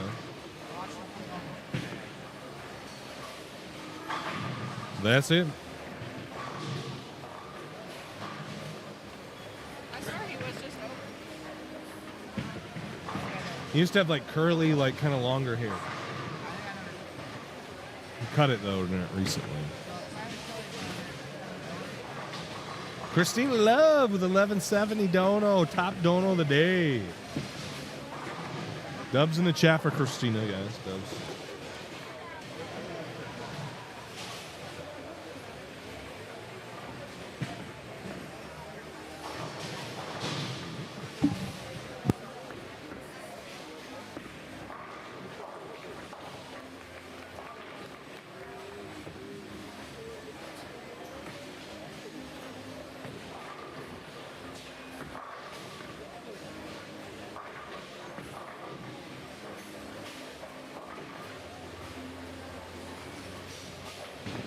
Take the truck right now and go. We could. Dubs in the chat for Christina with the top dono of the day. Waylon Nelson just struck there on lane 20. Braden makes a spare. Marcia face splits. That was her fill ball, though. She shoots 191. Probably not enthused with that game, unfortunately. Duncan plaques a 10. We'll go over here to Waylon, who's got a double looking for the 3-bagger. He's got a good game going. Goes 3-bagger, 9 spare, strike, 9 spare, 8 spare, double. 3-bagger looks good. Yeah, splits the 8-9.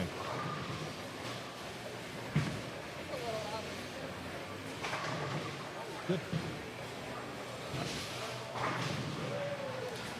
That is a good shot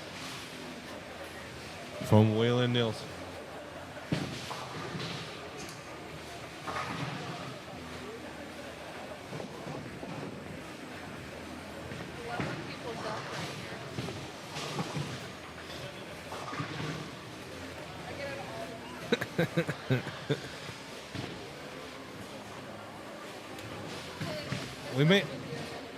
we made awkward eye contact, so I didn't know what to do. I was just like,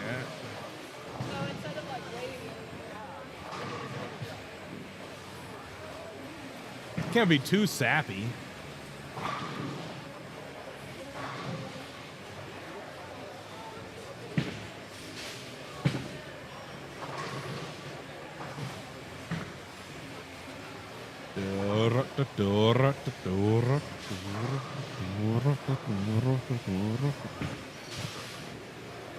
What did Waylon finish with that? 244 for Waylon. Sheesh. Sheesh. Dang, Waylon putting the smackdown on him. Does he get into the number? Was his first game?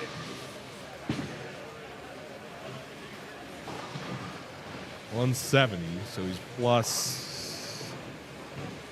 We'll add 4 to that, and it's 178. So it's he needs 22. No, he's plus 18 yet. Plus 18 for Waylon. Gonna need another big game. Cut plus 47. So needs to go 230, 40 this game. Third game.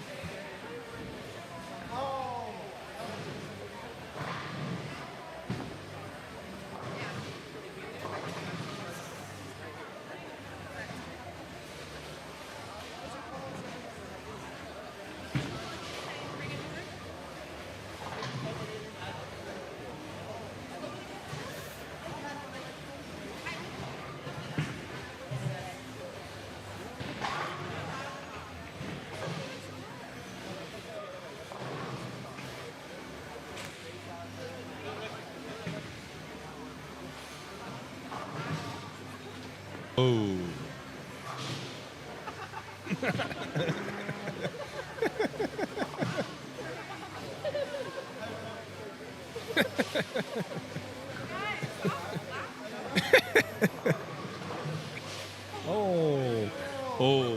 It is a cluster over here. I need to do what Gary does and put a little blocker here. You guys are distracting me.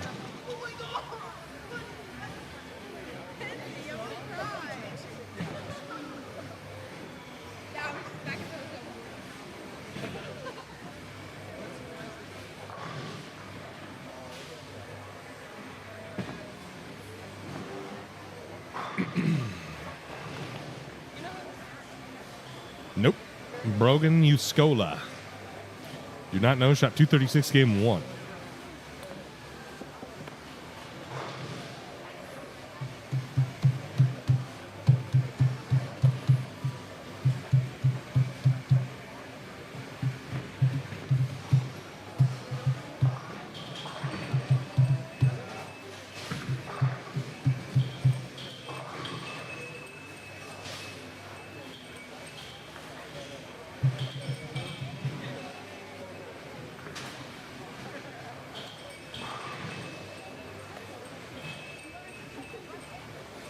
What are you looking for? Play a game. You can't play a game right now. Not when I'm working. I'm bowling when I'm doing that. Not working. We're working right now.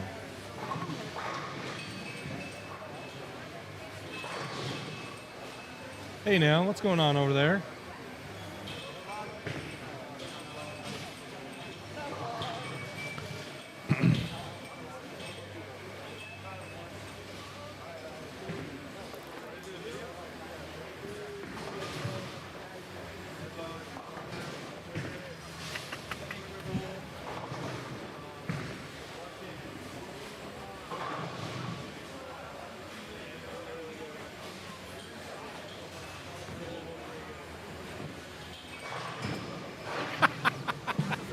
He got her again.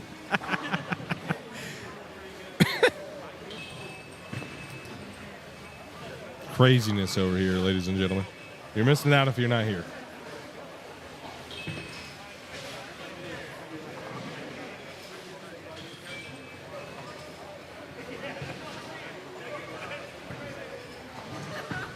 Game 2 scores starting to trickle in. Don't have anything for the leaders after game 1 there. So, I said don't have any scores for the leaders from game 1.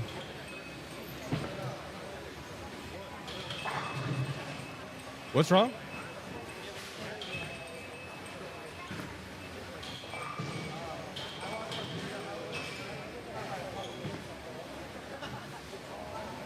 You just want to see that?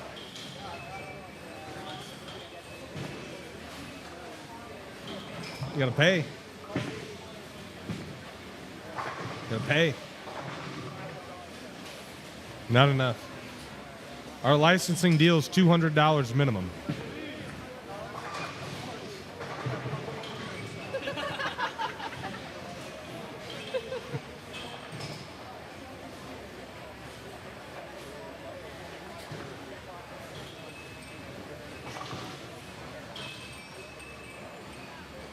When are you guys actually gonna vlog one day and do it for real?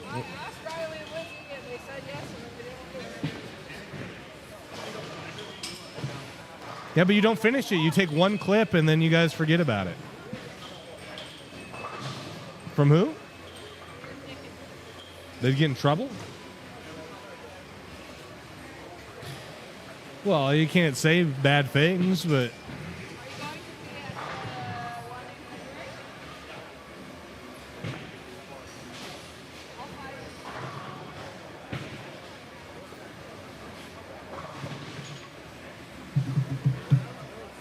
Jake Lopez. Looks good. Mixer, get the 7 out. Get the 10 out. No.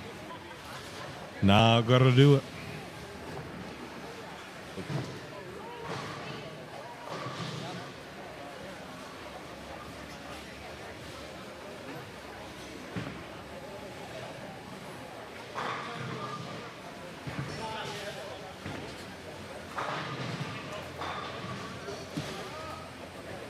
AJ Kelly packs 10 there. Is a really good shot. No.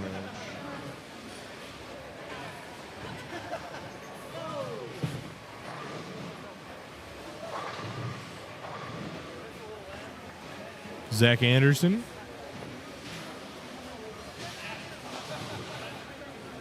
How many balls are you allowed to bring to something like this? How many balls did you bring, Riley? Riley brought 14. How many did Lizzie bring? What about you, Manny? 14, 12, 12. Yannick? How many balls? Well, Nicole? How much did Yannick actually bring? 12. 9, 12. There's no rule. You need to start bringing 4. Huh? More than I needed.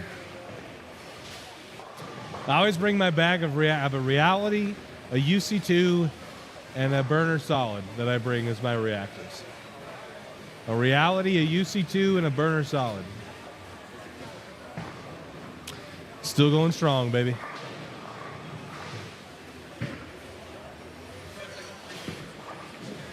Yep.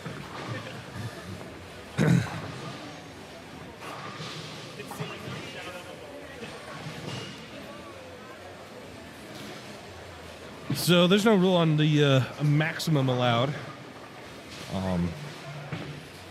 Typically, you're going to bring probably between 6 and 12, I would say, and you will use 3.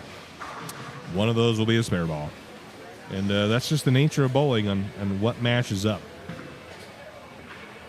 It's almost like if you brought your golf clubs, right? You have your set of 14 golf clubs, but you're going to play one hole.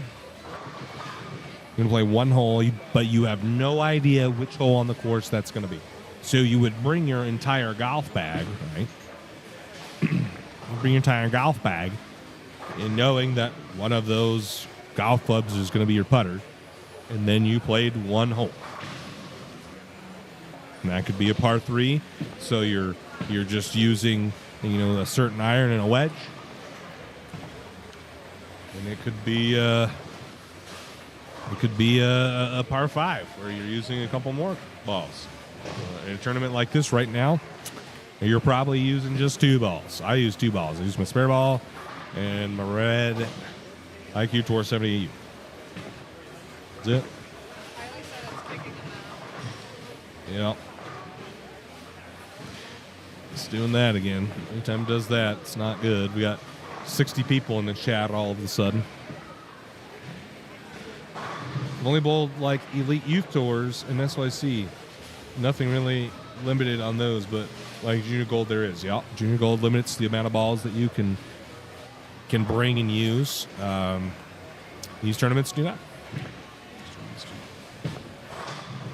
Some would say, that's if you can afford the balls or you have access to the balls, it's a massive advantage.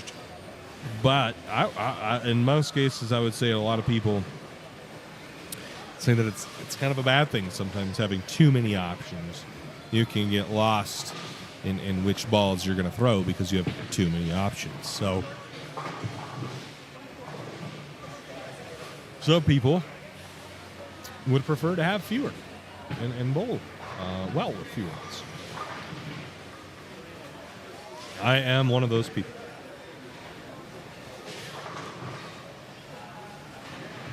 I bring 5 balls to league.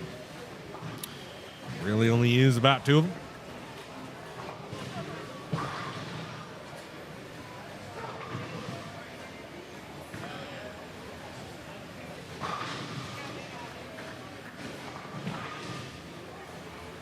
We got to go buy a turkey.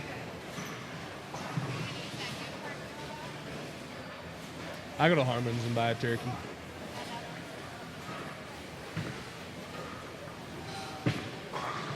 They have fresh turkeys.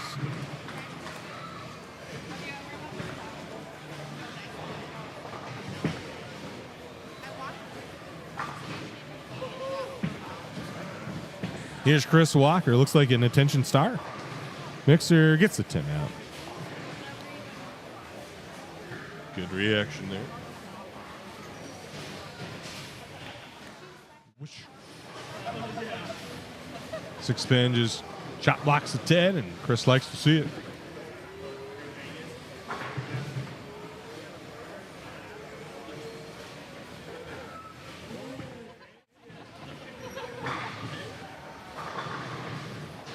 Tony Woodward strikes. Strikes. Dallasburg getting scores for Dietz.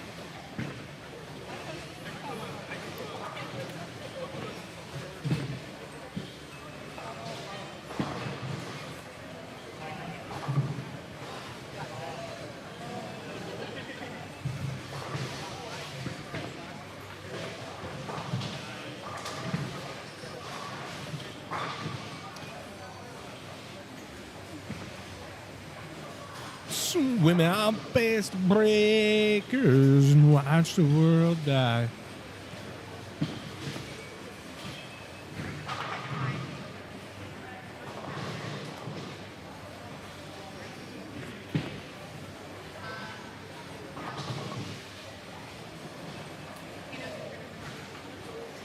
He shot 837 with 3 balls. Nice.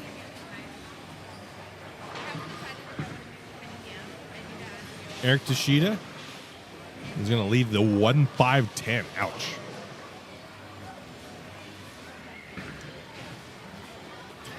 You and Yannick are going to have a little Thanksgiving? Yeah, with you and Daria. Nice. Cute. Very cute. Is someone going to make a turkey? I'm hoping Theo can make. Is he going to make a turkey, though? No, I make a pumpkin. Too much. I smoke ours. Yeah.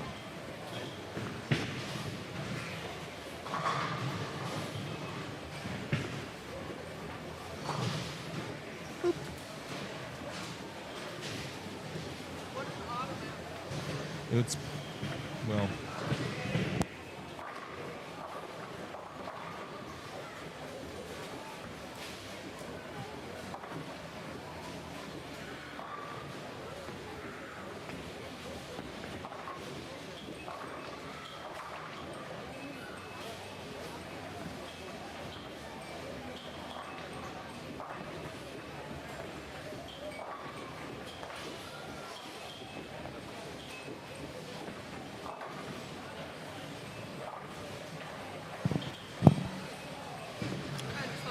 what did I eat at Pooter's? The Pooter's Pizza. I had the cowboy burger. What's so funny? That's what it is. Well, what's the fun in saying it? I ate at Pooter's Pizza and I had a burger. You gotta add some flair to it. I had the cowboy burger. I don't know. I had some onion rings and some cheese and barbecue sauce. And then I had the Texas cheese fries. Those are pretty good. I did ask for no jalapeno, and they put jalapeno on there. What'd you have? And the Classico. Plain Jane cheeseburger with fries. Last night, I had wangs, and you had nothing. But I do like their wings. The wings are pretty good. I just can't eat wings back-to-back days. So maybe I'll get some wings tomorrow, but it does not sit well with my tummy if I eat the same thing twice. Sometimes Kenzie makes me eat the same dinner twice, 2 days in a row, and it's not good.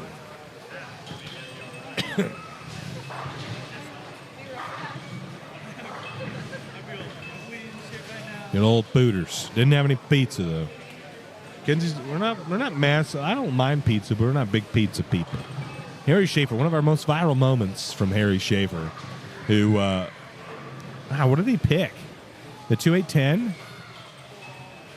I think he did pick the 2810. I think it's the 2810, but he picked it like very crazily. One of our most viral videos. It was from this tournament just a few years ago. Harry Schaefer. Maybe it was the Idaho Open. No, it's here. It might have been the Idaho Open. But Harry Schaefer, one of our most viral videos from him. Walker, Mixer, roll a two-pin. No. There's Sam Combs through the face. Leaves just the 4-pin. Looks like we're having some connectivity issues. This will be a persisting issue today, for the rest of today and tomorrow. It'll kick you out of the stream. We obviously ask that you just come back, but what do we do? Yeah, I don't know, man. Justin said at one point they were going to get a tower, but they didn't get one in here. I don't know what the exact issue is. I feel like for the last year that would have been crazy. The last year and a half or so, we've come here a lot. So, I don't know. I've looked into Starlink. My worry with Starlink is their upload speeds. I don't think are very good. At least for what you buy. We need at least, 10, 15 megs of upload speed. Spark Light, you scammer. Looking for Starlink, the good stuff. My boy Elon.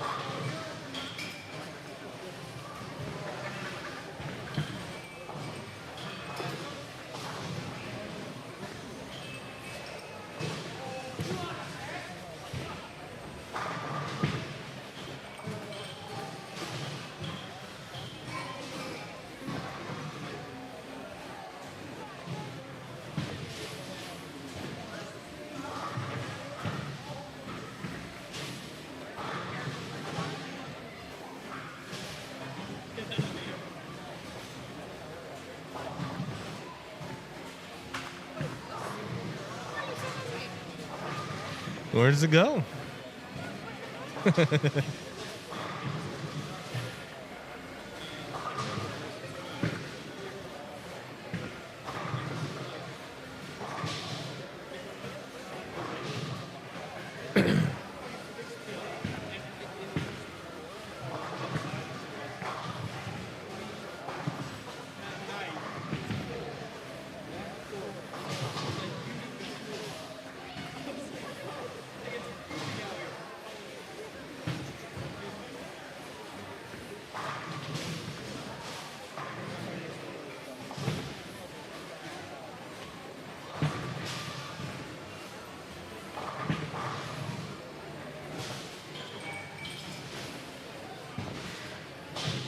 See, here's my problem. So if we did the roam for Starlink, it's $349 for the device itself, plus $165 a month for a year. So $165 a month, and that gets you 5 to 50 megabytes of upload speed, 2 to 10 megabytes of down. 2 to 10 megabytes of upload, 5 to 50 of download. That's not good enough for that price. That's a hefty price, and not suitable for our needs. So, unfortunately, we deal with it here at the old Burley Snake River Bowl, and then unfortunately just have tournaments elsewhere. Here's Willow, bang, nope, 2-pin.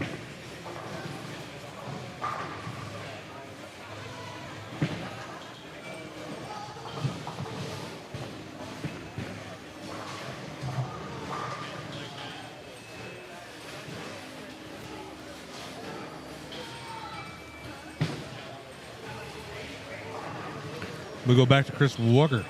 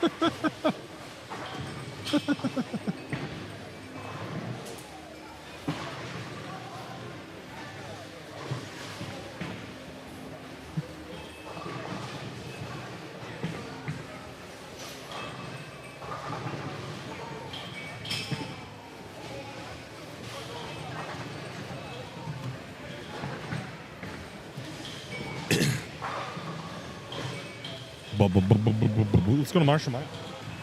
Do we have scores updated yet? I know Dallas Burt was running around getting scores. It looks like it. I'm going to update it on our TV. Let's see.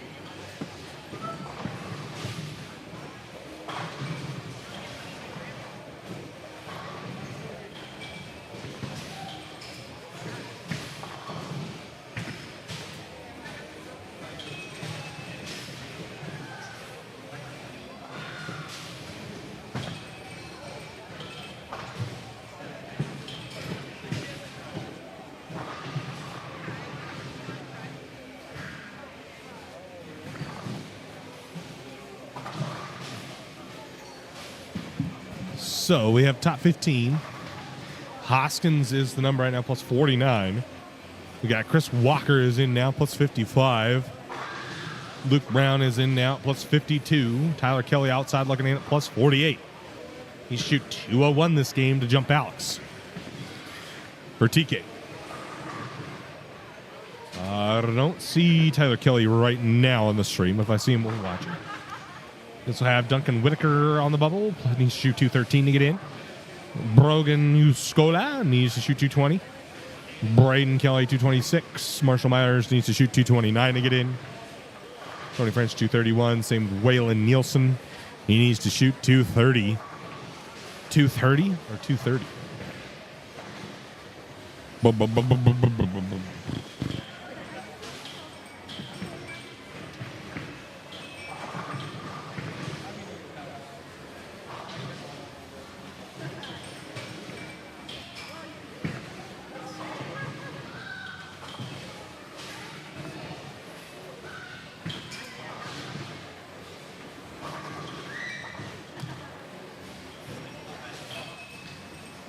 You see Tyler Kelly anywhere?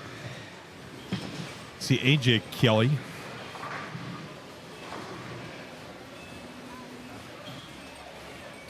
We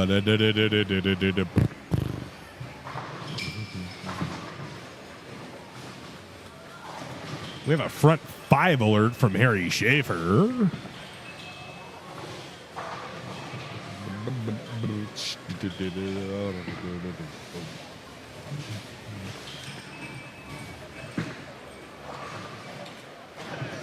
Waylon is almost over this game. It looks like he's... Phil Collins. Phil Collins. On My Way. That song's a banger. Yeah, that song's a banger. And I know bangers.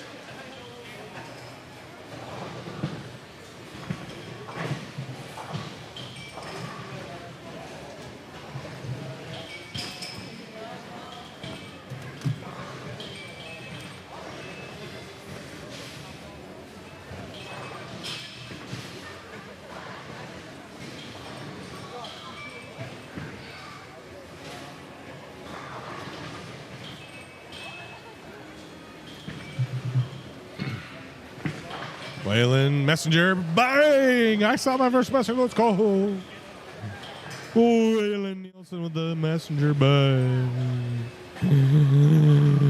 Clip it. Send it. Look at this guy. Boop. Swaggy with a stash. Attaboy, Waylon.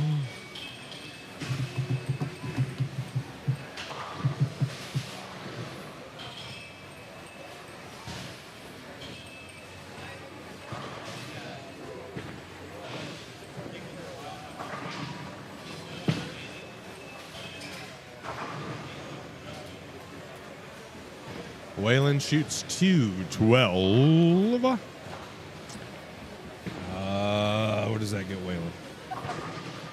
231, shoots 212. Shooting at 30 over. I think that's going to be short, unfortunately. They got the quads to come tonight, but I don't know. Your boy's sitting 10th. I think I'm going to be good. I think I'm in the clear, baby. We're going to bowl tomorrow morning. Let's go.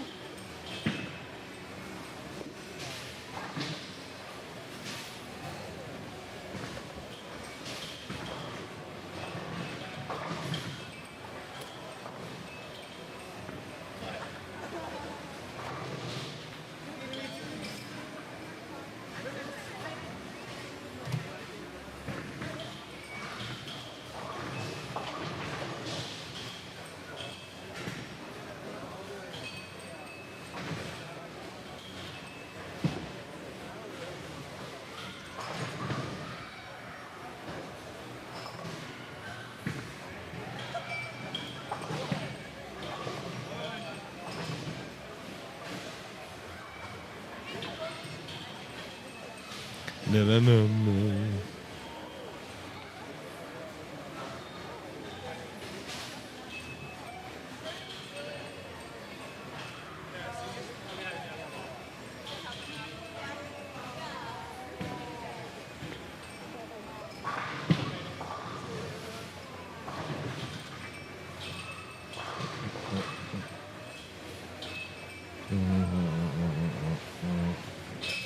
Well, everything's done here. Let's go over to here.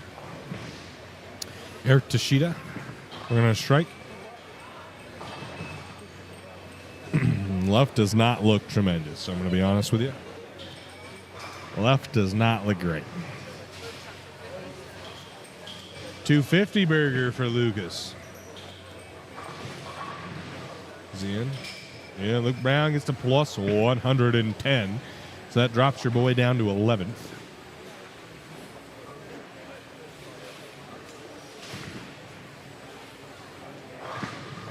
I need to get jumped by 5 people. Chris Walker crosses over, not going to get the strike. 73, 83, 93. Walker gets to 93 if he makes a spare. Be 92 if he doesn't, which would be -8 or 7.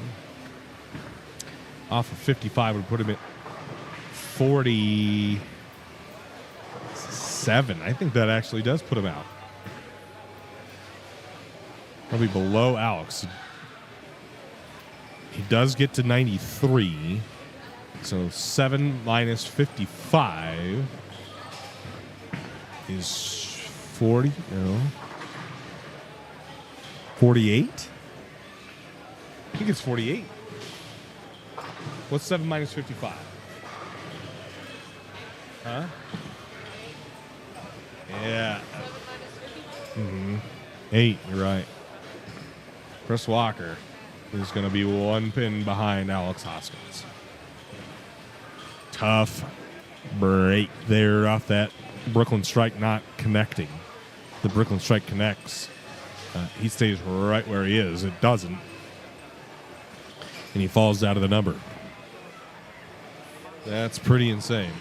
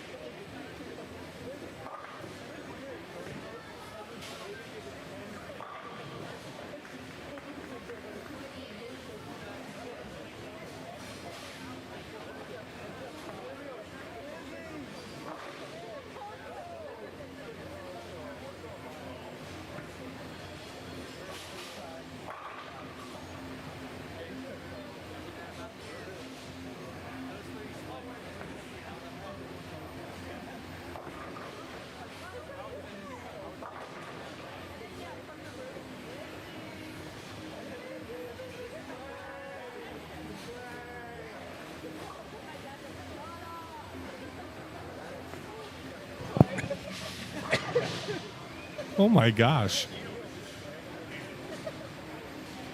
Again, scores trickling in. Your boy sits 11th with 1 squad to go. It's the quads. Alex and Steve are probably going to rebuy. Hell no. Hell yeah. It's time for bed, man. I got to watch the Las Vegas Grand Prix.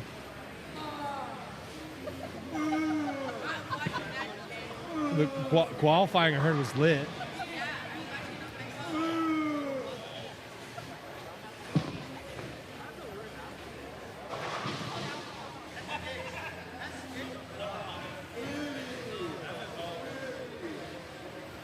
That's what it can say? That's $1 what?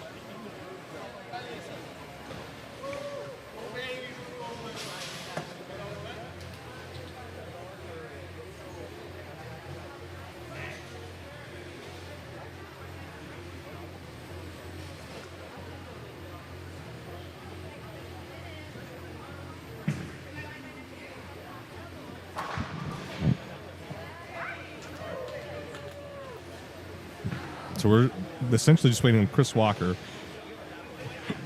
We're actually not, because I know what Chris Walker shot. No, we got one more squad to go, but Tyler Kelly.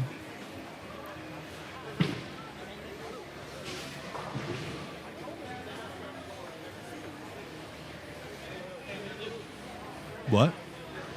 Like, do I want another one? No, I'm good.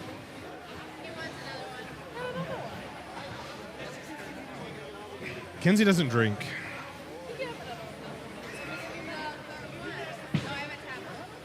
How much do I owe you?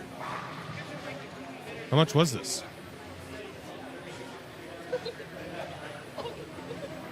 This guy's something else.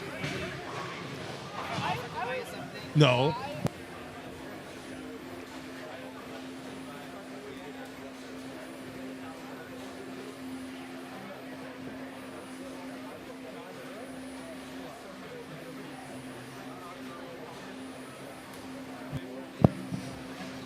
I'm just kidding. But he does go, okay.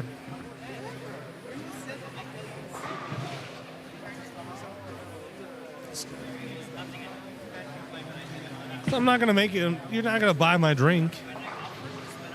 You're offered to go get it. Yeah.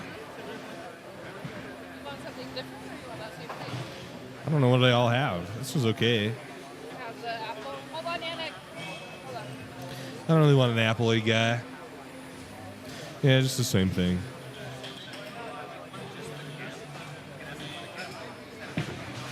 I like the ice.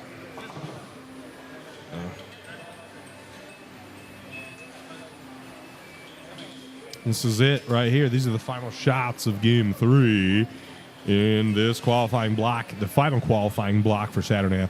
We still have the quads to come right after this. We're not going to stream that. But they will have some qualifiers come from that. You can pay to use those scores for qualifying, which some people do. I'm assuming that Steve Klumpkin will. Well, let's see. See you later. Steve is the number. Was Steve 2? No, Steve 2 went 190, 190, 170. Steve 1 did 182 teen to teen to get to plus 17. One back, but that is in because Clay is already in.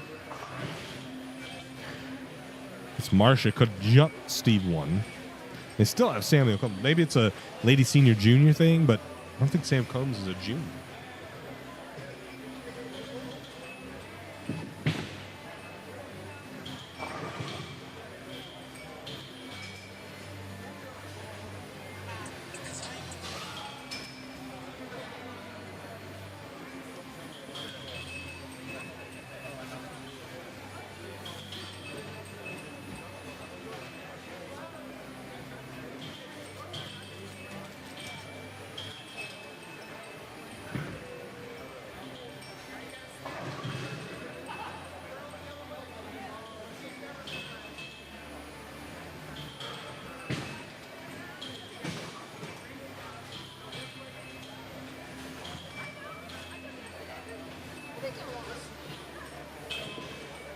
What do you want?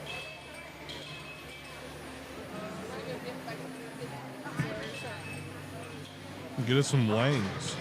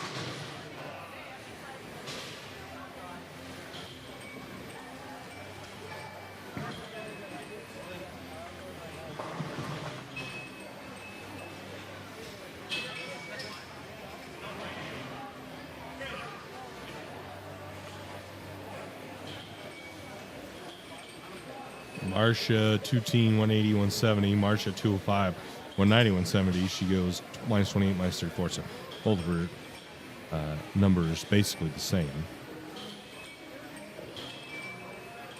Steve right now is in the open division.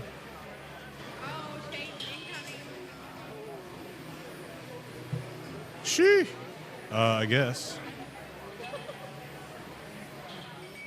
Why did she do that? Oh. She was what?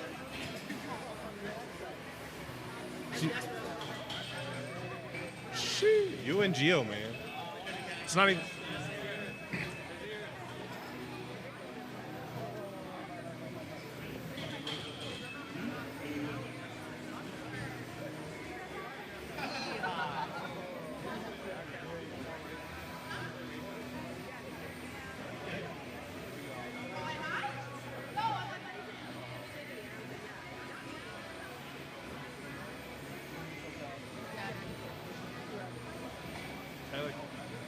Tyler Kelly jumped me. Tyler Kelly shoots 248 the last game to get to plus 96. Now I sit 12th. I need to be jumped by 3 people now. Ooh, I don't like that. Braden Kelly, 258 the last game to get to plus 53. Chris Walker, plus 49. Hoskins, plus 40. Walker, plus 48. Hoskins, plus 49. Hoskins, 4 back. Walker, 5 back. Duncan Whitaker, 6 back. Same as Charles Welcome.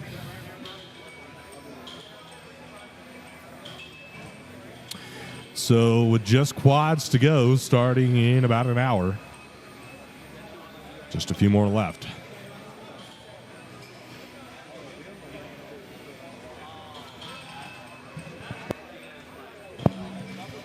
So plus 53 is your number in the open division.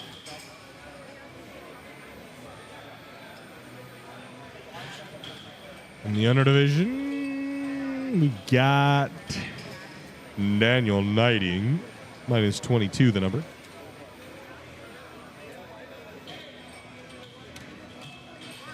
Sean Bywater leads, plus 62. Jake Lopez, minus 8. Daniel Knighting, minus 22. And then in the senior weighted second block, Clay Reese is still in there, but he made it yesterday, I'm told. So Steve Klemkin, plus 17 is the number. Steve Klemkin, number 1.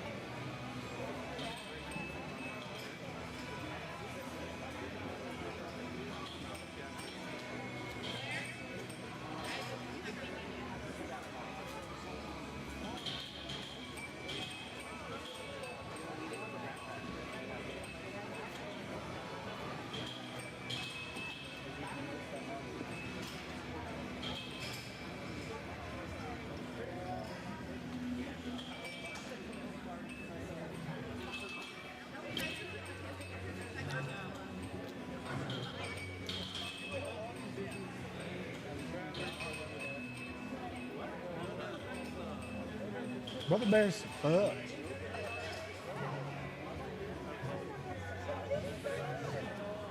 Tell everybody I'm on my way. Phil Collins.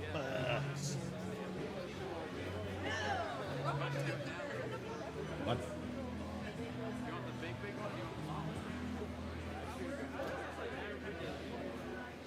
CB After Dark. We out here.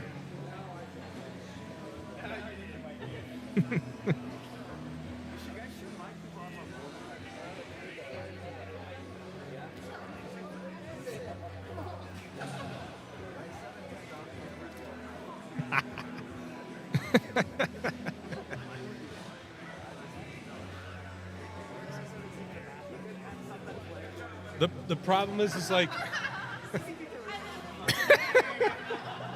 the prop.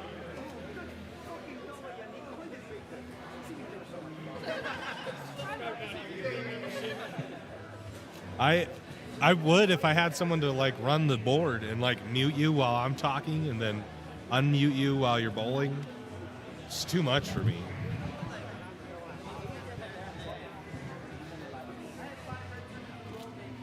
I don't think you'd want to because he doesn't want to swear on stream. I don't really care, to be honest, but if I can get help, the problem is I can't get help. I got Hayden and my brother just sitting here doing nothing.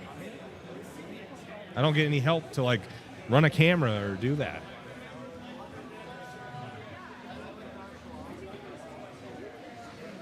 All right, well, guys, we have some copyrighted music to play.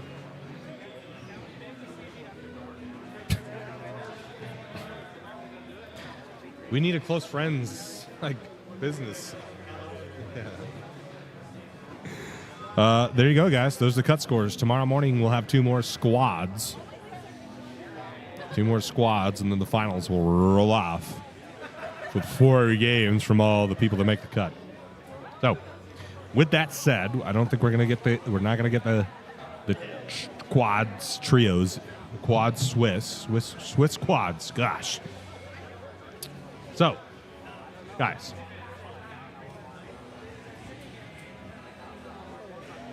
we gained a little bit then, but then we gave it back. Okay, so you guys, we will see y'all later.